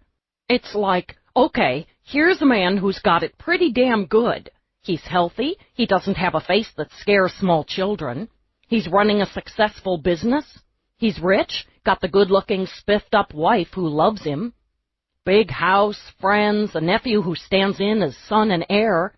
Then he has this midlife deal. A lot of people do. And he starts thinking, yeah, he's got all this is good, but what's he missing? And he's not as young or as potent as he used to be, so he compensates. Instead of buying a flashy phallic symbol vehicle, he wants to get some wild on in bed. But the wife's like, "You want to put your what where?" And she's more in the habit of him putting his this there. Eve nodded. "I get that." So she's just, well, okay then. You put your what where into whoever. I'll have somebody else put his this there, and we're Jake. There's a whole separate schism of the free-agers who believe in open relationships. Everybody puts their what and their this where and there. But looking at it from your POV, which I have to admit I am too, as I'm of the opinion, if he puts his what anywhere but here, Peabody jerked a thumb at the car window, there's the door, asshole.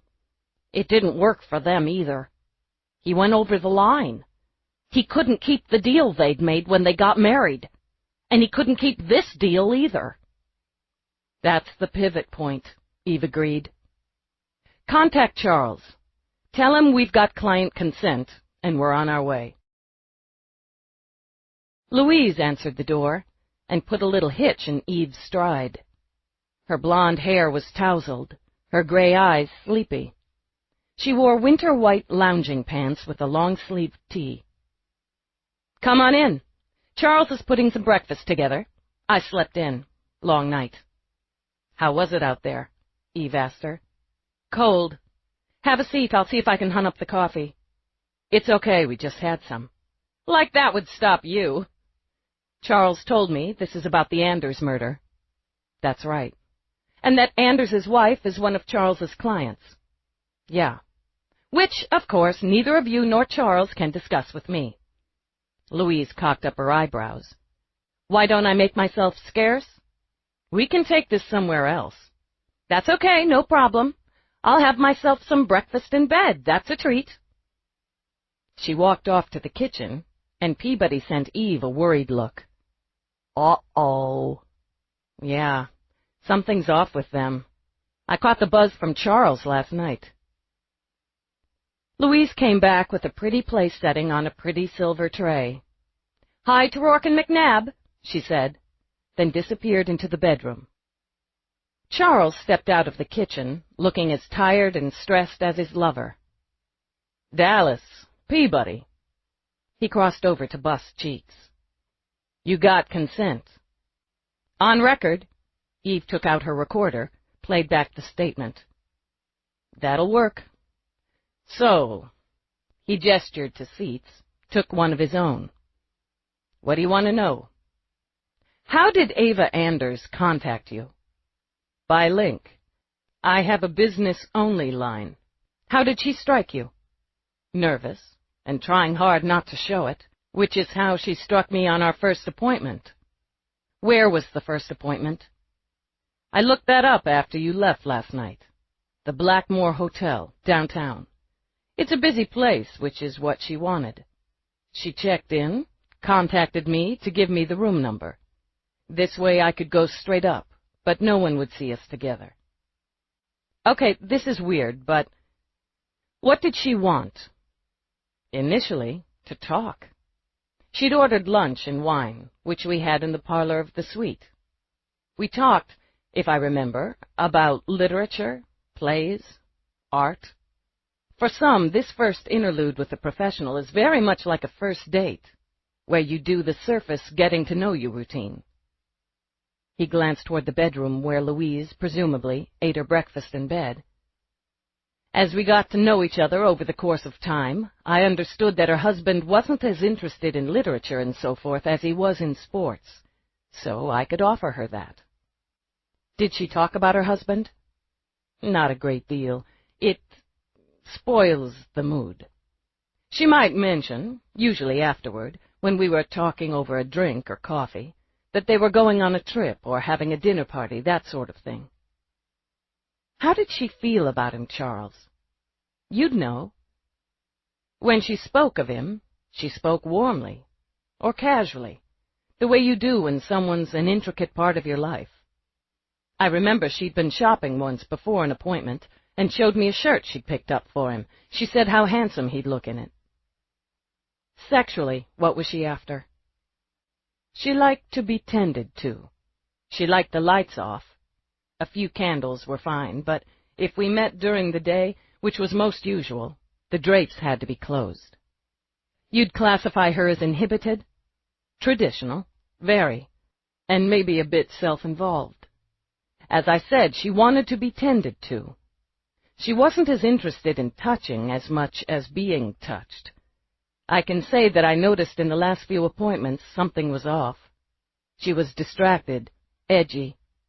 She asked me if I ever went to clients' homes, married clients, and if I knew other LCs who did. Was it unusual to pay in cash? And she asked if I had a name and address of a client, if I could find the LC hired to go there. What did you tell her?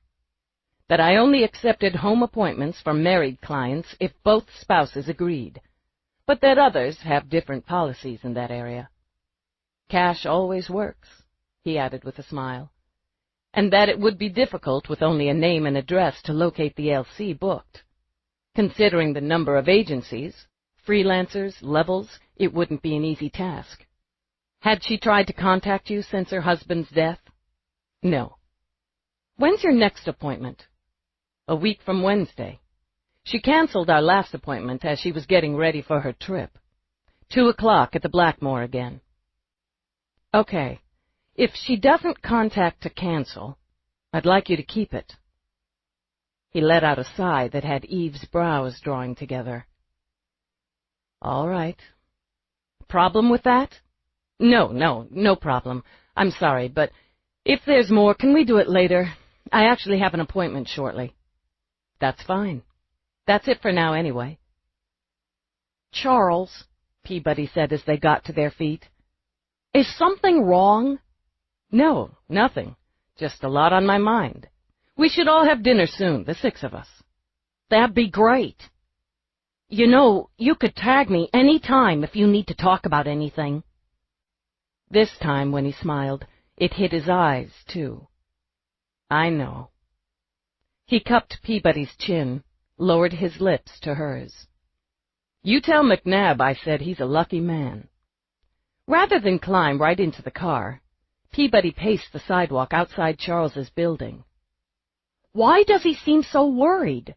Like something's balled up in his belly. I don't know, but that's a good description. It can't be about the case, Dallas. It's not about Anders. If Charles knew something... No, it's not about the case. I caught it from him last night before I brought up Anders. Maybe he's sick. Worry and distress hitched through the words. I know how carefully LCs are screened, especially top levels like Charles, but what if— Peabody, there's nothing we can do about this, and if he was sick, Louise would know. You're right. It's just— I love him, you know? Not like love, McNabb love, but I get it. I've got a soft spot, too. You can't know everything there is to know about a friend or fix every problem. It's tough knowing they've got one, but— She trailed off, narrowed eyes staring at a middle distance. What? Just thinking of friends. We've got time to drop in on the last of the Mimosas for Breakfast trio before I meet with Mira. Let's see what Sasha has to say. Sasha Bride West wasn't inclined to say much. She was too busy groaning through crunches under the command of the hunk of beefcake she introduced as Sven, her personal trainer. Ava and Tommy were going through a patch. Have you ever seen a marriage that didn't? Sven, you're killing me. 10 more, my warrior. You'll have abs to slay. I can buy frigging abs. When he made tisking sounds, she gritted her teeth and kept going. Anyway, I've had 3 marriages. Not much smooth sailing, plenty of rough road.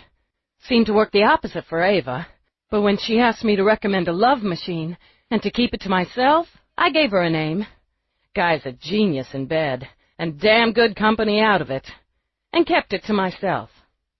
She collapsed, panting. Water! Sven, I'm begging you! He offered her a towel first, to mop her face. She dabbed sweat off skin the color of rich caramel cream. Did you follow up? You mean, did I ask her for the deets after? Sasha gulped down water, paused, gulped again. Of course I did. She wouldn't spill, and I wheedled pretty good. Sven took the nearly empty water bottle. It's time for your cardio. I hate cardio. Let's skip it and go straight to the massage. Sasha, said Sven severely, and tisked again. All right, you sexy sadist. She pulled herself up off the floor of her home gym to climb on the cross-trainer. Give me Paris, Sven. If I'm going to hike and sprint and step, it might as well be Paris. I was going to go over and see her this afternoon, Sasha continued, as the Arc de Triomphe flashed on her view screen. But Bridge has it under control, and she's better with this kind of thing than I am. When Ava's ready for a distraction, for a trip, or good drunk, or retail therapy, I'm her girl. Bridget's the soft shoulder. How was Ava on this last trip? Good. Fine. Maybe a little tense and moody when we started out, but she chilled. Listen, I can't talk and do this torment at the same time, so is that it? Yeah, that's it. Thanks. We'll see ourselves out. As Eve turned away, she heard Sasha curse. Sven, you bastard!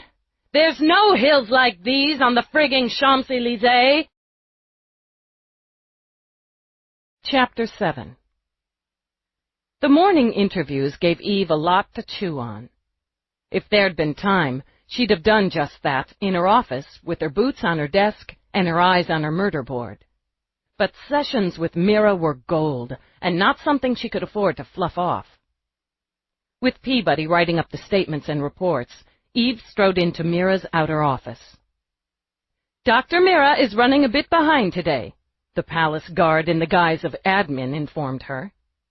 How behind is a bit? Only a few minutes. The woman smiled. You're a minute late yourself, so it won't be long. Fine.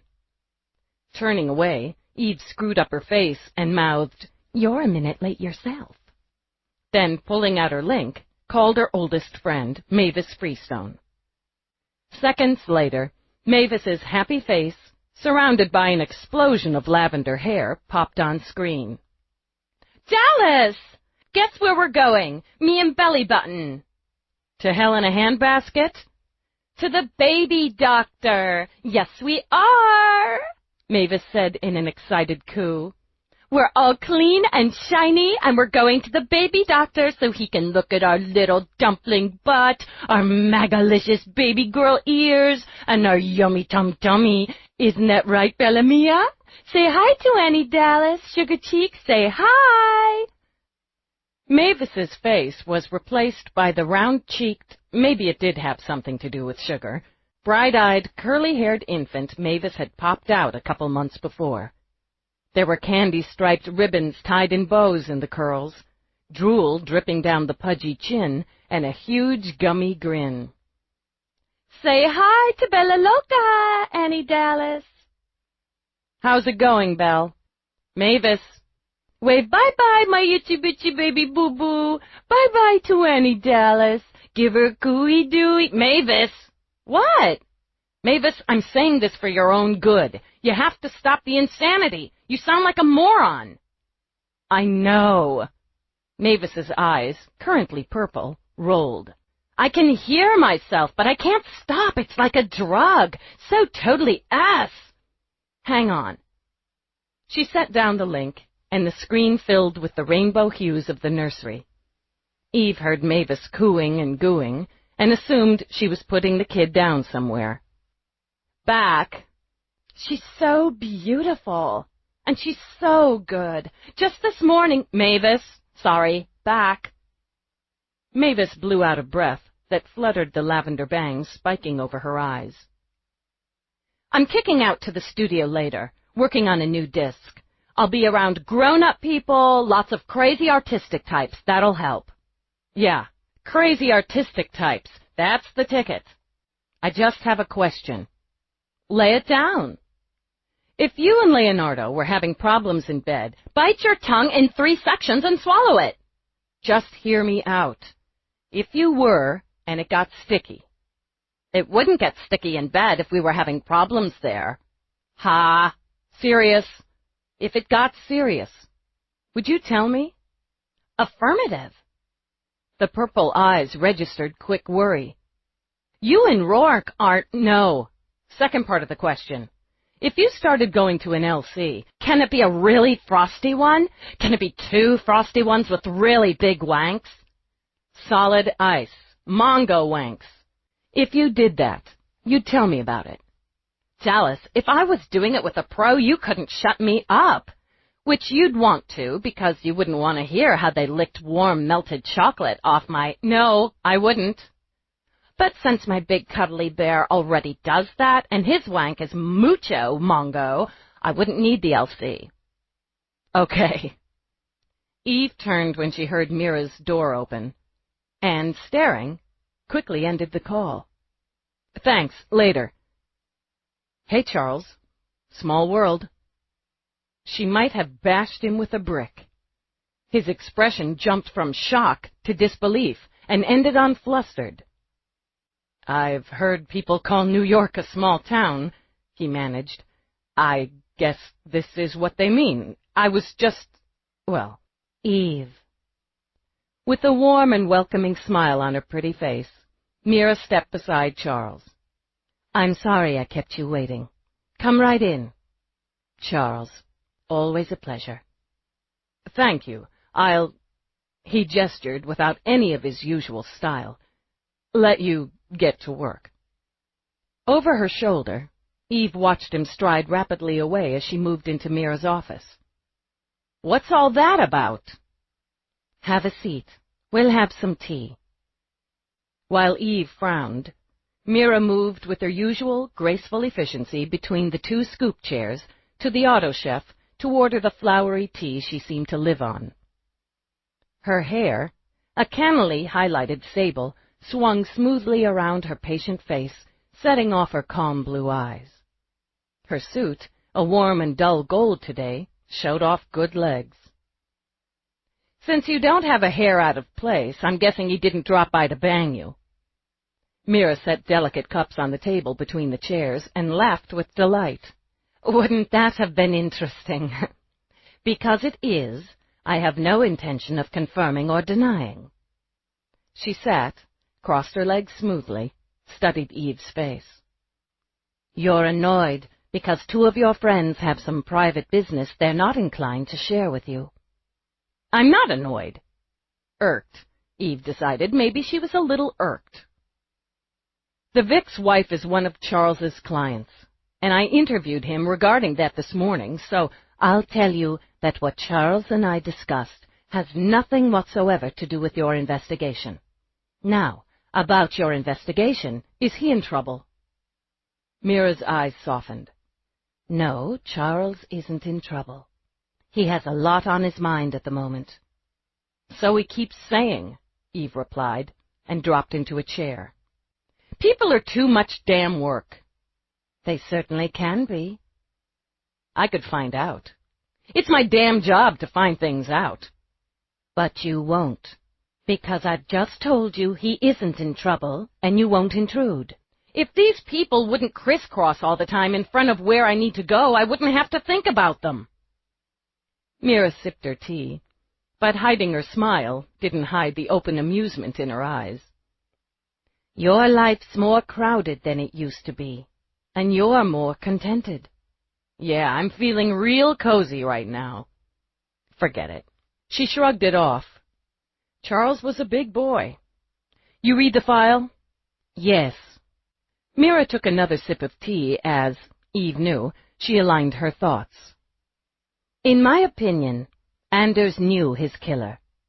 The method used, the staging surrounding it, wasn't just personal, but intimate.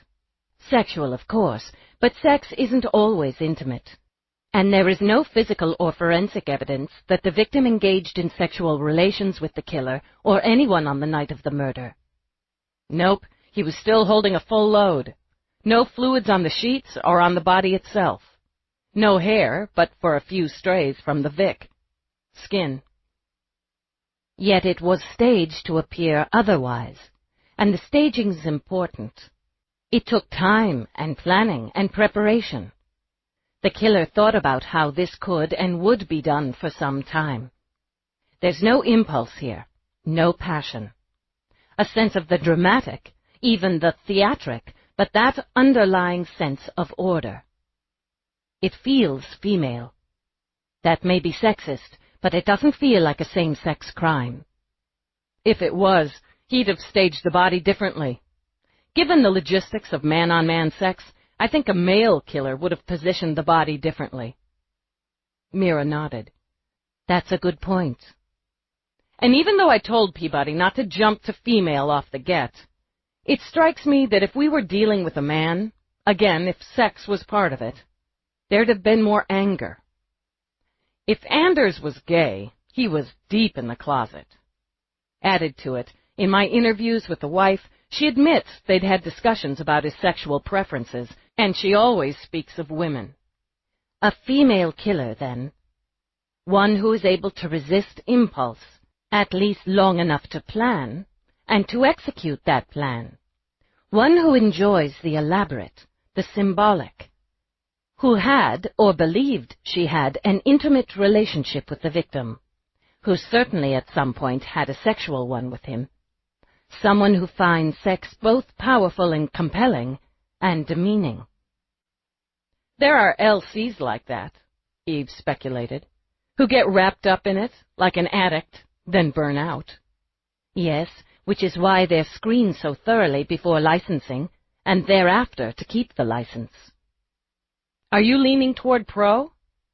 It certainly could be.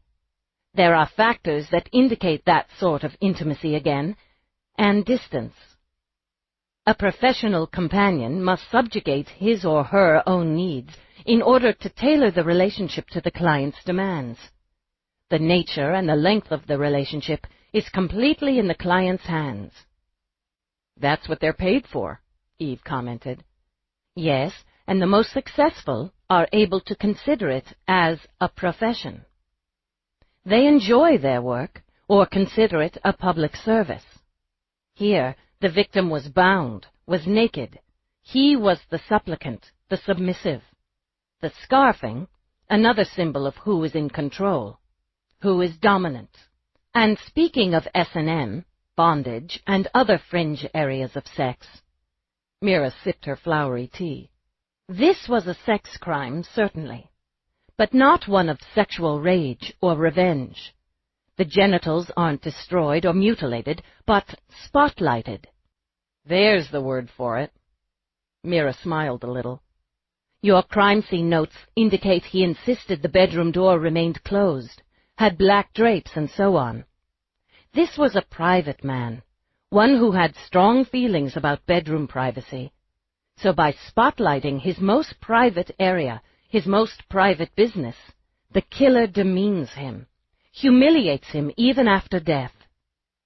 And yet, she, since we're going with she, tranks him halfway to a coma first. She didn't want him to feel the pain or the fear, didn't want him to suffer the pain. And that was a particular element that stuck in Eve's craw. It doesn't fit. It's a contradiction, I agree. But people can be contradictory. It may have been an accident. May have been she miscalculated the dose. And before you say it, I will. No, I don't think it was a miscalculation.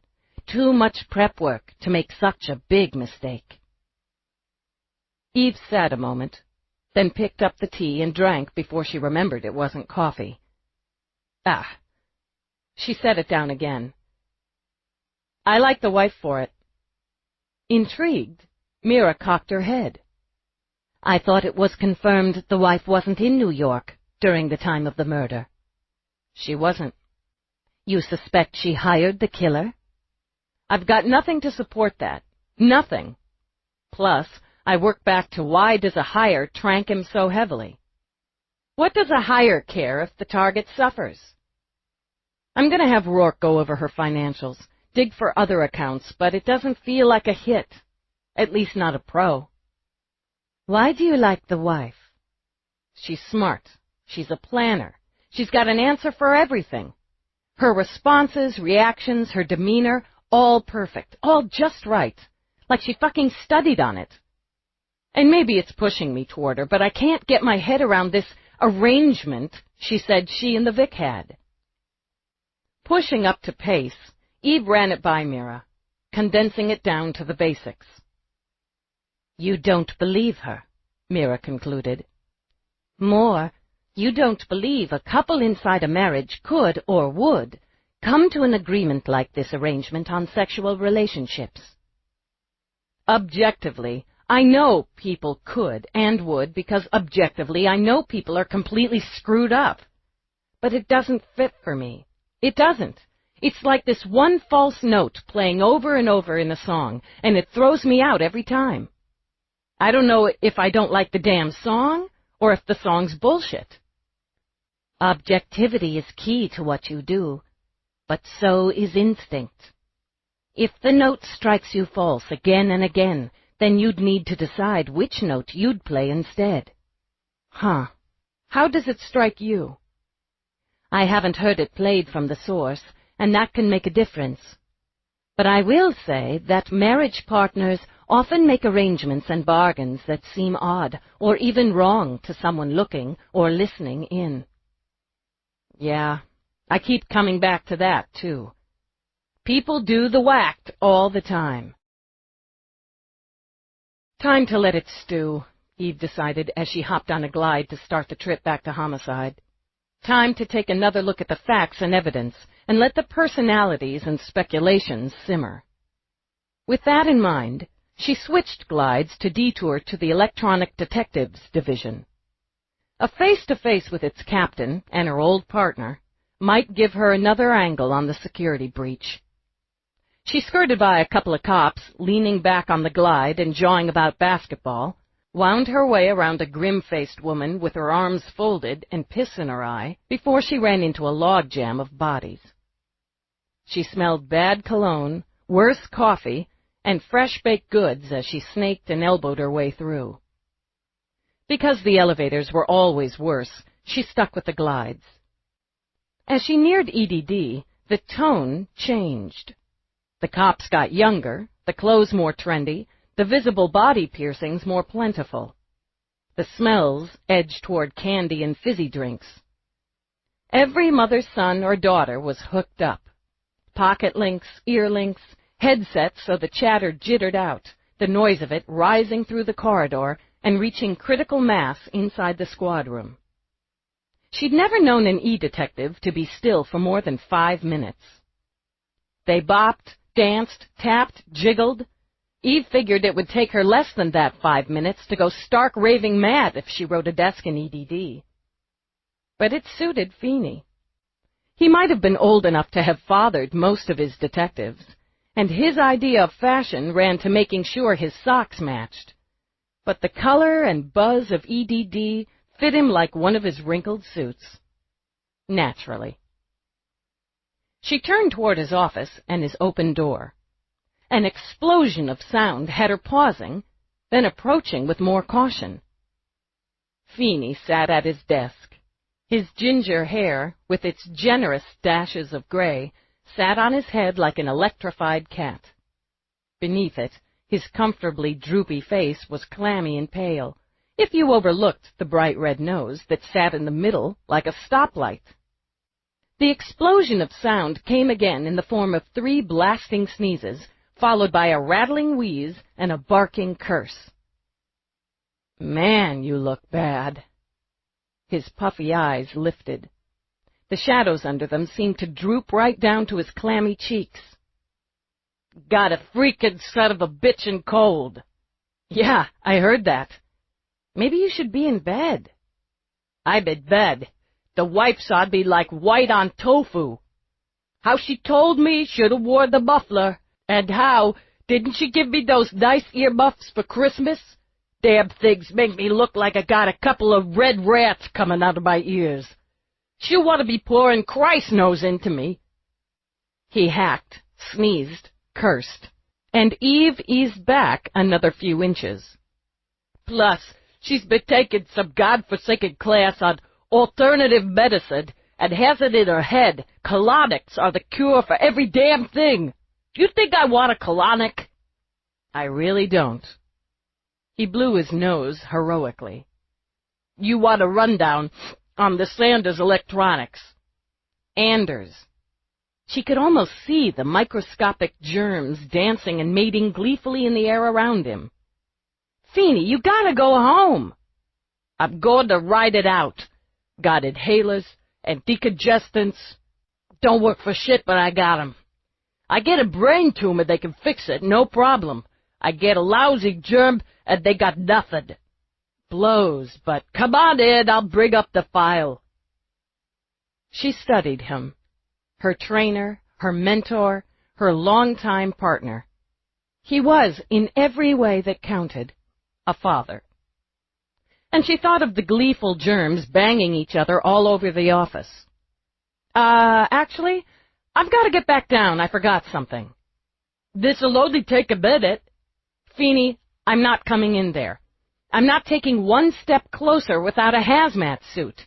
You're dog sick. You're contagious. I can actually see your germs flying around in the air having a party. You need to go home." He lowered his head to the desk. "Stud me, will you, kid? I'm too weak to pull my own weapon and do it myself." "Shit." She glanced back, saw McNabb's cube was empty. Figured. "You." She jabbed a finger at the closest live body, even if it was clad in a banana-yellow skin suit with knee-high purple air boots. "Your captain needs transportation home. Now, arrange it. Who's next in rank?" Jesus, get the transpo. I want a vehicle ready to go and an officer at the elevator door of the garage, this sector, ground level, by the time I get there. If it's not, who are you?" Detective Letterman."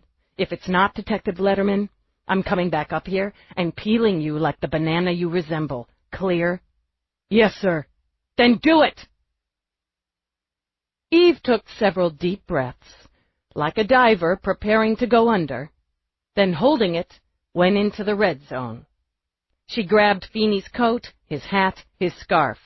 "Come on, get these on." "Want to die at my desk," he whimpered. "Not in bed like an old man." "Jesus, stop being a baby. You're not going to die. Get your coat on. Don't breathe on me. Wear the hat. What the hell's wrong with you coming in today? His glassy eyes rolled up to hers. You're turning into a woman on me, fussing and nagging. Insulted, she yanked the hat down over his ears herself.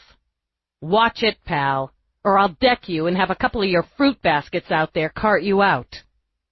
That's better. He braced a hand on the desk. You know, Dallas, I think I'm pretty fucking sick. That's the smartest thing you've said since I got here. Let's go. She put an arm around his waist. This is disc number 4. In the squad room, one glare cut off any questions or comments. Call maintenance, she ordered as she hauled Feeney out. Have them disinfect that office. Sanders, Feeney wheezed. Anders, she corrected, and called for the elevator. Remote was a slick one. Custom. Okay. When the elevator doors opened, occupants took one look at Feeney. The protests rang out immediately. Make room or get the hell off! People scattered, deserted the ship as she pulled Feeney on. Garage, she ordered, ground level. Shut it down. Booted it up the same way, Feeney continued. No tampering with the locks. Knew the code or had a clone. Can't find any indication of cloning. Have to be slick, too. Okay. How long did it take to get to the damn garage? How soon after breeding did germs give birth to new ones? Nothing on the house links looks hinky. Got a list of them in the report. Yeah. Pocket link either. Office links. Going back another week on the lot, but nothing popping.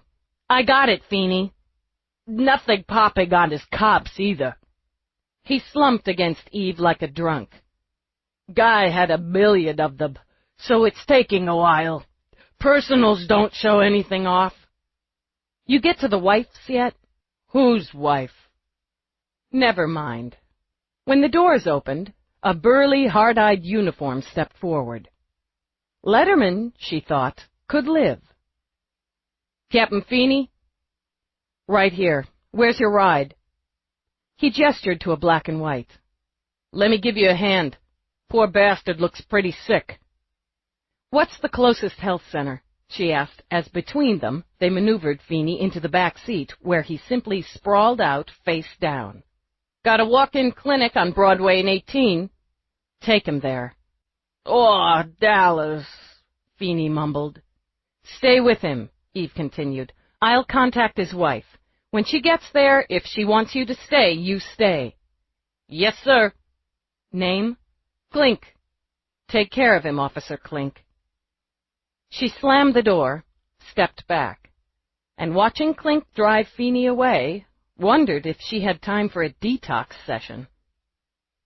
She settled for scrubbing her hands as if her next task were to perform surgery, and tagging Feeney's wife on the move, made her way back to her own division to track down McNabb. She had visions of EDD throwing an orgy of biblical proportions without Feeney in command. Just as she was about to try for McNabb, she swung into her own bullpen and saw him. His back was to her, but there was no mistaking Ian McNabb. Who else had that skinny build, the long tail of blonde hair flopping down the back of a shirt that resembled the view through a kaleidoscope? And who else would have his flat ass on her partner's desk? McNabb, get your pitiful excuse for an ass off Peabody's desk and into my office. She didn't bother to wait to see if he obeyed. She didn't doubt he would, or that he'd slip Peabody a little pinch or tickle before he did. Some things she didn't need to witness. By the time she got coffee, he was bouncing into her office. Hey, Dallas, I just came down to... Who's the ranking officer under Feeney? That would probably be D.S. Reedway. Why? I just had Feeney hauled off to the health center. His cheese. McNabb's soft green eyes clouded with worry. Is he that bad? He looked rough this morning. Bad enough. Inform your detective sergeant that your captain's out sick. If he needs any information or assistance, he can contact me. She. D.S. Melody Reedway. A cop named Melody. It's just not right. She waved that off. If your ranking officer has no objections, I'd like you as primary E-man on the Anders investigation. You're annoying, but at least I know what to expect from you. He grinned at her. I've been working it. I came down to give you an update. Feeney just gave me one on the way down to Transpo. Or partially. Have you started on the wife's electronics? We focused on the VIX first, and he has serious boatloads. Fairly iced. Guy liked UTD. Up to date, he translated when Eve frowned. I can shift over to the wife's if you want. Anything special I'd be looking for? Yeah. Her having a conversation with the killer would be nice. You know the particulars of the case. You're a detective. You'll know when you see or hear it. Get back up there, McNabb. Okay. Oh, listen, I'll give Mrs. Feeney a call. Let her know. Already done. But you could check in with an Officer Clink. He's with Feeney. Okay. Hey, it's Mag about Peabody doing now tonight. She's freaked. I was giving her a pep talk just now. As long as that's all you were giving her. Leave now, and don't touch my partner on the way out. She shut the door behind him. After topping off her coffee, she sat at her desk, put her boots up on it, and studied her murder board. Anders, Thomas A., she thought. Age 61, wealthy and successful. Married, no children. Loving uncle to his only nephew, who stands as a major heir and successor. Enjoyed sports and electronic toys, and, according to his spouse, kinky sex. Staunch friend. Fair employer. Golf dates, tennis dates, season tickets to every sport known to man. Boxed seats. Swiveling away from the murder board, she brought the file up on her computer, flipped through for the crime scene photos not on the board, then studied her own record of the victim's closet, dressing room area. Suits, sure. Looked like maybe a dozen. 2 tuxes, dress shirts, ties. Yeah. All that took up one wall of the room. The short wall. And filling the 2 longer walls were the casual clothes, the sports clothes. Golf pants, khakis, sports shirts, shorts, track pants, sweatshirts. And in the drawers, what had she seen when she'd opened the drawers? Dress socks, she recalled, pulling it into her head. High-end sweaters, the cashmere, the merino wool, the alpaca, lots of T-shirts, short and long-sleeved. A lot with sports logos, team emblems, his own brand. Dozens of sports socks, boxer shorts, plain white boxers, plain white undershirts, tailored pajamas. Interesting. She added some notes to the file. After a quick knock, Peabody poked her head in.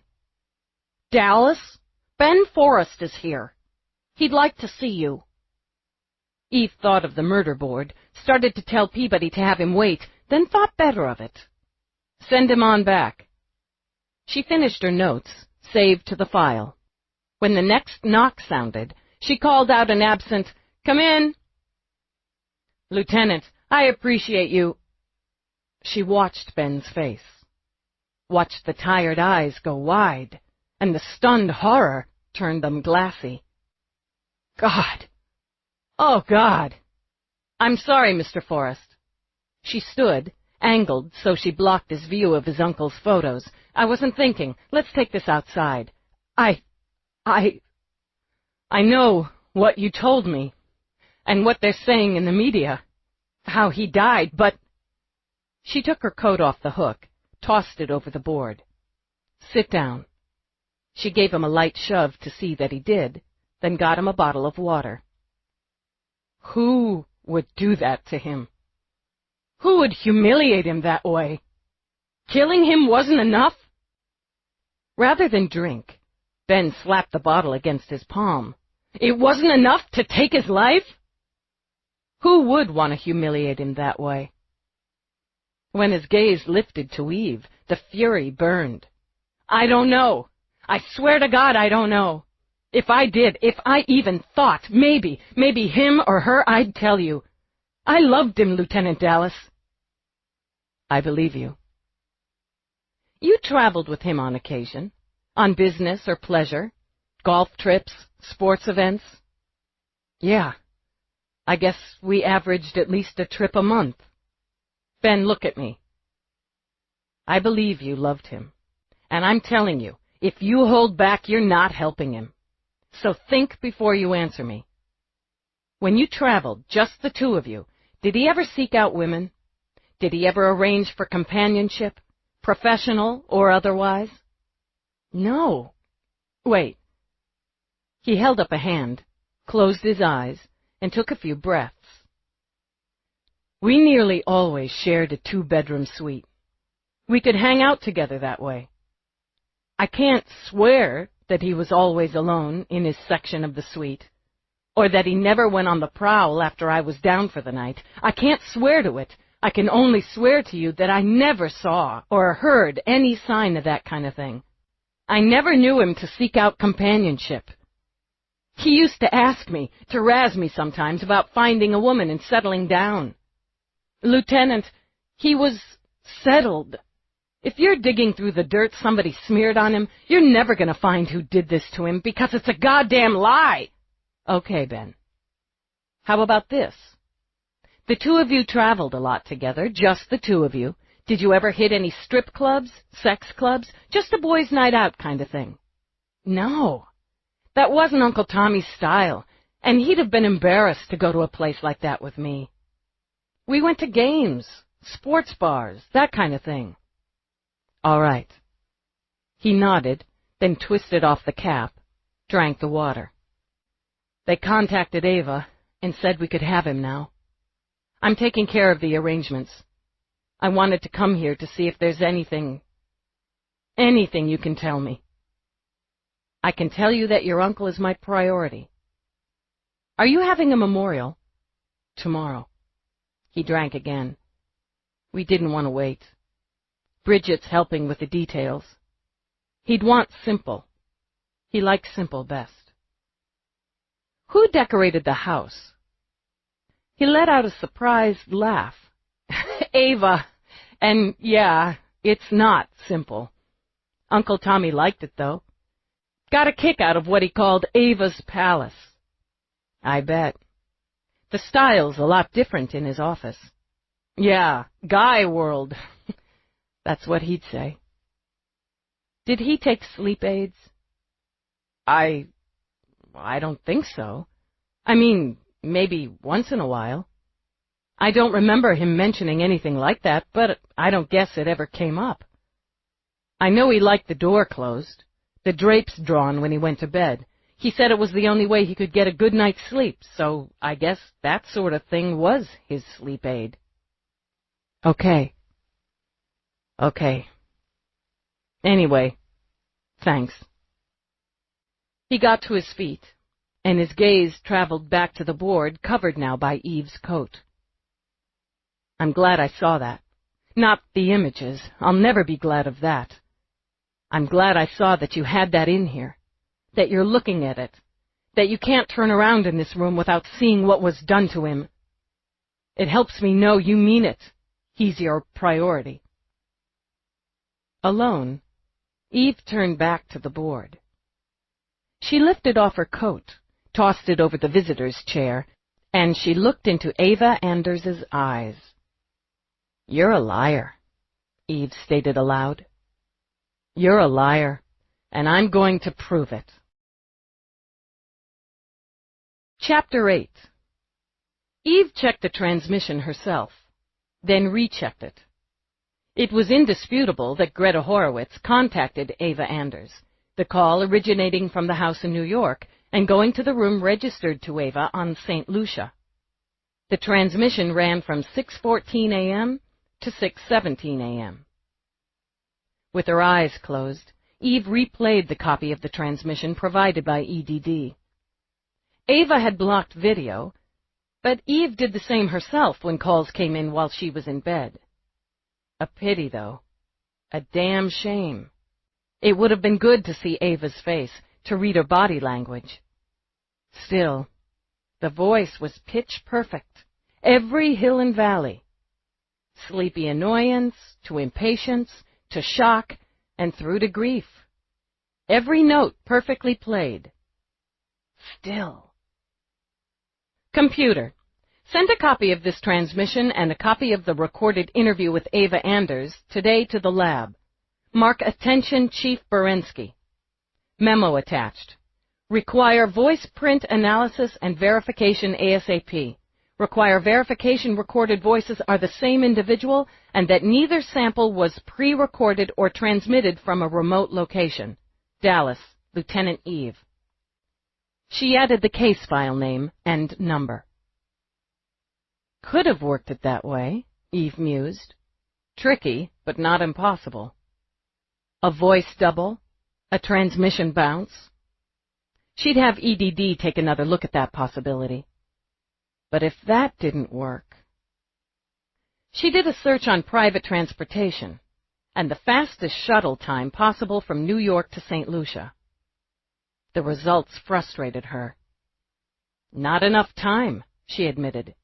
There just hadn't been enough time to travel from the crime scene back to St. Lucia, back to the hotel room on the island to take the call, not even if Ava had gone off book with the transportation. Physics gave her an unimpeachable alibi. She went back to the timeline, tried to find a hole in it. Her link signaled with an order to report to her commander. To save time, she squeezed herself on an elevator. She rode up part way with cops, lawyers, and a small, long-eared dog. "I wit," the cop standing beside the dog told her. "That so?" "More like nose witness. Owner got himself mugged while he was walking Abe here. Claims Abel ID'd the guy who mugged him by smell." The cop shrugged. "We got 3 possibles, so what the hell?" "Yeah, good luck with that." Eve tried to work out how they expected to convince the PA to bring charges against a suspect on the nose of a dog as she covered the rest of the distance to her commander's office. "Go right in, Lieutenant," the admin gestured. "They're waiting for you." Commander Whitney sat at his desk, his back to the view of the city he'd protected and served for more than half of his life. His face showed the years, but Eve had always felt it showed them in a way that mattered, showed in the lines and grooves dug into his dark skin that he'd lived those years and remembered them. He wore his hair short, and though she suspected his wife would have preferred it otherwise, he let the salt sprinkle liberally over the pepper. He carried his big, wide build well, and held his command with a strong hand. "Commander," she began, then paused as the man sitting in the high-backed visitor's chair facing the desk rose. "Chief Tibble." Not just the commander, she thought, re-evaluating, but the chief of police. "Lieutenant," Whitney pointed to the second chair. "Have a seat." She obeyed, though she preferred standing, preferred giving her oral reports on her feet. "Lieutenant." Tibble took the jump and made her wonder why, if this was his meet, she wasn't sitting in the tower.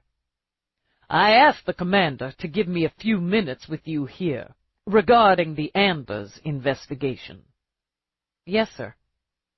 He sat back. A lean man, he favored good suits and, as she recalled, a good Scotch. Like Whitney, he'd come up through the ranks, and though he was now, essentially, a politician, the office hadn't shoved the cop out of him.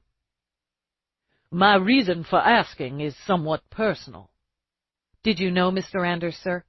"No, I didn't. My wife, however, is acquainted with his widow." Eve thought. Crap. They've served on several committees together. In any case, when my wife contacted Mrs. Anders to offer her condolences, Mrs. Anders expressed considerable concern over how the current media tone will affect not only her late husband's reputation, the business, but the charitable programs associated with Anders worldwide. I'm in the position of asking you to assist in damping down the media. With all respect, Chief Tibble, how do you propose I do that? It's not code blue, and if it was termed such at this point, if we instigated a media blackout now, it would only feed the beast. I agree. Is there any area of your investigation at this point that would give them a different bone to gnaw on? I believe the circumstances under which the victim was found was a setup. But if I tossed that bone out, I would jeopardize the investigation and alert the suspect to the line I'm pursuing. You have a suspect? I do. The widow. Tibble let out a sigh, tipped back his head, and looked at the ceiling. Hell. How? He cut himself off. Sorry. Jack, this is your area. Lieutenant, explain how a woman who was several thousand miles away at the time of the murder heads the top of your list of suspects. It's not confirmed she was in St. Lucia, Commander. There was no video on the transmission from the house manager. I've sent that transmission and a sample of Mrs. Anders's voice from an interview this morning to the lab for voice print comparison. Even if that confirms her alibi, she's involved.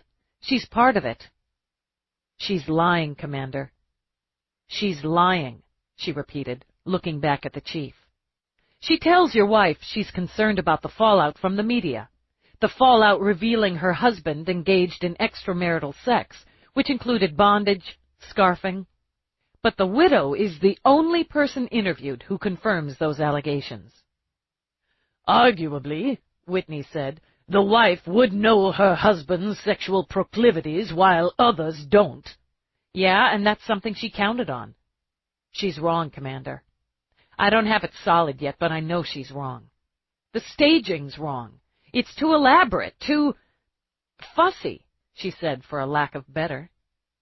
Whoever did it knew the house, the security, knew Anders's habits. There were little mistakes, but for the most part, it was well planned. Whoever did it wanted to humiliate him, to open him to the very media frenzy that's happening. Mrs. Anders is an expert in PR, just like she knows that if she plays this right, after the jokes about her die down, she'll come out golden. Who gets the sympathy, the support, the understanding? She'll be the victim, and she'll be the one squaring her shoulders and going on. Are you saying she did this for the publicity? Whitney demanded. No, sir, but it's a side benefit she'd be aware of, and will find a way to exploit. It wasn't a stranger, Commander. It wasn't a pro, and it wasn't an accident. That leaves me with Ava Anders. Then prove it, Whitney told her. Yes, sir. I have Rourke on as expert consultant, analyzing all the financials, looking for any hidden accounts. If anyone could find them. Yes, sir, she repeated. I intend to run a deeper background check on Mrs. Anders and interview her first husband as well as other friends and associates of hers and the victims. She rose. Regarding the media, Chief Tibble, Detective Peabody will be appearing on Now this evening. I can't speak for Nadine first, but I do have knowledge she knew the victim and liked him. Respected him. Why Peabody? Whitney demanded, and not you? Because, Commander, she needs a shove into the deep end of the pool, and Nadine is very fond of Peabody. That doesn't mean she won't push or dig, but she won't eat her alive. And in my opinion, sir, Detective Peabody can and will handle herself. If she fucks up, Lieutenant, Tibble smiled, you'll be the one dealing with my wife. So noted. Actually, it might be helpful for me to speak with her, if you don't object. Go right ahead, but fair warning, she's feeling very protective of Mrs. Anders at the moment. Varying approaches on interviewing the wife of the chief of police occupied her mind all the way back to homicide. Diplomacy could be key, and that particular key tended to go slippery in her fingers. But she'd hold it steady. Next came the trick of interviewing a cop's wife, the top cop's wife, without letting her suspect you suspected the woman she was feeling very protective of. Just have to pull it off, Eve thought. That's why they paid her the medium bucks. "Lady! Yo, lady!" It took her a minute, but she made the voice and the small package it came from. Coffee black skin, vivid green eyes, a curly high top of hair. The boy hauled the same battered suitcase, approximately the size of Staten Island, he'd hauled in December when he'd been hustling the fake cashmere scarves inside it near the splatted body of a jumper on Broadway. "Didn't I tell you before I'm not a lady?" "You're a cop. I tracked you down, and I've been waiting here, and these other cops tried hassling me about why wasn't I in school and that shit." "Why aren't you in school and that shit?"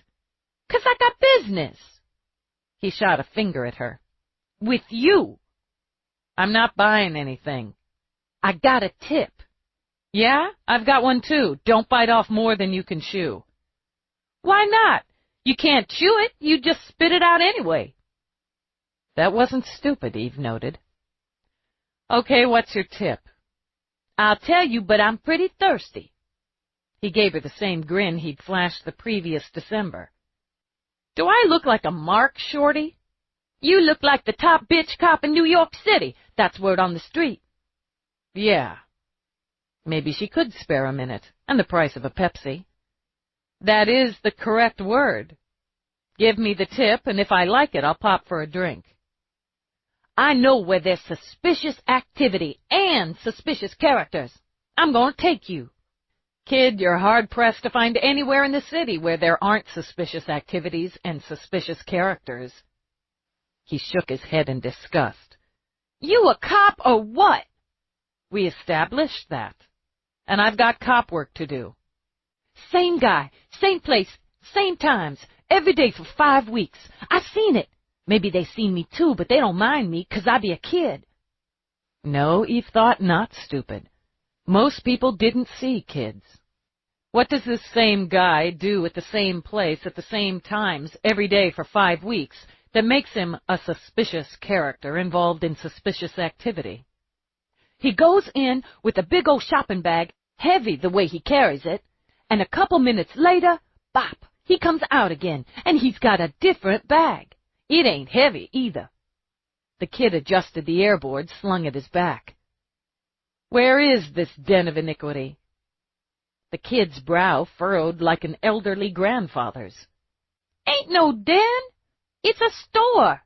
I'm going to take you. It's a good tip. I ought to get an orange fizzy." "You ought to get a kick in the ass." But she pulled out credits, passed them over, jerked a thumb at vending. While he plugged in credits, she considered. The kid was sharp enough, and had probably seen just what he said, meaning the store was a front, or a beard for passing off wallets, bags, and whatever else the street thief could lift from tourists and New Yorkers foolish enough to get their pockets picked. The kid sucked on the fizzy. "We gotta get so you can catch them." "Give me the location and I'll send cops over." I gotta show you. That's the deal." "What deal? I didn't make any damn deal. I don't have time to go driving around waiting for some pocket man to make his bag drop." The boy's eyes were like glass, and just as sharp. "I guess you don't be much of a cop." She could have stared him down. She was pretty sure of it. But he made her shoulder blades itch. "You're a pain in the ass." She checked the time, calculated.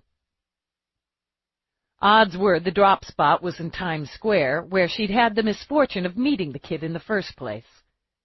She could swing by there on the way home. Maybe she'd get some damn work done at home without being interrupted every 5 minutes.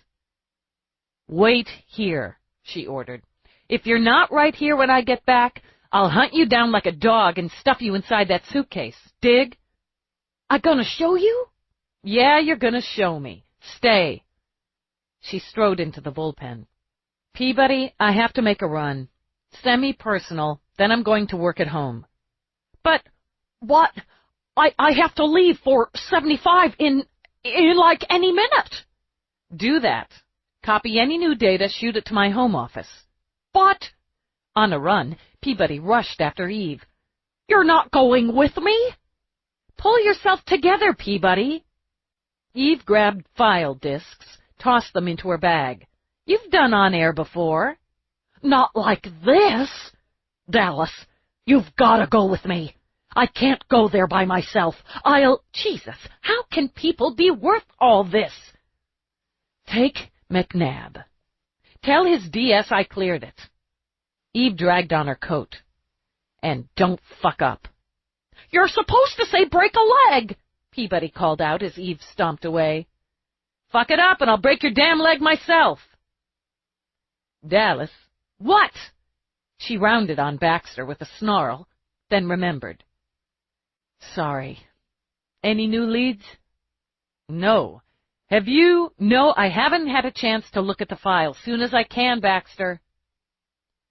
A headache brought on, she knew, by sheer irritation, began to pulse behind her eyes. "Let's go, kid. And if you're stringing me, you'll find out firsthand why the word is I'm top bitch cop." In the garage, the kid shook his head sorrowfully at her vehicle. He climbed in, steadied the suitcase on his lap, took a long study of the dash, then turned those Venusian green eyes on her. "This ride is crap." "You got better?" "I ain't got ride, but I know crap. How come Top Bitch Cop has a crap ride?" This is a question I ask myself daily. "You got a name?"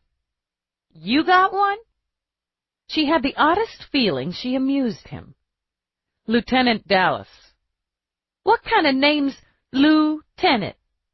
"It's rank. It's my rank." "I don't got no rank, don't got no ride." "Name, kid, or the adventure stops here." "Tico." "Okay, Tico. Where are we going?" He put on what Eve supposed was his enigmatic face.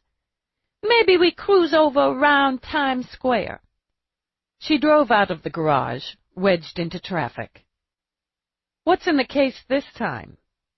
"I got me the cashmere scarves and matching caps. How come you don't wear no cap? Heat falls out of the top of your head, you don't wear a cap." "How come you're not wearing one?" "Sold it." He grinned at her. "I'm a selling fool." "As a selling fool, Tico, why did you haul yourself in that case all the way down to Central to tell me about the drop?" "I didn't drop nothing." Not as streetwise as he appeared, she decided. "About the suspicious activities." "I don't like suspicious activities round my yard. I got business. Somebody steals wallets and shit, then people don't have the money to buy my scarves and caps, and pretty soon in good weather my 100% silk scarves and ties." Since it made perfect sense, Eve nodded. "Okay. Why not tell one of the uniforms on the beat?" "Why do that when I got a line on the top bitch?" Tough to find a hole in his logic, Eve decided. "You got digs, Tico?" "I got digs, don't you worry." "Maybe you turn on 44th and dump the ride there. Anybody knows anything sees this crap ride makes it for cops." Once again, he had it nailed. She cut over, shoving her way cross town. Maybe the kid was lucky, but she scored a second-level street spot between 7th and 8th. "You got your weapon and shit, right?" he asked as they started to hoof it through the throng and east toward Broadway. "I got my weapon and shit." "Is this place on the west or east side of Broadway?" "East. I got my yard on the west side. Work it from 42nd right on up to 47th, but I can stay mostly round 44th. Places between 43rd and 44th, right on Broadway. He gonna be coming along pretty soon now." "Here's how it's gonna work. You're gonna go on ahead, Set up in your usual spot. I'll come along, take a look at your merchandise. You see this guy, you point him out. Without pointing. Get me? I'll take it from there. Excitement danced in his eyes. Like I'm undercover. Yeah, that's it. Scram. He scrammed. Short, sturdy legs pumping, huge suitcase bumping. Eve pulled out her communicator and called for a couple of uniforms. When Eve turned the corner onto Broadway, Tico had his convertible case unfolded and set on its tripod legs. It didn't surprise her in the least to see he already had a couple of customers. Broadway's perpetual party rocked with its flashing lights, skyscraping screens, and billboards. Whole platoons of teenagers filled the sidewalks, zipping on airboards, cruising on skates, or clomping on the current trend of 3-inch gel-soled boots.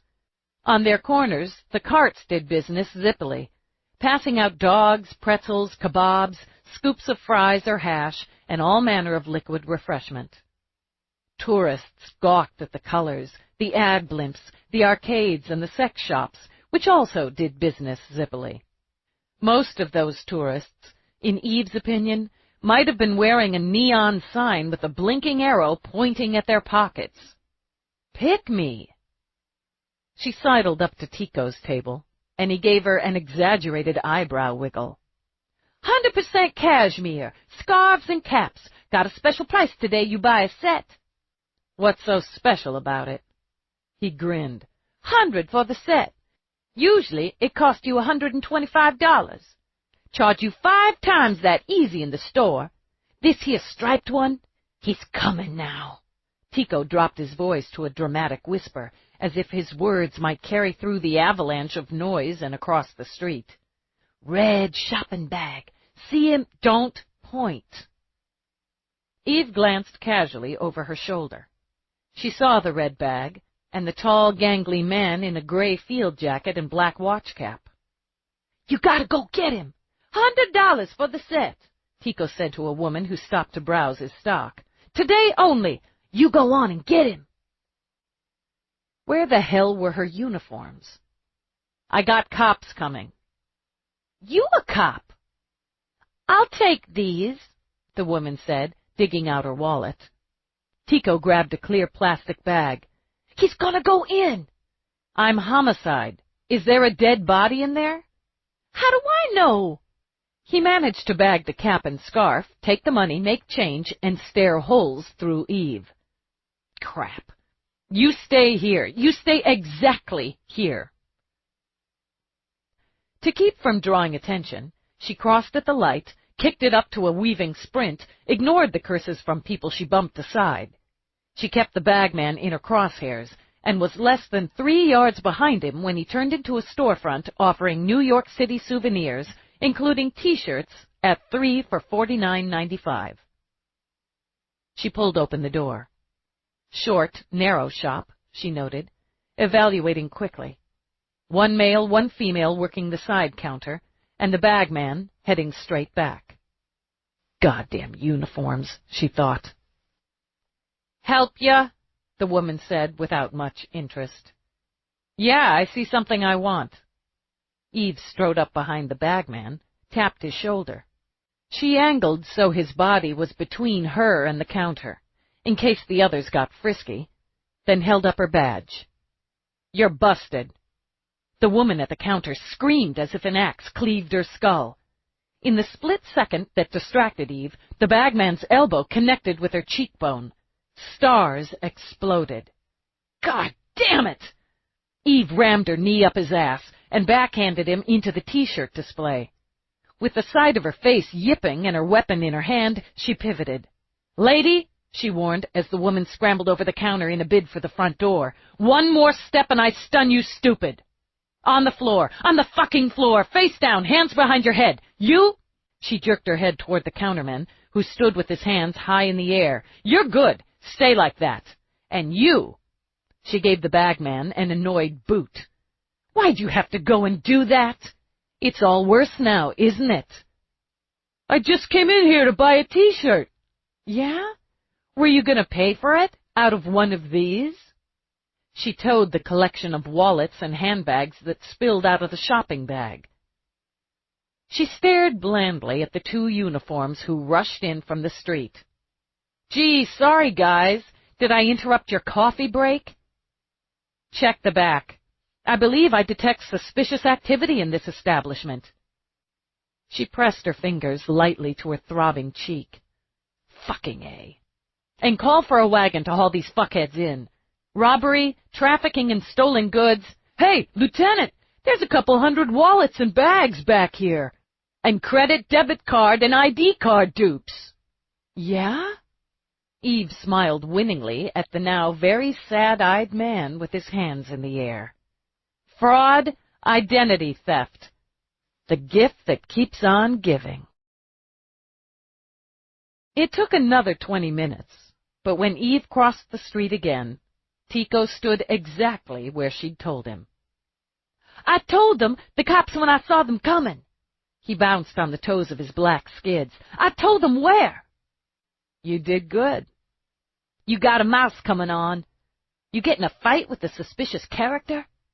"I kicked his ass." "Break it down, Tico. You're done for today." "I can get another hour in, make up for going downtown and all." "Not today." "You taking those people to jail?" "The uniforms are taking them. They don't need the top bitch cop to turn the key," she said, anticipating him. "Where are your digs, Tico?" He narrowed his eyes. "You don't think I got digs?" "If you've got them, tell me where so I can take you." "Round the corner. Apartment on the 3rd floor above the Greek place. Told you this was my yard." "Yeah, you did. Break it down. Let's go." He wasn't happy about it, she could see, but he did it. "Cost me $5 easy, quitting this early when I took off to go down and get you." "I bought you a fizzy." Because his stony stare appealed to her, she dug out some credits, counted 50. "That's 10% of the 5 you say you lost. I figure it covers your time and your transportation." "Solid." The credits disappeared into one of several pockets. "You stun any of those people in there?" "No." What the hell, Eve thought. She could add some juice to the 50. But the woman screamed like a girl and tried to run. I told her to drop or I'd stun her. "Would ya?" "Damn right. They'd stolen from a lot of people, and they were making dupe cards in the back. Looks like they were lifting IDs, too." He shook his head in disgust. "Stealing's lazy." Intrigued, she looked down at him. "Is it?" "Shit, yeah. Any lazy dumbass can steal. Takes brains and some juice to make money. We up here." He opened a door next to a tiny hero place. The closet-sized lobby held an elevator. On it, the out-of-order sign looked about a decade old. Eve climbed the stairs with the boy. The place smelled like onions and garlic, not entirely unpleasant. The walls were dingy, the steps stained and steep. She imagined him climbing up and down them every day, hauling his case. Yeah, it took some juice. On the 3rd floor, he dug out a set of keys from one of his pockets, unlatched 3 locks. "You can come in if you want to meet my granny." Something was cooking. Eve caught the tomatoey scent when she stepped into the tiny room, which was sparse and lace-curtained tidy. "That my boy?" someone called through a narrow doorway. "Yes, ma'am, Granny. I got somebody with me." "Who you got?" The woman who stepped out of the doorway held a short-handled wooden spoon. Her hair was a white ball of fluff over a face mapped with wrinkles. But her eyes beamed that same vivid green as the boy's. She wore a baggy brown sweater and pants over her thin frame. Fear came into those eyes, and knowledge with it. She might as well have shouted, "Cop!" and thrown her hands in the air like the countermen. "There's no trouble here," Eve said. "This is my granny. Granny, this is Lieutenant Dallas. She's the top... she's a police." "He's a good boy." The woman held out a hand, so Tico hurried to her, and she held him tight against her side. He's not in trouble. We got them, Granny. That's what we did. We got 'em good. Who? What's this about? Tico tugged at her hand. "'Member how I told you I seen those suspicious characters? You said how they was likely stealing hand over fist, and they were. I went down and told Dallas, and I took her where they were, and she went on over there and arrested them good. Ain't that the way?" "Isn't that the way?" his grandmother corrected absently. "Tico alerted me to suspicious activity and assisted the NYPSD in identifying a front for street theft and identity fraud." "Oh, my sweet Lord!" I'm so sorry. I'm so flustered. I can't hardly feel my head on my shoulders. I'm Abigail Johnson. Mrs. Johnson, you have a very interesting grandson, and one who went above and beyond what most people would. A lot of people owe him for it." She took out a card, searched her pockets until she came up with a pencil stub. "This is my contact information. There's a reward." "I get a reward? Over my time in Transpo?" "A good deed is its own reward," Abigail told him. "Yes, ma'am, that's true. However, the NYPSD would like to express its appreciation for good citizenship, and it has a program for just that. If you'll contact the person I've listed on the back of my card, they'll arrange it." She handed the card to Abigail, held out a hand to Tico. "Nice job, kid." "Back at you. Sorry about the mouse." "Not the first, won't be the last. Tico, go ahead and wash up for supper now. Say goodbye to Lieutenant Dallas." "See you round. You come on back to my yard, I'll make you a good deal." When he dashed off, Abigail drew a slow breath. "I homeschool him 2 hours every evening, 7 days a week. We go to church every Sunday. I make sure he's got clothes and good food. There's no trouble here, Mrs. Johnson. If you have any, you contact me." Eve jogged down the stairs and back out into the cold. A good deed might be its own reward, she thought, as she pressed a hand to her aching cheek. But she could sure as hell use an ice bag with hers. Chapter 9. Eve walked into the house, prepared for her daily snark-fest with Somerset, who would no doubt have something withering to say about the black eye she was brewing. And he wasn't there. She stood for a moment in the empty foyer, almost expecting him to materialize like smoke. Puzzled, she poked her head in the front parlor. Fresh flowers, nicely simmering fire, but no bony ass. Mild concern jabbed its way through the puzzlement. Maybe he'd caught something like what Feeney had, and there was no possible way she was playing nurse for the resident ghoul.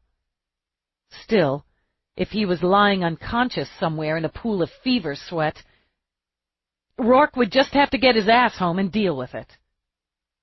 She started to turn to the house comp to run a search for him, then the top cop bitch jumped like a rabbit when Somerset's disembodied voice floated into the room.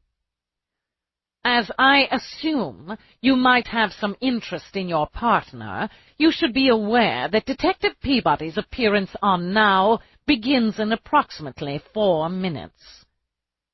Fuck. Eve breathed out the word, scowled at the intercom. I know what time it is. Or she did now. Annoyed, she started up the stairs, and his voice followed her. You'll find cold bags in the top far right drawer of your office kitchen. She hunched her shoulders. Oh, she heard the smug satisfaction, and kept going. In her office, she dumped the file bag on her desk, ordered the proper channel on screen, and because her cheek throbbed like a bitch in heat, retrieved and activated the stupid cold bag. With the blessed chill pressed against her face, she booted up her computer. Might as well deal with the next irritation on her list, she thought, and write up her report on the Times Square bust. She'd barely begun when Now's theme music boomed on. With half an ear, she listened to Nadine's intro, spared a glance at the screen where the reporter's cat's eyes stared soberly back at her. Polished and powerful was the image, Eve supposed, with the streaky blonde hair, subtle jewelry, the good legs highlighted in a sleek copper suit. Of course, most of the viewing audience hadn't seen Nadine dance half-naked at a sex club after a picture of zombies. She introduced Peabody as the dedicated, decorated police officer and cited some of the more media-worthy cases she'd helped close. When the camera panned over to her partner, Eve pursed her lips. Trina hadn't gone freaky on her hair and face, Eve noted. She looked young, but not soft, so that was good. The suit with its military cut probably worked, and if you didn't know her, you wouldn't notice the utter terror in Peabody's eyes. Don't screw up, Eve muttered. Nadine let her in, softballing a few, and Eve could see Peabody begin to relax. Not too relaxed, Eve thought. She's not your friend when you're on air. Nobody's your friend when you're on air. Damn it, now I'm nervous. And because of it, Eve rose and paced in front of the screen as she watched. Handling it, pursuing all leads, blah, blah, blah, unable to comment on specifics, yada, yada. Peabody confirmed there had been no sign of forced entry. That was okay. And better, dropped in there were indications the security system had been compromised. They circled around each other on the sexual nature of the murder. It was Nadine's job to dig for details, and Peabody's duty to avoid giving them. Standing in front of the screen, Eve felt a quick little twist of pride. They both did nice work. Enough got in, just enough to confirm the murder had sexual elements, but the tone, the message, transmitted clearly that Thomas A. Anders was the victim. A life had been taken. Wrapping it up now, Eve realized. Thank Christ. Detective, Nadine began. Thomas Anders was a wealthy man, a strong, visible presence in social and business circles. His prominence must bring a certain pressure onto the investigation. How does that influence your work? I guess I'd say murder equalizes. When a life's taken, when one individual takes the life of another, there's no class system, no prominence. Wealth, social standing, business, those might all go to motive, but they don't change what was done or what we as investigators do about it. We work the case the same way for Thomas Anders as we do for John Doe. Still, some departmental pressure would be expected when the victim has prominence. Actually, it's the media that plays that kind of thing up. I don't get it from my superiors. I wasn't raised to judge a person's worth by what he owns, and I was trained as a cop, as a detective, that our job is to stand for the dead, whoever they were in life. Eve nodded, dipped her hands into her pockets as Nadine cut away to end the segment and preview the next. Okay, Peabody, you can live. Ordering the screen off, Eve sat at her desk and got back to work. There she was. Rourke stood in the office doorway, took a few enjoyable minutes to just watch her. She had such a sense of purpose, such a sense of focus on that purpose. It had appealed to him from the first instant he'd seen her across a sea of people at a memorial for the dead. He found it compelling, the way those whiskey-colored eyes could go flat and cold as they were now. Cop's eyes. His cop's eyes. She'd taken off her jacket, tossed it over a chair, and still wore her weapon harness, which meant she'd come in the door and straight up. Armed and dangerous, he thought. It was a look, a fact of her that continually aroused him. And her tireless and unwavering dedication to the dead, to the truth, to what was right, had and always would amaze him. She'd set up her murder board, he noted, filling it with grisly photos, with reports, notes, names. And somewhere along the line in her day, she'd earned herself a black eye. He'd long since resigned himself to finding the woman he loved bruised and bloody at any given time. Since she didn't look exhausted or ill, a shiner was a relatively minor event. She sensed him. He saw the moment she did, that slight change of body language. And when her eyes shifted from her comp screen to his, the cold focus became an easy, even casual warmth. That, he thought, just that, was worth coming home for. "Lieutenant!" He crossed over, lifted her chin with his hand to study the bruising under her eye. "And so, who'd you piss off today, then?" "More like who pissed me off. He got more than one bruise." "Naturally. Who might that be?" "Some mope named Clipper. I busted a snatch, switch and drop." "Ah." He cocked his head. "Why?" "Good question.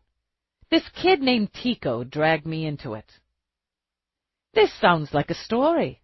Do you want some wine to go with it?" "Maybe." "Before you tell me the story, did you catch Peabody's appearance?" "Yeah, did you?" Across the room he contemplated the wine selection, made his choice for both of them. "I wouldn't have missed it. I thought she did brilliantly." "She didn't screw up." He laughed, opened the bottle. "High praise, Lieutenant. It's you who trained her. The last thing she said. It's you who trained her to stand for the dead, no matter who they were in life." "I trained her to work a case. She was already a cop. As you were when Feeney trained you, so it trickles down." He walked back to hand her a glass of wine.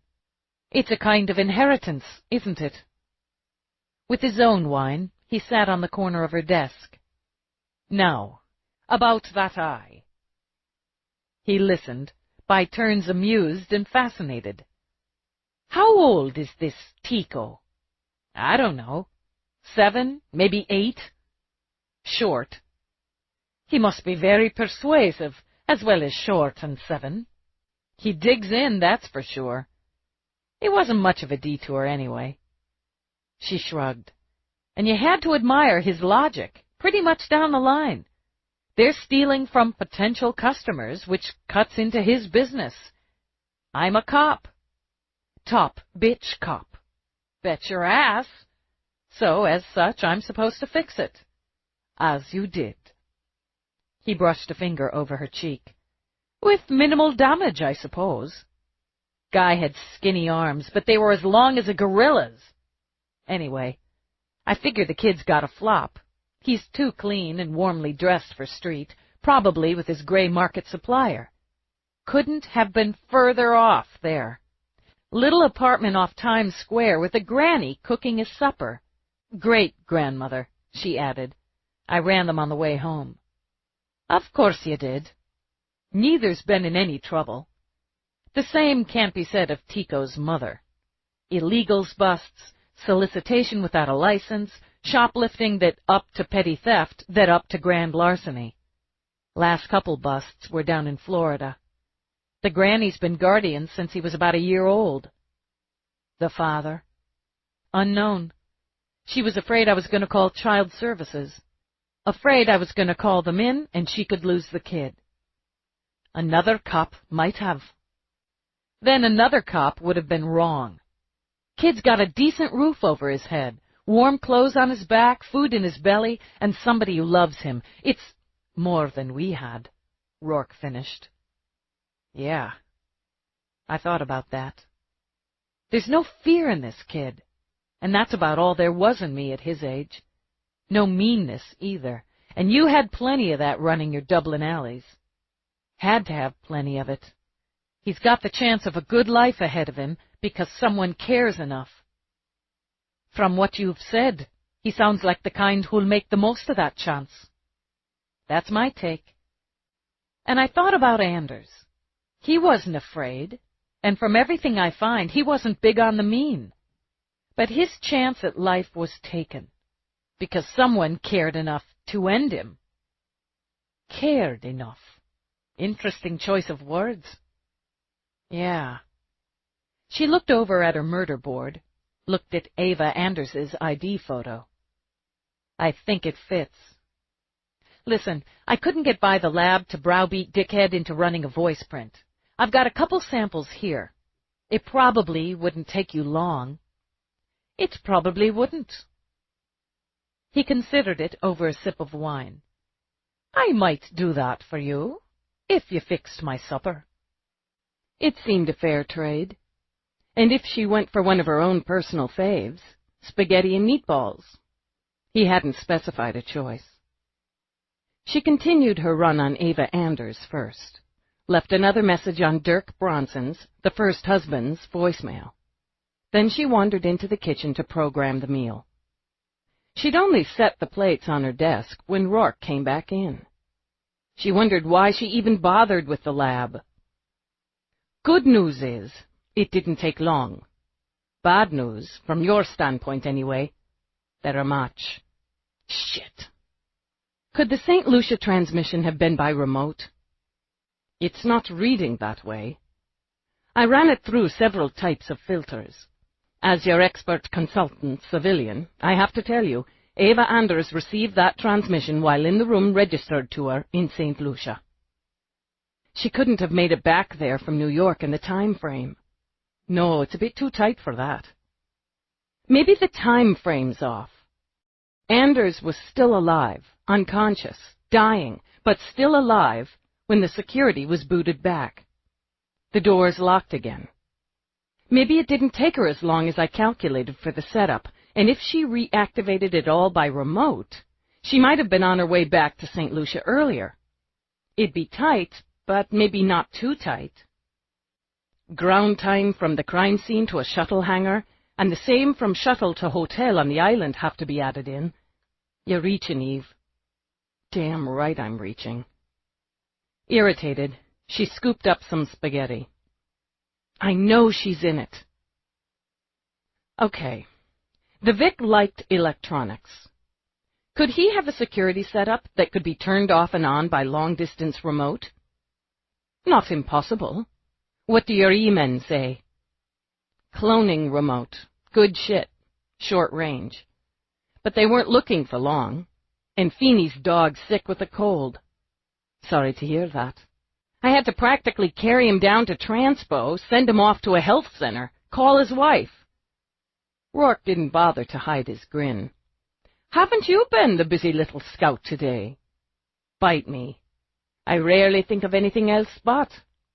I can take a look at the system. As for financials, I haven't found anything off there. No suspicious withdrawals or transfers. No accounts tucked away. Not yet. Clean. Covered, Eve thought. But her gut kept adding calculated to that.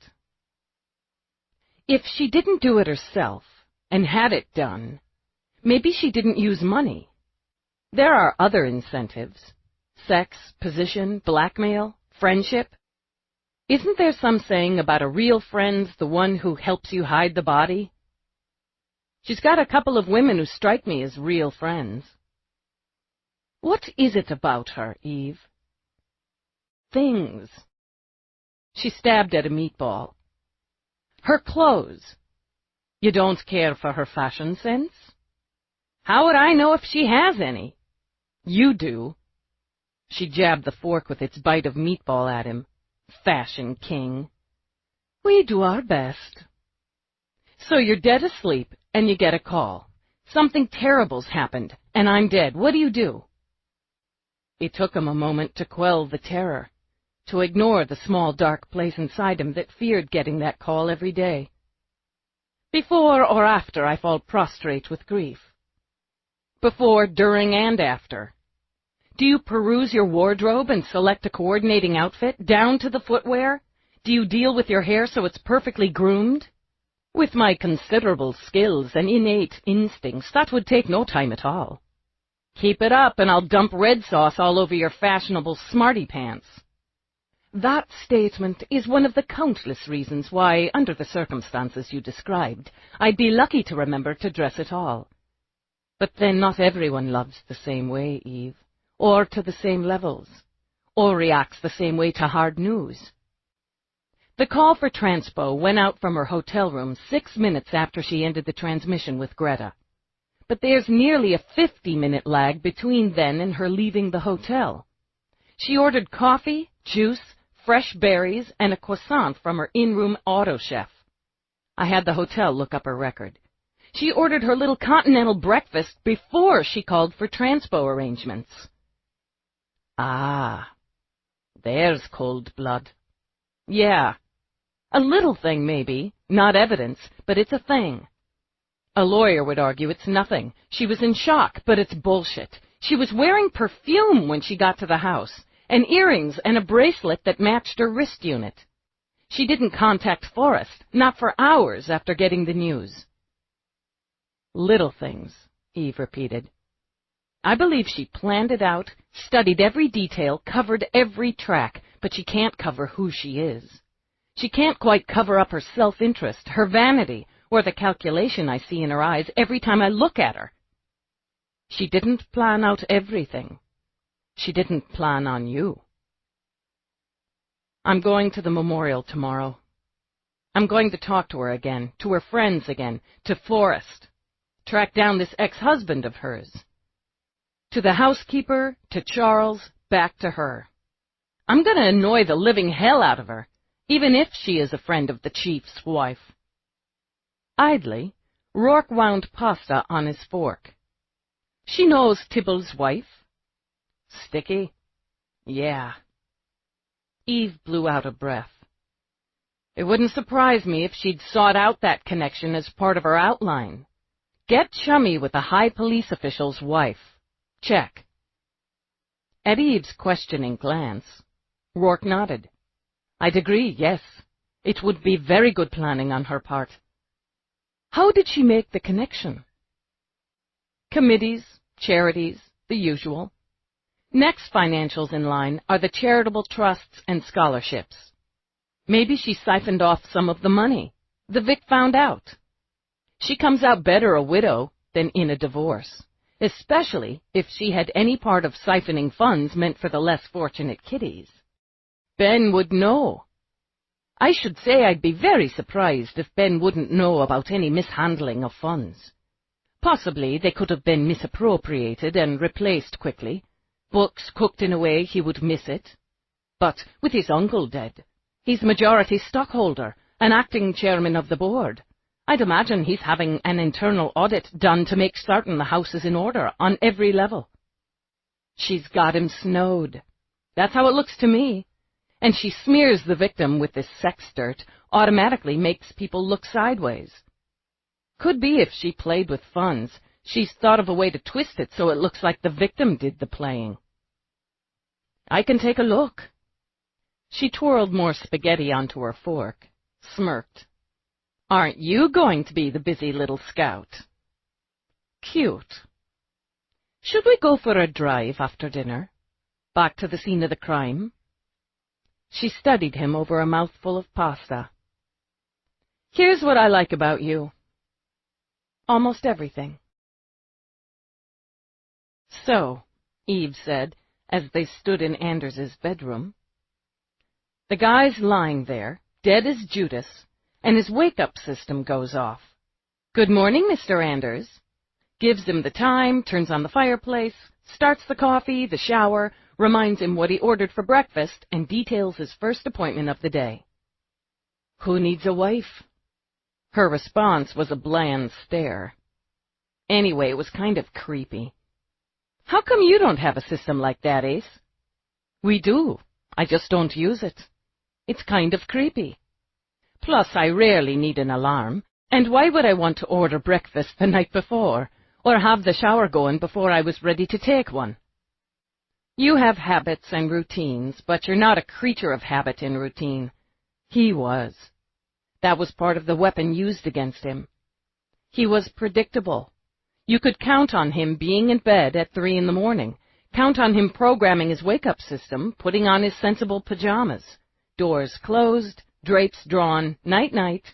He'd have been sleeping facing toward the door. From the angle and position of the pressure syringe mark, he'd have been sleeping on his side facing the door. I bet he always did. She'd have known that. Checklist. Just another checklist. She shook her head. Go ahead and take a look at the system. We're going to have to clear the scene. I can't keep her out of the house much longer. I want another look around while I'm here. She went through the room, this time focusing more narrowly on Ava's things. The clothes, the shoes, the lingerie. Expensive, fashionable, but on the sedate side, Eve supposed, as fit the proper woman of a conservative bent of her social and financial level. Nothing too flashy, everything high-end. Eve circled the bedroom with its surplus of gilt and shine. Maybe not exactly flashy, she mused, but certainly ornate. Ava's palace. Which was the truer reflection of the woman? The dressing area held a salon's worth of cosmetic enhancers. Creams, lotions, rejuvenators, skin boosters lived behind shining silver doors in the bath area. Bath salts and oils filled tall, clear jars arranged like art on various shelves. Liked to pamper herself. Liked to sink into the deep jet tub or stand under the sprays of the silver-walled shower and luxuriate. In an area separate from her husband's. This is yours, this is mine. Yet they shared a bed. Still, with a bed that size, if sex or companionship wasn't on the menu, they might as well have been sleeping in separate counties. Walking back, Eve touched one of the gold rungs on the footboard. This was her room, she said aloud. Hers. He just happened to be in it. She tolerated that. Tolerated his presence, his fussy morning routine because it was hers. She allowed him here as long as he was useful. Stepping out, she sealed the door again, then went down to find Rourke. He'd pulled his hair back with a twist of leather and sat at the controls in the security area. Besides the extensive equipment built in, Rourke had one of his own handheld devices on the counter. It's an excellent system. One of mine, he said with a casual glance over his shoulder, so I know it quite well. It's been extensively customized for this site. Every available option's in here. I won't say it's absolutely impossible to breach or operate by long-distance remote, but I will say if the client had ordered such a thing, he would have been advised it could compromise his system. And if he still wanted that ability, it would have been custom-made. We'd have a paper trail. I'll check on that, but I sincerely doubt he authorized something like that. And the short range? Every security system can be breached, and I've breached most of them myself, in my misspent youth. You were still misspending a couple years ago, pal. Only for entertainment purposes. In any case, this system's alarms and cameras were shut down by short range, but the code was keyed in before the backup went on. That was quick work, either by someone with an excellent clone or in possession of the code. Whoever it was needed only to stand out of camera range, shut them down, along with the alarms, then walk up to the keypad and do the rest. With the right equipment, a child could have done it. But Ava Anders didn't. It seems to be our week for it. They found Sasha Bride West at home.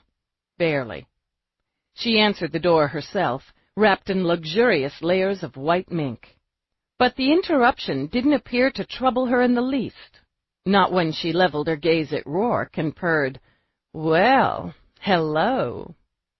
"Sorry to disturb you," Eve said. "Can I have a minute?" "You can have a minute." She aimed a sultry smile at Rourke. "How long do you want?" "He's with me." "Sasha Bride West?" "Rourke." "Yes, I know." She offered her hand. "Back up. as a woman does who hopes it'll be kissed. We met once, briefly. I'm devastated you don't remember. I'll remember now. She laughed, stepped back. Come in.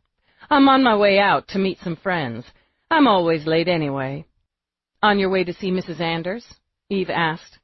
Dressed like this? Sasha tossed the white coat aside.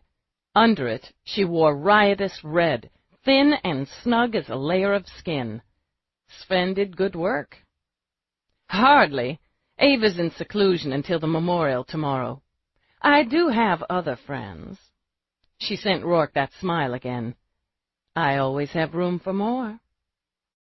For the moment, maybe we can stick to Ava. All right. She gestured, glided on silvery heels into a living area as bold and brash as she was. She slid into a chair. Eve wasn't sure how she managed to sit in a dress that tight and cross her legs. What about Ava? I'm just confirming some timelines for the report, routine stuff. Do you always drop by unannounced at night, and with such a gorgeous companion, for routine stuff? We were out. Rourke took a seat beside Sasha, kept his tone casual. My wife rarely leaves the cop behind. Poor you. On the morning of Mr. Anders's murder, Eve continued, what time did Mrs. Anders wake you to tell you what had happened? She didn't. She didn't wake you when she learned her husband was dead? I don't know if she believed he was, honestly. She left a message cube. It was Bridge who woke me, about 8:30, a bit before 9 in any case. In a state. I remember being annoyed at first as I didn't have my facial scheduled until 11. She said Ava was gone. Something had happened to Tommy. She let out a breath, and the brashness ebbed away. I made some careless, callous remark, which I very much regret. Something like, for Christ's sake, unless he's dropped dead on the 6th green, let me sleep. Then Bridge played the message, and it was awful. You could hear the panic and tears in Ava's voice. What did she say in the message? I remember exactly. Greta called. Something's happened to Tommy. Something terrible's happened. I have to go home. She left the message on the table in the parlor. We shared a 3-bedroom suite, so she left it on the table. What did you do? Well, we called her right away, called her Link. She was very shaken, as you can imagine. She told us Greta had said Tommy was dead, that he was dead in his bed. But she was sure that was a mistake, that he must be ill, so she needed to get right home. She'd call us as soon as she got there and took care of things. Thank you. That's very helpful. Eve waited until Sasha rose to lead them back to the door. It's a shame she didn't wake you and Mrs. Plowder. She wouldn't have had to make that difficult trip alone. Bridget was furious about that, the kind of mad you get when you're incredibly worried. I don't know how many times that morning I said to her not to worry about that, how Ava must have been panicked, how she must not have been able to think of anything but getting home.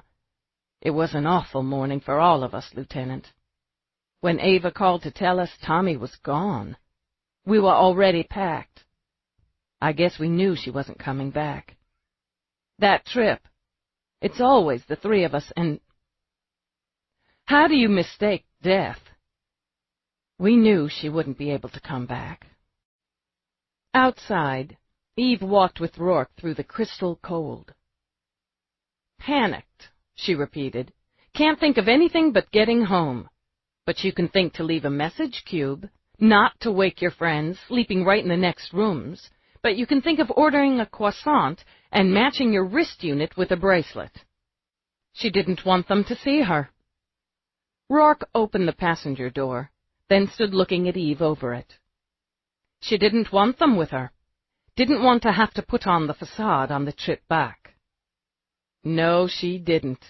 She wanted a little alone time, so she could sit and wallow in how fucking clever she'd been. Her eyes were flat again, cold again. I'm gonna nail her ass, Rourke. Then we'll see how clever she is. Chapter 10.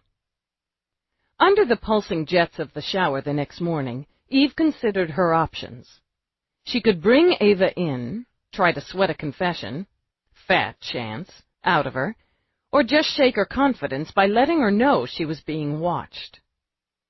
And she'd lawyer up in a quick, fast minute, sob to the media and possibly Tibble's wife, which would, most likely, alienate possible sources of information, such as Forrest, Plowder, and Bride West.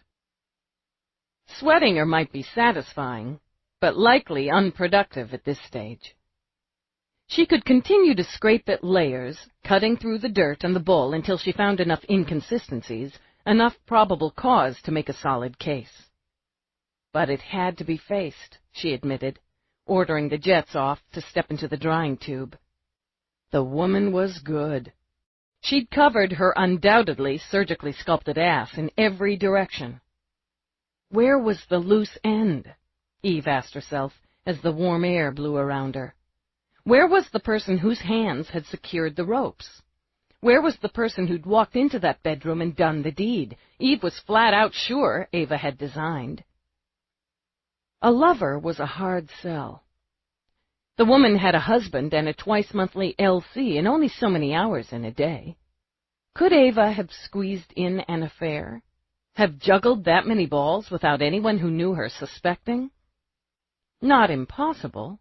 Not for someone that organized and calculating, but a hard sell. A friend? Could Plowder or Bride West or both have conspired to kill Thomas Anders? What incentive could Ava have offered them to commit murder? She rolled that around while she pulled on a robe and walked into the bedroom to hunt up clothes. Rourke sat drinking coffee and scratching Galahad between the ears. Sometime during her shower, she noted, he'd switched from stock reports to the morning news. They've just run a brief interview with Ben on today's memorial.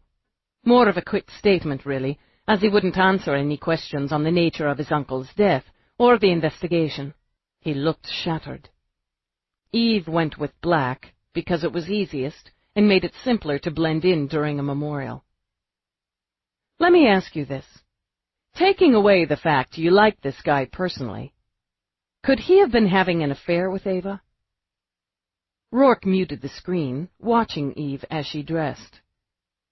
I can't imagine him betraying his uncle in that way, in any way, really, but particularly in that way. Even if his love for Anders was a sham, Ava isn't his type. Why not? He tends toward younger, career-oriented, athletic types who'd be happy kicking back with a beer. He paused as she strapped on her weapon. Good thing I snatched you up before he saw you. Well, now I know where to go when I'm done with you. Try this one on. The three women go off to St. Lucia. They go off somewhere together every year, so nobody thinks anything of it. But this year, they have more to do than get wrapped in papaya leaves and suck down mimosas. She shrugged into her jacket, and as Rourke observed, didn't so much as glance in the mirror as she crossed over to get coffee. One of them comes back to New York clandestinely, kills Tommy as per Ava's plan, while Ava's ass is covered on St. Lucia. Ava's there when Greta calls, and she takes her time leaving, giving her partner time to get back. Then she takes the shuttle home, while the other two wait a reasonable amount of time, then call her to cement the story. Involving all three of them? Risky. Maybe Bride West was still asleep, just as she said in her statement. They slipped something in her martini, whatever, and I'm not buying this myself, so why am I trying to sell it to you? He rose, placed his hands on her shoulders, kissed her brow. Then, knowing she'd never think to do it herself, walked over to program some breakfast. It had to be someone she could trust, absolutely, without question. Someone who would kill for her. Her parents are divorced. One lives in Portland, one lives in Chicago. Both remarried. Nothing jumped up and bit me on the runs I did on them, and I can't find any record of either of them traveling anywhere, much less New York, on the night in question. She has no siblings. As far as I can determine, she hasn't seen her ex-husband in about 2 decades. Who does she know? Who does she trust to kill for her, and to kill in a very specific way? Rourke carried back plates of bacon and eggs. Galahad feigned disinterest. "You'll have to get the coffee if you're after more. If I take my eyes off these plates for 2 seconds, this food will be in the cat's belly." Eve frowned at the plates. "I was gonna grab—" "Now you're not.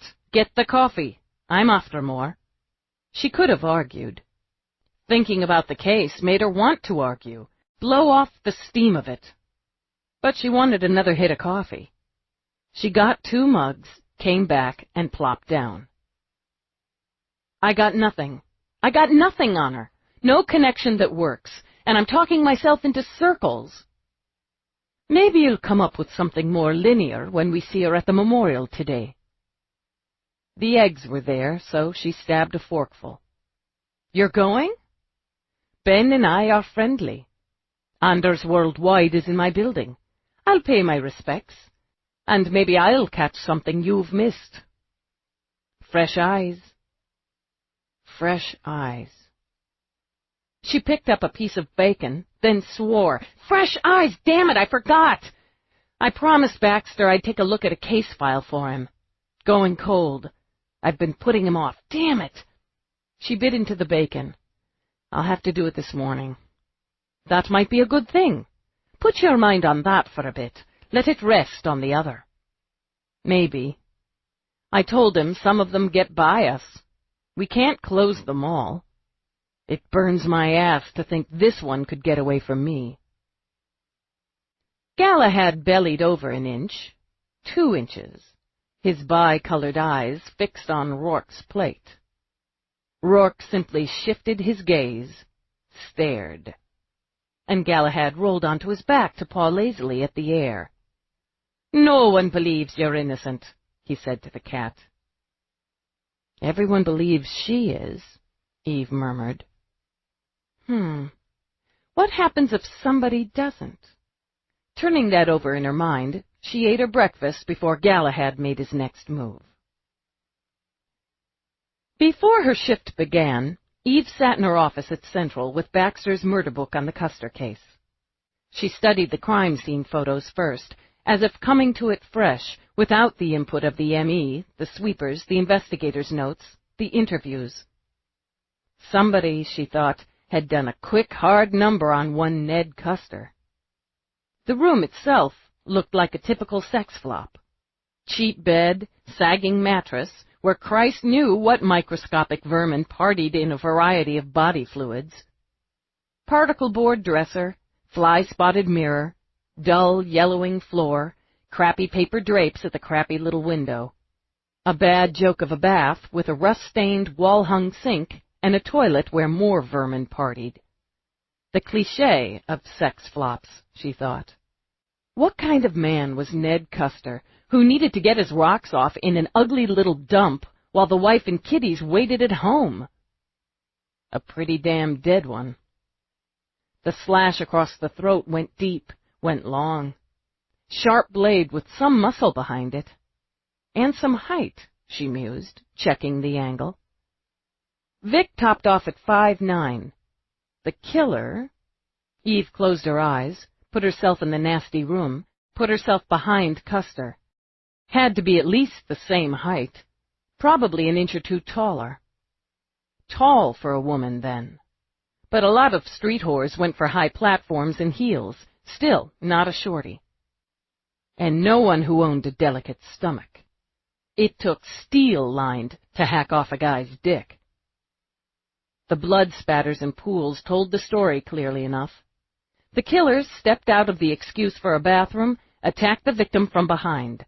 One fast slash. No hesitation. Had to get some backsplash from that kind of blood jet. More blood from the homemade castration. With no blood in the drains, the killer either exited carting the blood, no trail, so unlikely, or came out of the bathroom sealed and protected. Not a street whore. Not even one pumped up on illegals. Too prepared. too vicious. A whore wants to roll a mark, maybe she sticks him, but more likely she gets herself a zapper off the black market, immobilizes and cops his money and jewelry, walks away. Custer was dead before he walked in that room. He just didn't know it. Would anyone have done, she wondered? Or was it target-specific? She dug deeper, shooting out a message for Baxter and Trueheart to report to her when they came on shift, and she made her own notes.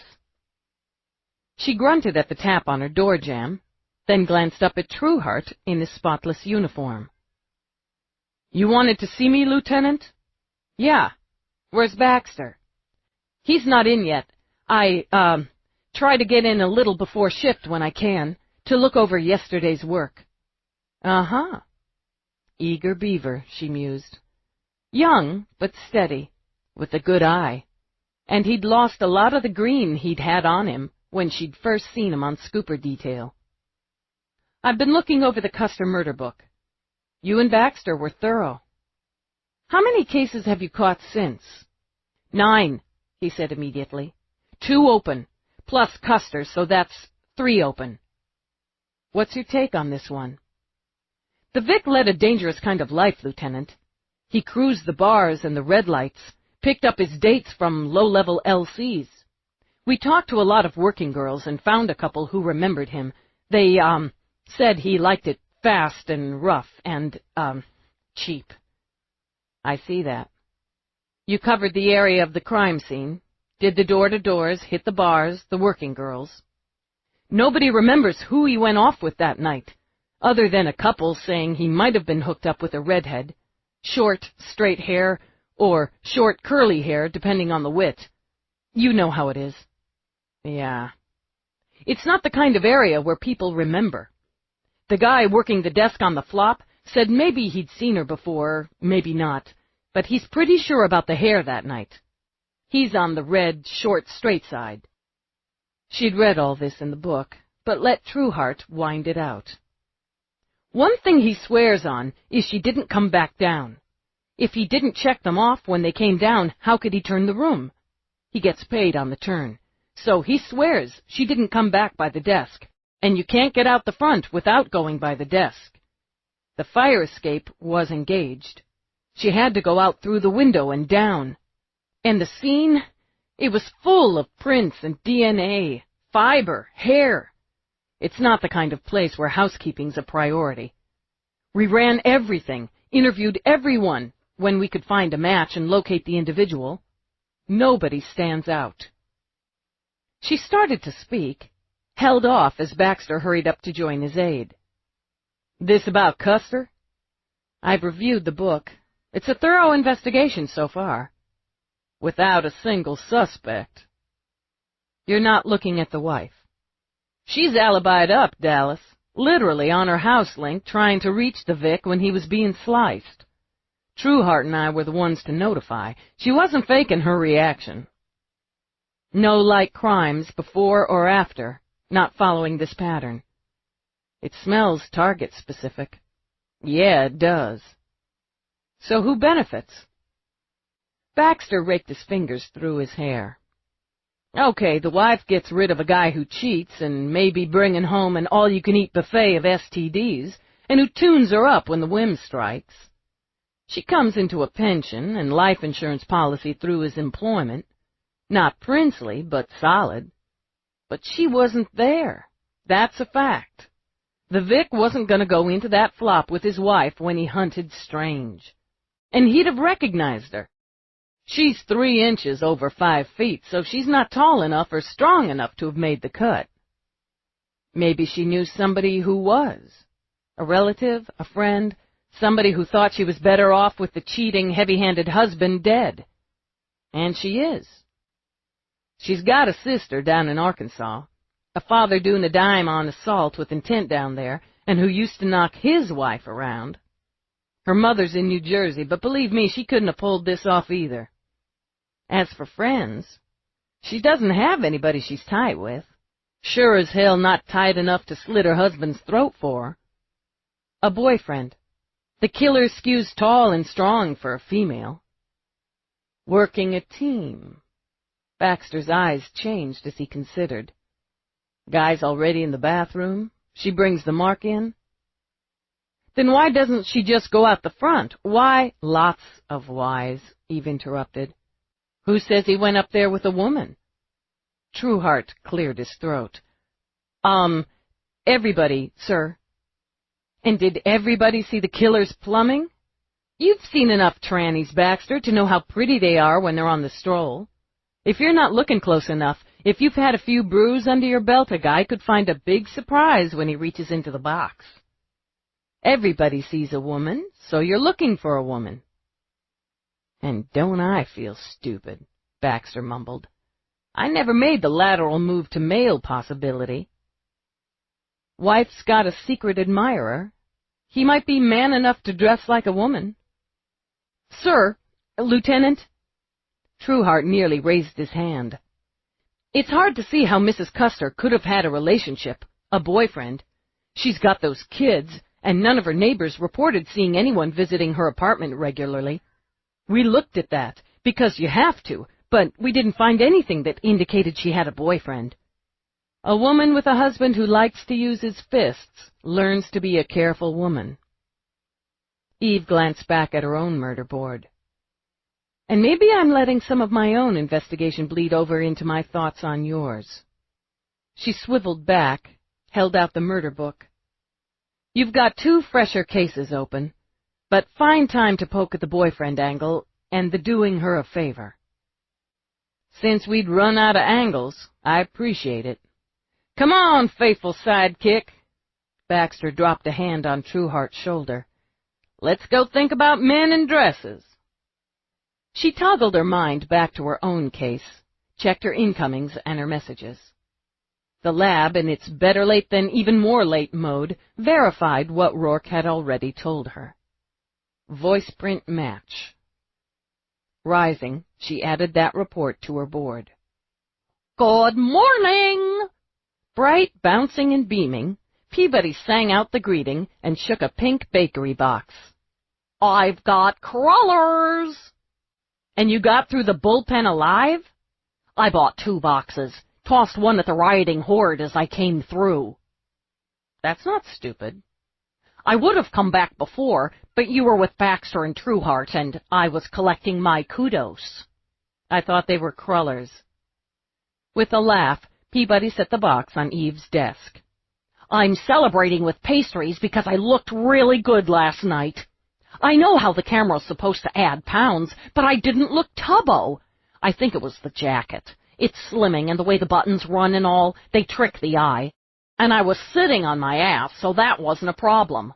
Jesus, I was so nervous, completely freaked. She dug in the box, pulled out a cruller, and bit in. Trina was great, sort of talking me down. She says you're due for a treatment, by the way. She's due for an ass-kicking. And McNabb was mag, seriously mag. Peabody licked sugar off her thumb. But you have all those people and the cameras, and if you think about how many other people are sitting home watching, you'll throw up. Nadine was the alt. She really eased me in. But she didn't baby me, so I didn't come off like a moron. When we got home, McNabb and I watched the segment like 12 times and had lots and lots of celebration sex. Boy, I feel great! So what did you think when you watched it? I was busy. The bright, beaming bounce dropped hard through the trapdoor of shock. You didn't... But I thought you'd... Oh. Eve let it sit for another 5 seconds, but even she couldn't be that mean. And there were crullers. Jesus, Peabody, you're easy. Of course I watched. I had to know if you screwed up, and I needed to kick your ass, didn't I? You didn't screw up. The beam bounced back. I really didn't. McNabb said I sounded smart and completely on top, and I looked sexy. Did you think so? I dreamed of you all night. Can we move on now? One more thing. Thanks for pushing me into this. I won't be so freaky about it next time. Oh, and just another thing. Mavis and Leonardo tagged us when we were on our way home from the studio, and Mavis said Belle smiled and cooed when she saw me on screen. Okay, done. She took another bite of her cruller. If you're ready to set your kudos aside, we're in the field. Anders Worldwide. The memorial's this afternoon, Peabody reminded her. I don't think Forrest will be in. Do you want me to check? No. He may not be in, but I bet his admin is. And I like the drop-in. Let's move. Eve grabbed her coat, considered the crullers. If she left them there, out in the open, even the box would be devoured when she got back. She could hide it, but the vultures would sniff it out, which could lead them to the candy she'd stashed where, so far, the candy thief hadn't discovered it. She snatched up the box on the way out. Better safe than crullerless. Leopold Walsh had struck Eve as a man who manned his station and guarded his prince whatever the crisis. She was right. He met them in his office, sober eyes, dark suit, and a black armband. I don't expect Mr. Forrest today, Leopold began. Mr. Anders's memorial is scheduled for 2 this afternoon. We're aware of that. No offer of coffee, Eve noted. No invitation to sit. Don't like us much, do you, Leo? Mr. Forrest and his uncle were very close, personally and professionally. Would you agree with that assessment? I would. As you work closely with Mr. Forrest, you'd be privy to their dealings together. Of course. Eve smiled. She had to admire a man who knew how to answer without saying anything. I imagine you formed opinions regarding Thomas Anders, professionally and personally. I hardly see how my opinion is relevant. Humor me. In my opinion, Mr. Thomas Anders was a fair and honest man who brought that fairness and honesty into business. He trusted, correctly, that his nephew would do the same. The manner of Mr. Anders's death must have caused some speculation and gossip within the organization and its accounts. Leopold's jaw tightened. People will talk, Lieutenant. It's human nature. But you don't, she thought. No juicy office gossip for you. But you hear it, file it. What's the buzz about Mrs. Anders?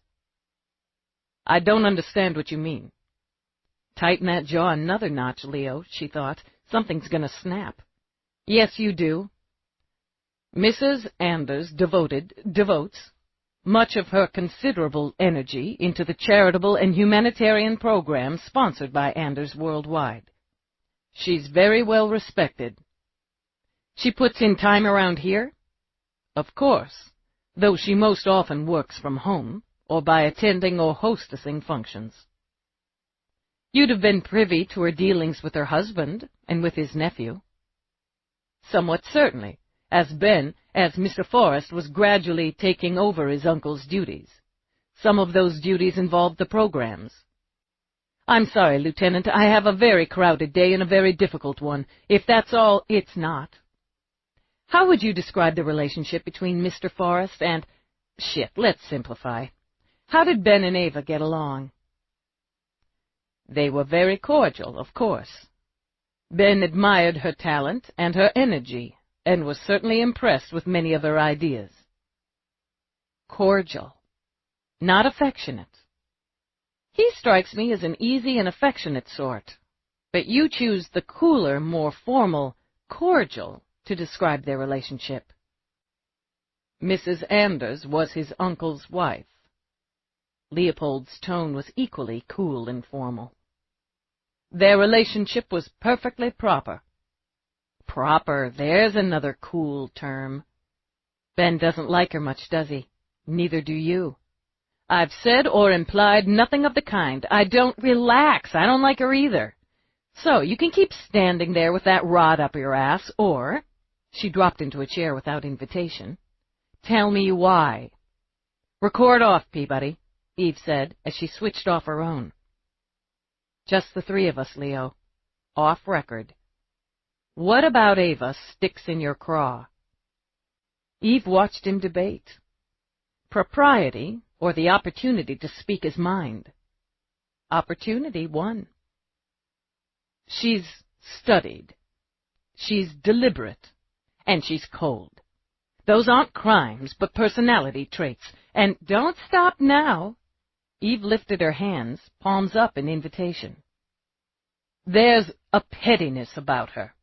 She would often circumvent Ben by making plans or decisions without consulting him or seeking his input.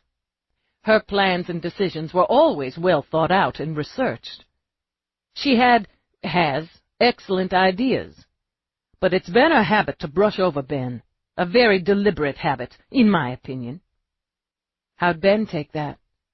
It frustrated him from time to time, though I admit it frustrated me more. Did he ever complain to his uncle? Not to my knowledge, and I believe I would know. He might complain to me, or use me as a sounding board. Invariably, after he'd say the same thing. Well, it's the end result that matters. Mrs. Anders gets excellent results. I believe that. I think... We're off record, Leo. What do you think? I think she often did the same regarding Mr. Anders. That is, failed to keep him in the loop until whatever she planned was essentially a fait accompli. There was some office gossip, but I don't like office gossip. Me? I love it. What about you, Peabody? Revs up the day. What kind of gossip? Peabody asked Leo. There was talk that she charged certain personal expenses to program budget. Household purchases, wardrobe, salons, that sort of thing. Nothing major, you understand. That pettiness again, from my point of view. I heard Mr. Reginald Anders called her on it. Her father-in-law? When would this be? I couldn't say exactly. He's been gone nearly 2 years now. I only remember the talk because they got along very well, so the reprimand, if there was one, wouldn't be expected. Leopold shifted his stance. I don't understand why this matters to you. Oh, every little thing matters to me.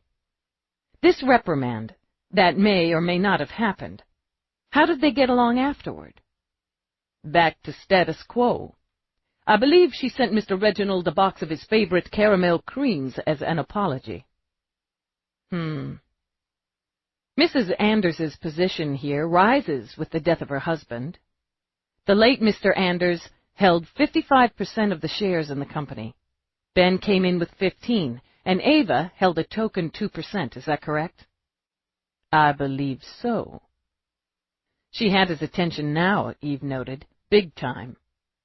At his death, those 55 shares are divided between Ben and Ava. 40 to Ben, giving him controlling interest, but 15 added to Ava's original 2 brings her well up in the world. And there are 28 more shares out there.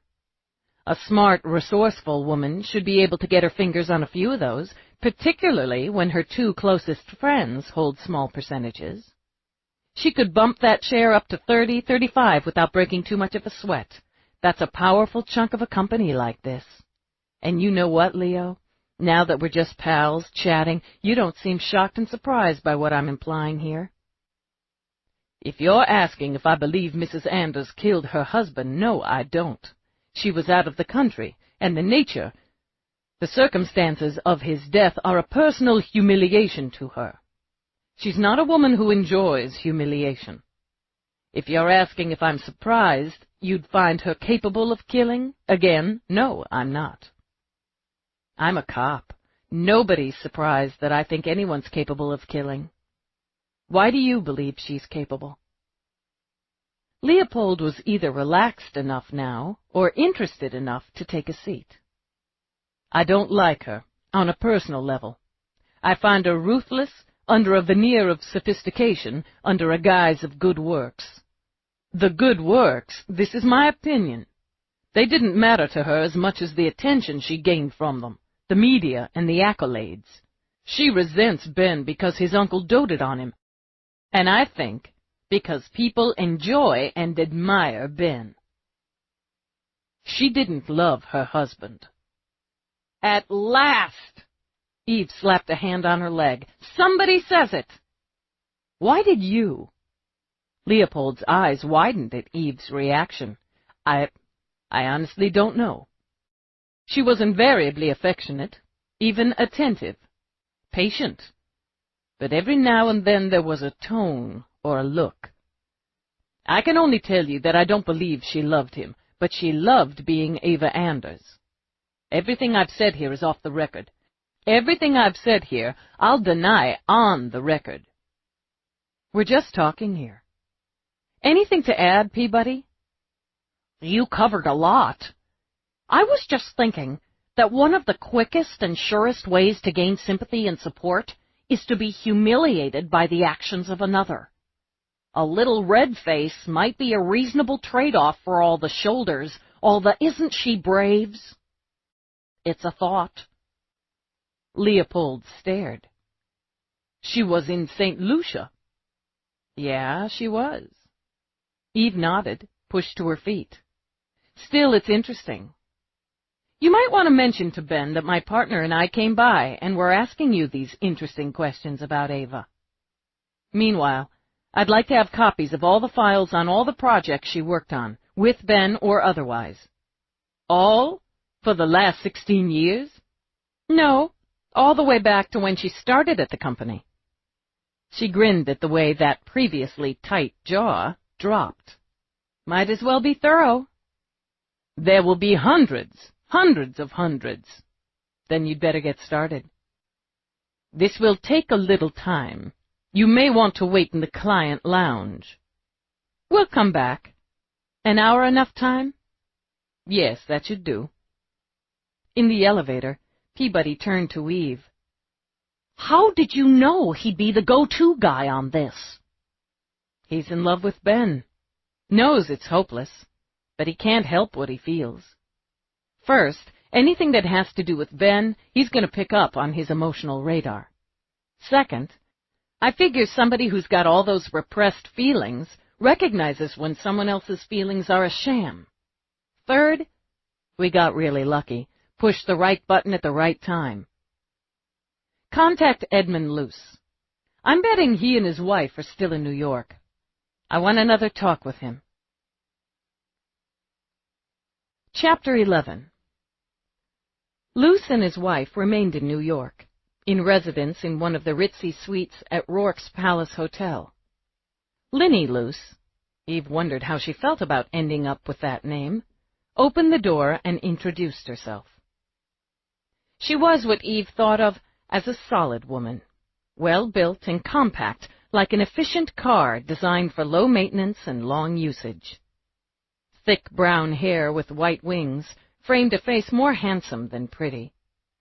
She wore a long-skirted black suit with sensible low-heeled boots and exquisite pearls. Her handshake was firm and businesslike. Edmund is on the link with London. He shouldn't be long. Please sit. I ordered up tea. It's quite good here, but I expect you know that, it being your husband's establishment. She sat on the fat cream and white cushions of the sofa, poured out. Milk or lemon? Neither was going to make Eve like tea any more than she did. Just black, thanks. Detective? Milk, 1 sugar, thanks. This is a difficult day for us. We hope you'll understand how I mean it when I say your call was a welcome distraction. Edmund and we can't quite fathom what to do with ourselves.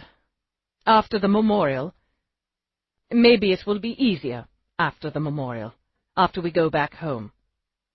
She sighed, looking toward the wide windows that opened to the towers of New York.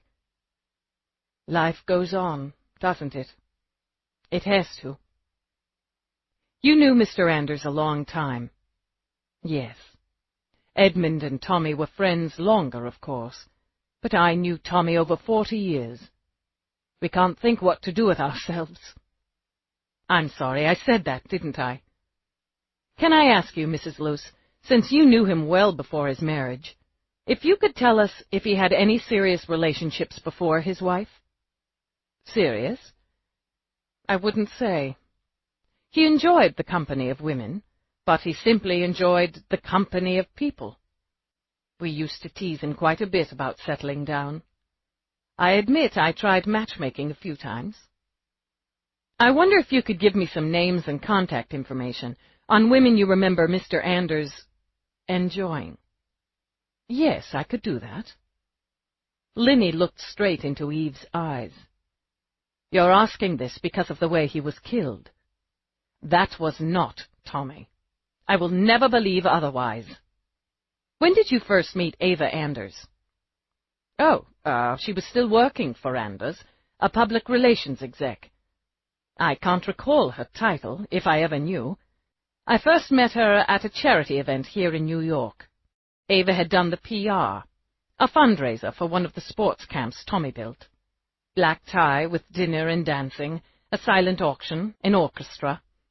Very elaborate, as I recall. She was very bright and clever. I remember watching them dancing at some point during the evening and telling Edmund, Tommy better watch out with that one. Watch out? I suppose what I meant was, she very much had her eye on him, and seemed a woman who knew how to get what she wanted. Which proved to be true.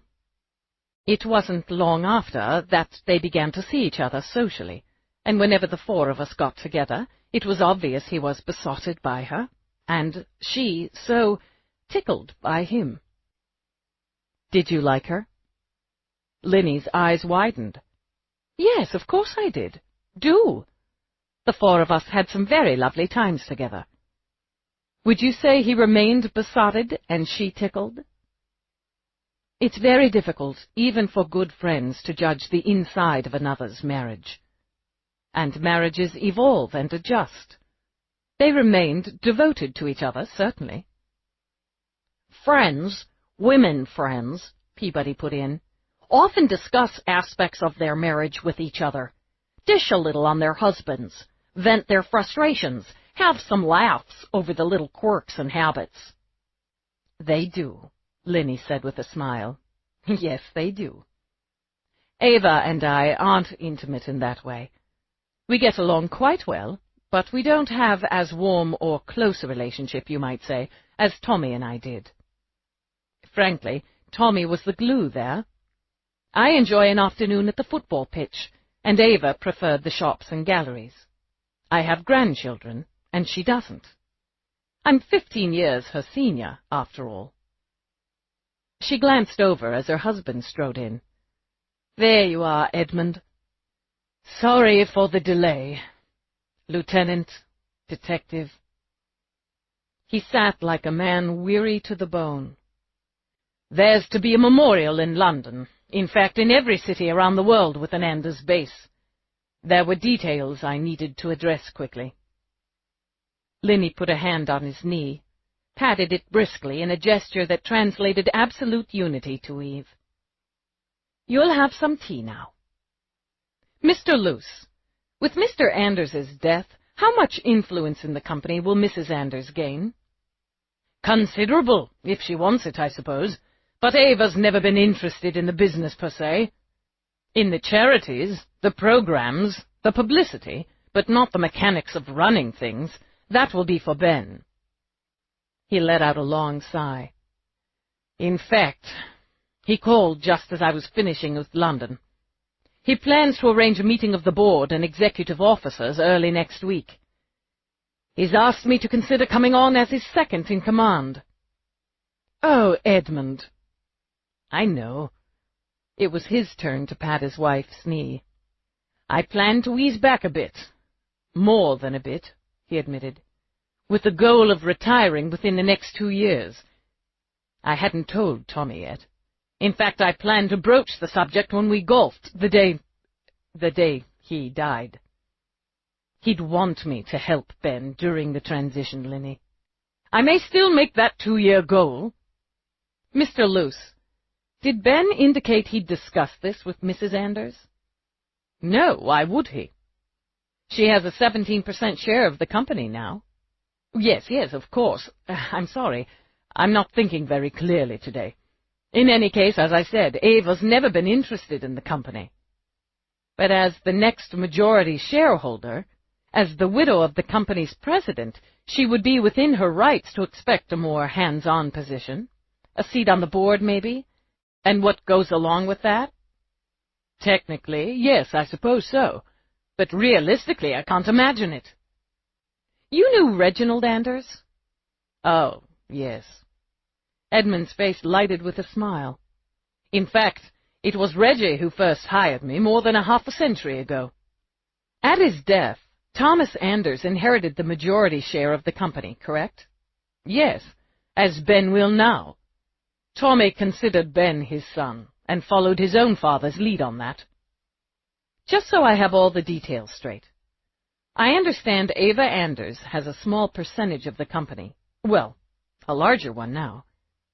But the initial share, did she come into that at her father-in-law's death? I believe that's correct. Reggie was very fond of Ava. All right, we appreciate you seeing us at a difficult time. Her link signaled, and checking the display, she ordered it to answer, identify, and hold. I need to take this. Is it possible I could use another room? Of course. Linny got quickly to her feet. Let me show you to the office. Would you like to take your tea? No, that's fine. She followed her hostess into a top-flight office done with plush leather and glossy wood. I'll write down those names you asked for while you're taking your call. Be comfortable, Linny told her, and backing out, closed the double doors behind her. Eve engaged her link. This is Lieutenant Dallas, Mr. Bronson. Thank you for holding. Well, well, if I'd known you were this attractive, I'd have gotten back to you sooner. What can I do for you, Lieutenant Brown Eyes? First, you can cut the crap. I love 'em sassy. He grinned at her, the same shit-eating grin from his official ID photo. Eve figured he'd practiced and perfected that one in the mirror. So, tell me what a sassy, brown-eyed police lieutenant from New York wants with Dirk. Dirk, she thought, was a complete asshole who had smooth, tan cheeks that told her he'd had considerable and skilled work. Golden brows arched over eyes of Mediterranean blue like the sea she caught glimpses of behind him. His golden hair waved in the undoubtedly balmy breeze. You were married to an Ava Montgomery. Wasn't I just? A brief yet memorable episode in my past. Don't tell me Ava's in trouble. He laughed as though little could amuse him more. What did she do?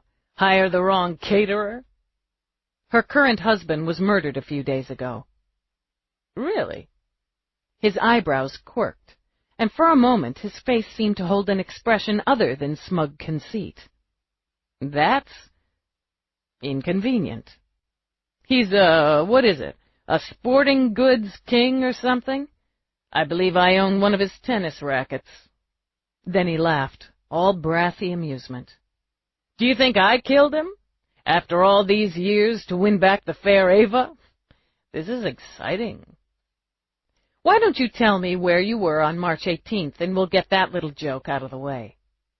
Cruising the Aegean, as I am now, with a bevy of beauties, a number of friends, and a full crew. Would you like to come interrogate me? I'll keep that in reserve. When's the last time you saw your ex-wife? Which ex-wife? Don't waste my time, Dirk. So serious. Let's see, when did Dirk last lay eyes on the lovely Ava?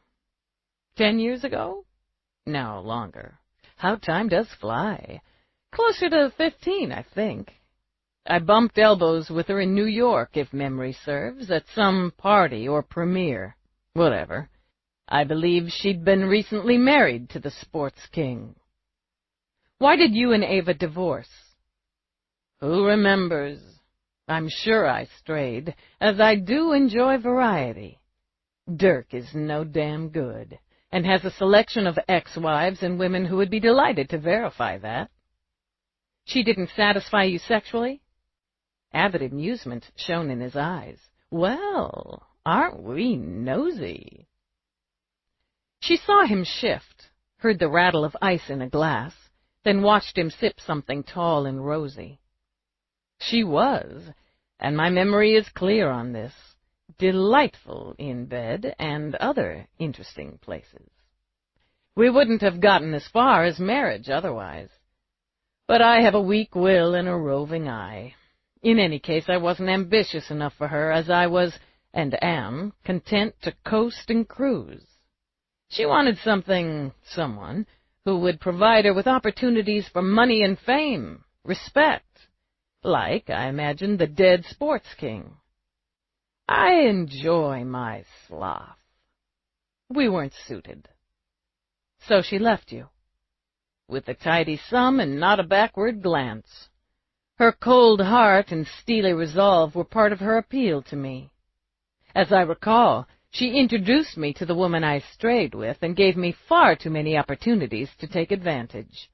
But somehow she didn't see it as her fault when advantage I took. Imagine that. Imagine that. Thanks for your time. It's been entertaining. If you ever want to coast or cruise, be sure to look me up. Yeah, I'll jump right on that. She clicked off, stood for a moment absorbing. Then she went out to take leave of the Luces. Sounds like a big oily ball of smile, Peabody commented after Eve filled her in. Yeah, he does. Polar opposite of Anders. Devil's advocate. A woman gets burned like that. It's reasonable she'd look for a completely different type. Yeah, absolutely logical, absolutely reasonable. Good plan. You really think plan? Like, okay, sleazy ex-husband dispatched? Check. Now, hook nice guy with deep pockets? She introduced the ex to the woman he cheated with. Read between the lines, Peabody. If you know a kid's addicted to ice cream, do you put a big chocolate sundae in front of him and walk away? If you want out of a marriage with a tidy sum, sympathy, and no fault on you, what better way than to set up your weak-willed, roving-eyed husband? It's something she'd do. It's exactly something she'd do. I want to talk to Greta again. You go back, pick up the files. If you need help transporting, order it up. When you get back to Central, do a search for repeating names, any that show multiple times in any program. Run those first. She pulled over, spoke over the ensuing storm of horns. Take the wheel. I'll catch a cab, then tap Rourke for a ride to the memorial. She checked the address in her book, then decided to walk a few blocks to clear her head before engaging in the war for a cab. Since she was on foot, she pulled out her link to check on Feeney. He answered, honking like a dying goose. Man, you sound sick. I am sick, God damn it. You think I'm lying here in bed drinking this disgusting boiled tree bark they gave me for my health? She waited a beat. Well, yeah. I'm burdened up. I've got hot shards of glass in my throat and 10 pounds of snot in my head. And what do they do? What do they do?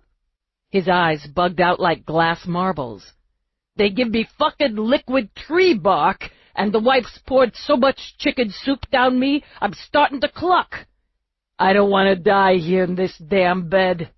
If this is the end, I want to buy it at my desk like a man. You gotta get me out of here, Dallas. You gotta bust me out. You can take Sheila.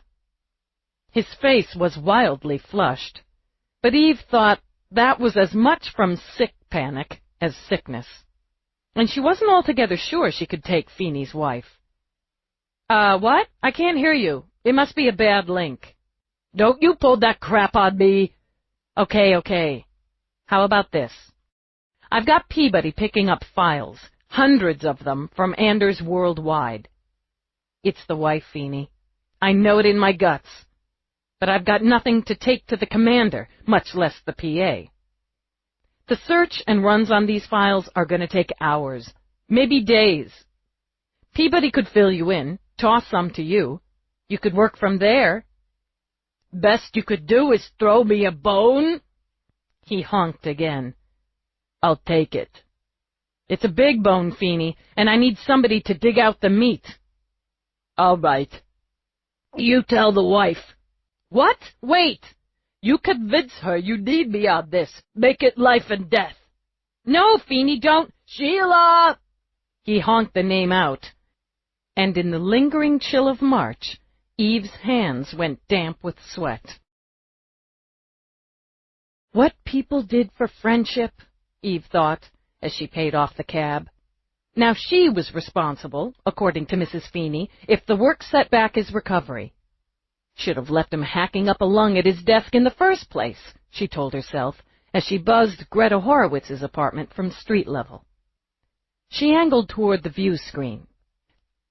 Lieutenant Dallas? Yes, can I come up? I'll open the locks. The doors beeped clear, opened smoothly. Inside, the entryway was small and absolutely pristine. Eve imagined Greta would tolerate no less. The elevator hummed cooperatively to the 4th floor, where Greta stood in the doorway of her unit. Has something happened? Just some follow-up questions.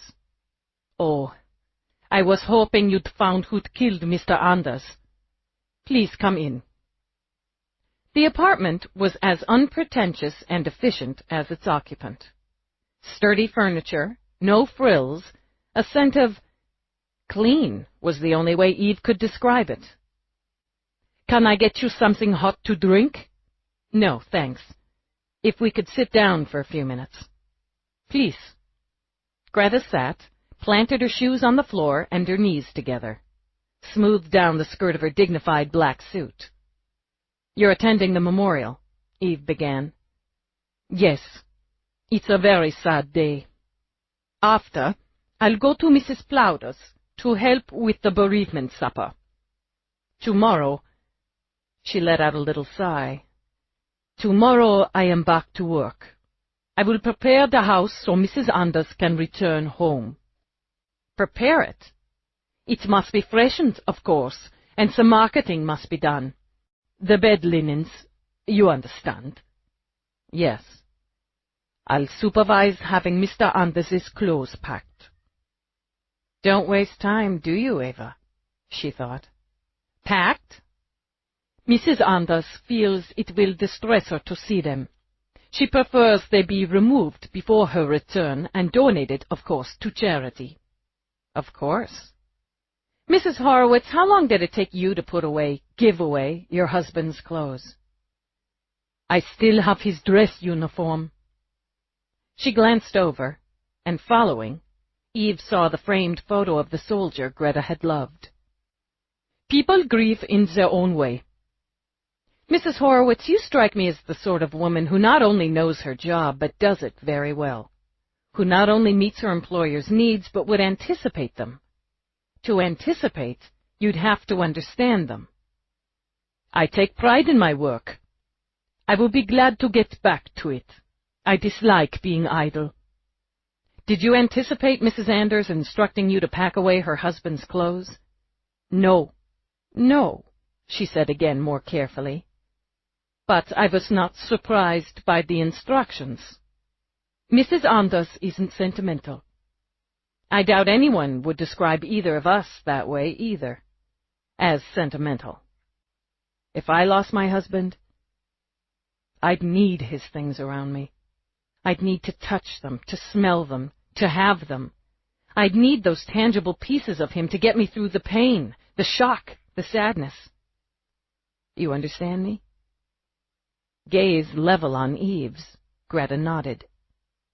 Yes, I do. Would you have been surprised if the situation were reversed and Mr. Anders instructed you to pack up his wife's clothing? Very. I would have been very surprised. Mrs. Horowitz, I haven't turned on my recorder. I'm just asking you for your opinions. Your opinions are very helpful to me. Did she love him?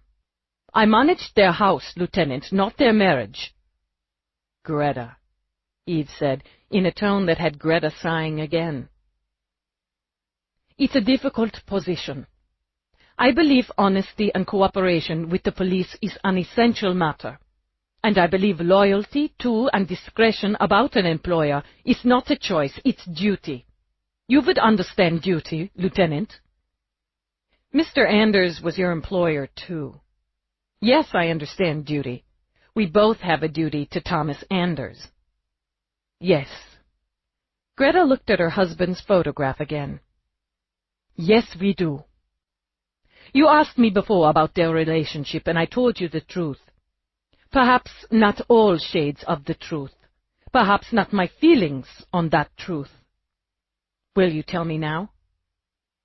Will you tell me first if you believe Mrs. Anders had anything to do with her husband's murder? I do believe it. Greta closed her eyes. I had that terrible thought. Not when I found him that morning, you understand. Not then. Not even that night or the next morning, but with so much time on my hands, so much time to think instead of work, I began to have those thoughts, those terrible thoughts, to wonder. Why? There was affection, gestures on both sides, an indulgence on both sides. You would see this and think they are nicely married, comfortably married, you understand? Yes, I do. If she encouraged him to go out, play his golf, or attend his games, how could you fault her? If she encouraged him to take his trips, even to extend them, it would be natural enough. Women come to prize their solitude, especially when they are long married. A little time without a man underfoot. The reasonable, loving, indulgent wife. Yes, exactly what it would seem, but in fact she was happier when he was gone than she was when he was home, and the longer he was gone, the happier she would be. This is my opinion, Greta hastened to add, my sense only.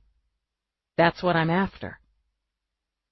I would sense an annoyance in her on the day he was scheduled to return. I could sense it even as she fussed about what meal to serve him to welcome him home. When he was gone, she would have dinner parties or cocktails with her friends. Friends of hers, you understand, that were not so much friends of his, and never with Mr. Benedict.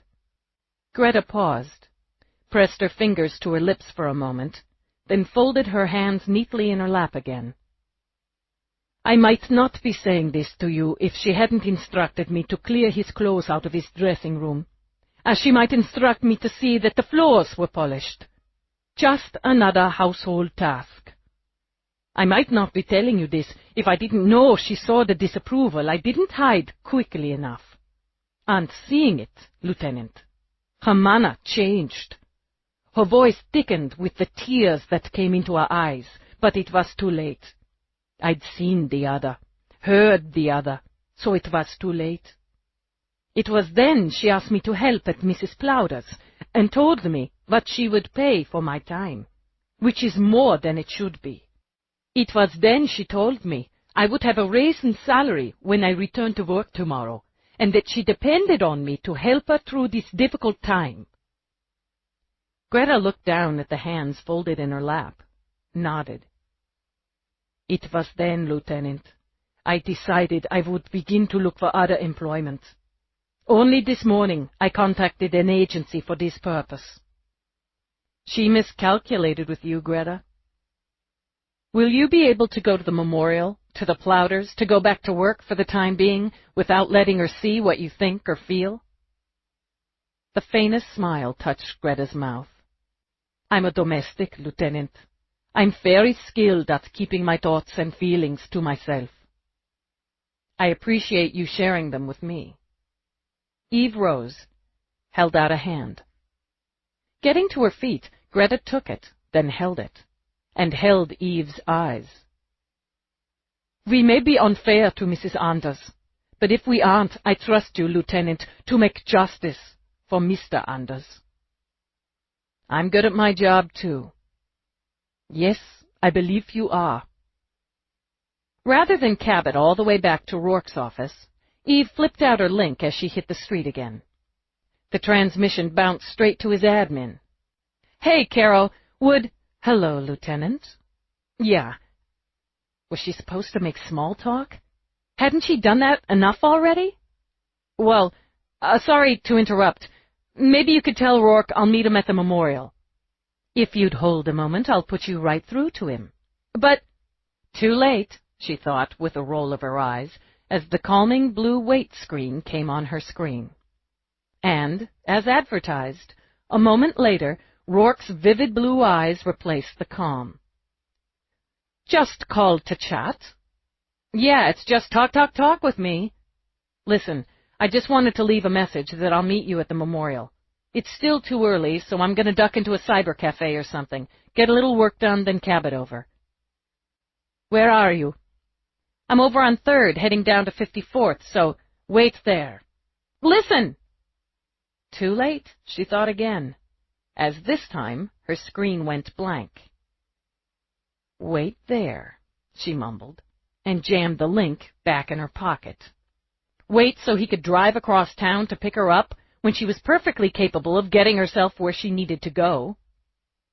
She could hardly call any of the women on the list Linny Luce had given her while she stood on the damn street. Those conversations would involve considerable delicacy, she imagined, and privacy. At loose ends, she strode to the corner, swung wide of the throng, waiting for the light, and studied them for a while. Briefcases, shopping bags, baby carts, strollers, she corrected. 3 people at the curb tried to out-jockey each other for position, while they held up their arms to signal a cab. And the fleet of yellows streamed by, already hauling fares. Up the block, a maxi-bus farted as it lumbered to a stop to disgorge passengers, take on more. Some guy bopped by eating a slice, and as the scent reached out and beckoned like a lover, Eve remembered she'd not only given her ride to Peabody, but left the crullers in it. Damn it. She leaned back against the corner of the building while sky trams cruised overhead. Traffic clogged the street, and the subway rumbled under it.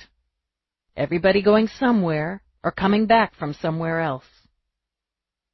While she waited, a couple of women, already loaded like pack mules with shopping bags, stopped by the display window beside her. And cooed, Eve thought, with the same over-the-top, slightly lame-brained adoration as Mavis cooing over Belle. Those shoes! They're absolutely beyond! Oh, God! And the bag! Do you see the bag, Nellie? It looks positively gooshy! Eve tracked her gaze over. They looked like a couple of perfectly normal, perfectly sane women, she noted. And they were about to drool on the display glass over a pair of shoes and a purse. They continued to rhapsodize as they pulled the shop door open, where, Eve assumed, they would shortly drop many hundreds of dollars for something to cart their junk around in, and many hundreds more for something that made their feet cry like babies. She glanced away in time to spot some guy in a green army coat come flying across the street, dodging vehicles, clambering over others with a wild, happy grin plastered on his face. Happy, she assumed, because the beat cops in pursuit huffed half a block back, losing ground. People scattered as people tended to do. Eve continued to lean back against the building, but she rolled to her toes and back as she gauged the timing. Greencoat bugled a hooting call of triumph when his combat-booted feet smacked the pavement, and flicking a glance and his middle finger behind him, kicked in for the dash down 54th. Eve simply shot out her foot. He flew, the green coat rising like wings, and landed with what had to be a skin-scraping slide over the sidewalk. He groaned, grunted, managed a half roll. She helped him the rest of the way to his back with a shove of her boot, which she then planted on his sternum. Nice takeoff, bad landing. She pulled out her badge as much for the people rubbernecking as the guy under her boot. Shit! I had it cooked and in the pan. Yeah, well, now it's burnt, and so are you. He held his hands out to show his cooperation, then used the back of one to swipe blood off his face. What the hell are you doing standing around the damn corner? just waiting for my ride. She saw it cruise up, the mile-long black limo that actually made her stomach hurt with embarrassment. When Rourke lowered the back window, cocked his head, grinned, all she could do was scowl. The beat cops huffed and puffed their way up to her. "We appreciate the assistance, ma'am. If you just—" "Lieutenant!" the cop panted when she badged him in turn. "Lieutenant! Sir! We were in pursuit of this individual as—" "This individual made your pursuit look like a couple of old ladies hobbling back to their rocking chairs." "Fucking A right," said the individual. "Shut up. You're winded, sweating," she continued, "and this guy was fresh as a daisy until his face met the sidewalk. This embarrasses me. Now, if you've got your breath back, wrap him up." "Yes, sir. For the report, Lieutenant, the individual, I don't care. He's all yours." She strode toward the limo. "Lay off the crullers," she called back, then climbed inside the shining black car. Chapter 12. "I wonder," Rourke said conversationally, "how the city of New York and its population manage without you personally patrolling its streets." She'd have come up with a smart remark, but he distracted her by handing her a cup of coffee. She reminded herself as she settled back that the windows were tinted. Nobody could actually see her stretched out in a limo with white rosebuds in crystal tubes while she drank coffee out of a porcelain cup. So she did. "Why?" she asked. "Why did you pick me up in this ostentatious street yacht?" "First, I don't find it ostentatious, but convenient, and very comfortable. Second, I had a bit of work to polish off on the way over and didn't want to drive myself. Third, you mentioned work, so if you need to do any, this is more comfortable than a cybercafe. Maybe that's logical." She drank more coffee, closed her eyes a moment, and Rourke's fingers brushed her cheek. "Did the man sprawled on the sidewalk and under your boot get any reason for all my decisions?" Because she could, she grabbed his lapel, yanked him over, and took his mouth in a kiss full of heat and promise. Then pushed him away again. "That's all you get. I'd prove differently, but it seems a little crass as we're biding some time before attending a memorial." He could prove differently, she knew, and the hell of it was she enjoyed when he did. She sat a moment, trying to put her thoughts back in order. "You got any crullers on tap?" "You want a cruller?" "No. Damn that Peabody. Anyway," Rourke held up a finger, pressed the intercom. "Russ, swing by a bakery, will you, and pick up a half a dozen crullers." "Yes, sir." No wonder her head was screwed up, Eve thought. A couple of minutes before, she'd had her boot on some idiot's chest while she dressed down a couple of lead-footed uniforms. Now she was gliding around New York, drinking outrageously good coffee and getting crullers. "You were saying?" Rourke prompted. "Might as well go with the flow." She crossed her booted ankles. "I spent the morning conducting interviews. So yeah, it's been a chatty day." She ran it through for him, which never failed to organize her thoughts for herself. She paused only when the driver passed Rourke a bakery box, shiny white this time. She wrapped it up, snacking on sugar and fat. "It appears," Rourke said, offering her a napkin, "that when people scrape the veneer away, as you've prompted them to do, Ava Anders doesn't appear quite so smooth and glossy. They don't like her. What they liked, with the exception of Leopold, who liked nothing about her, ever, was filtered through Anders. Tommy. With him not there as filter, the smudges are coming through. She doesn't care about being liked, or cares only because being liked is a stepping stone to being admired. Being admired, now that's important, and it's a stepping stone to being influential. And Tommy, another stepping stone.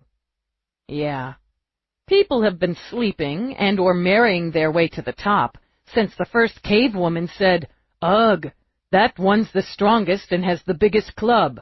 I'll shake my mastodon skin-covered ass at him."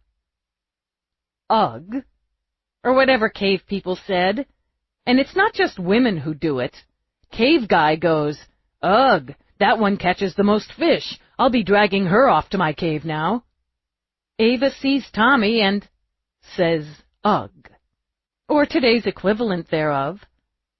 There's a rich guy, a guy people like, who has good press, a nice easygoing sort. You can bet your ass she researched him inside out before she settled on him. Worked the transfer to New York, made sure to put herself in front of him as often as possible. Four walls him, too, but subtly. Too aggressive, you could scare him off. Too delicate, he might not pick up on it. You put on the suit, the what Tommy likes and how Tommy likes it suit, and you wear it like skin. And after you reel him in, you keep the suit on. Maybe a few adjustments here and there, but you keep it on. You get some power, you get the big houses, fancy life. You get some prominence, some position. And nudge him out of the house every chance you get so you can take the suit off and fucking breathe. For nearly 16 years? She could have done it for twice that. But you know what happened? His father died. I gotta look at that. She tucked it into a handy corner of her mind. And I need to check with Charles, but I'll lay you odds her first session with Charles was only weeks after the old man went under and Tommy inherited. Boy, the stakes just went way up. Look at all this, and it could all be mine. How can I have it and get out of this frigging suit? It's got to be itching some, and he's only got a decade on her. He could live another 50, 60 years. It's just too much. Anyway, she's earned it. God knows she's earned it. Divorce won't do. She could work it, sure she could work it so it was all his fault, like she did the first husband. But as that's already been done, it wouldn't do to repeat herself. You got it, she said, pleased. And the payoff wouldn't be enough in a divorce. Not anymore, not with all the years she's put in. If he'd just die, she could be the shattered widow, the widow who picks up the pieces of her life and goes on. Why can't he just die? Why can't he have a fatal accident? Why? What if? She wouldn't be the first to hook herself to wealthy, then grow weary of the price, Rourke commented, or the first to kill over it. But the method in this case seems particularly vindictive. Had to be. Terrible accident, but more, one brought on by his own weakness, his own disloyalty to her. The worse he looks, the brighter her halo. And, I think, once she saw a way out, that suit got tighter and tighter until it was cutting off her blood supply. Whose fault was that?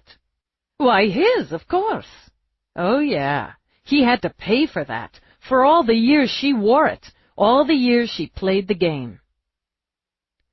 As she sat in the fragrant air of the limo, Eve could all but feel Ava's rage. She hated him at the end. Whatever she felt at the start or during, at the end she hated him. And the killing itself was so intimate and so ugly, Rourke said, because of the hate behind it. Bullseye.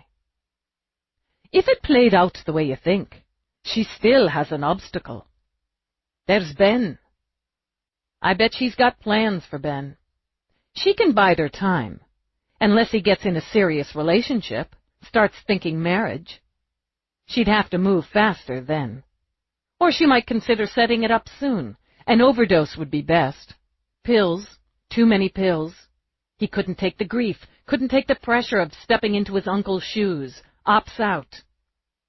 There's a risk there, but if I close this case with her in the clear, as she expects, she might take it.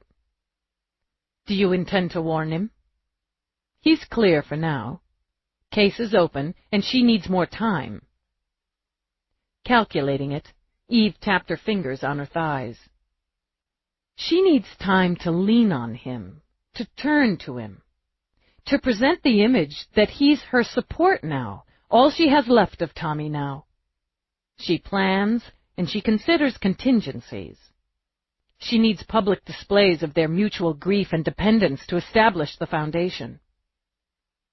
I can't say I knew Thomas Anders well, but I would have said he was a good judge of character. Love clouds things. It does, yes. Rourke danced his fingers over the ends of her hair. She shifted to face him. You never asked yourself, not even once, if I made a play for you because of the money? You didn't make a play for me. I made the play. That could have been my play. She smiled at him. And you fell heedlessly into my wiles, where I landed very comfortably. The only suits you wear, darling Eve, are the ones in your closet, and then they're worn reluctantly. He laid his hand, palm down, between her breasts. I know your heart, Agra, and drew the chain she wore under her shirt. On it winked a diamond and the medal of a saint, gifts from him. Do you remember when I gave you this? He swung the chain lightly, so the diamond flashed and burned. Sure. You weren't just horrified and confused. You were terrified. Fearless Lieutenant Eve Dallas, terrified by a piece of compressed carbon and what it represented. Love wasn't supposed to happen. Not in my what-if. Not then.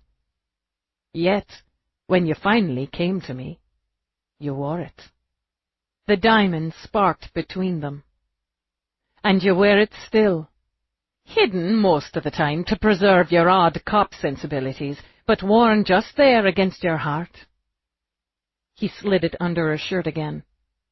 It was you, Lieutenant, who fell into my guile after I gave you a bloody good shove. I guess we both took a fall. She glanced out the window as the limo drew to a curb behind other limos. The somber glamour of death. Too bad Anders didn't have a better landing with his. Photographs of Anders stood throughout the elegant double parlor. He swung a golf club or a bat, hiked a football, or returned a tennis volley among the meadow of flowers on display.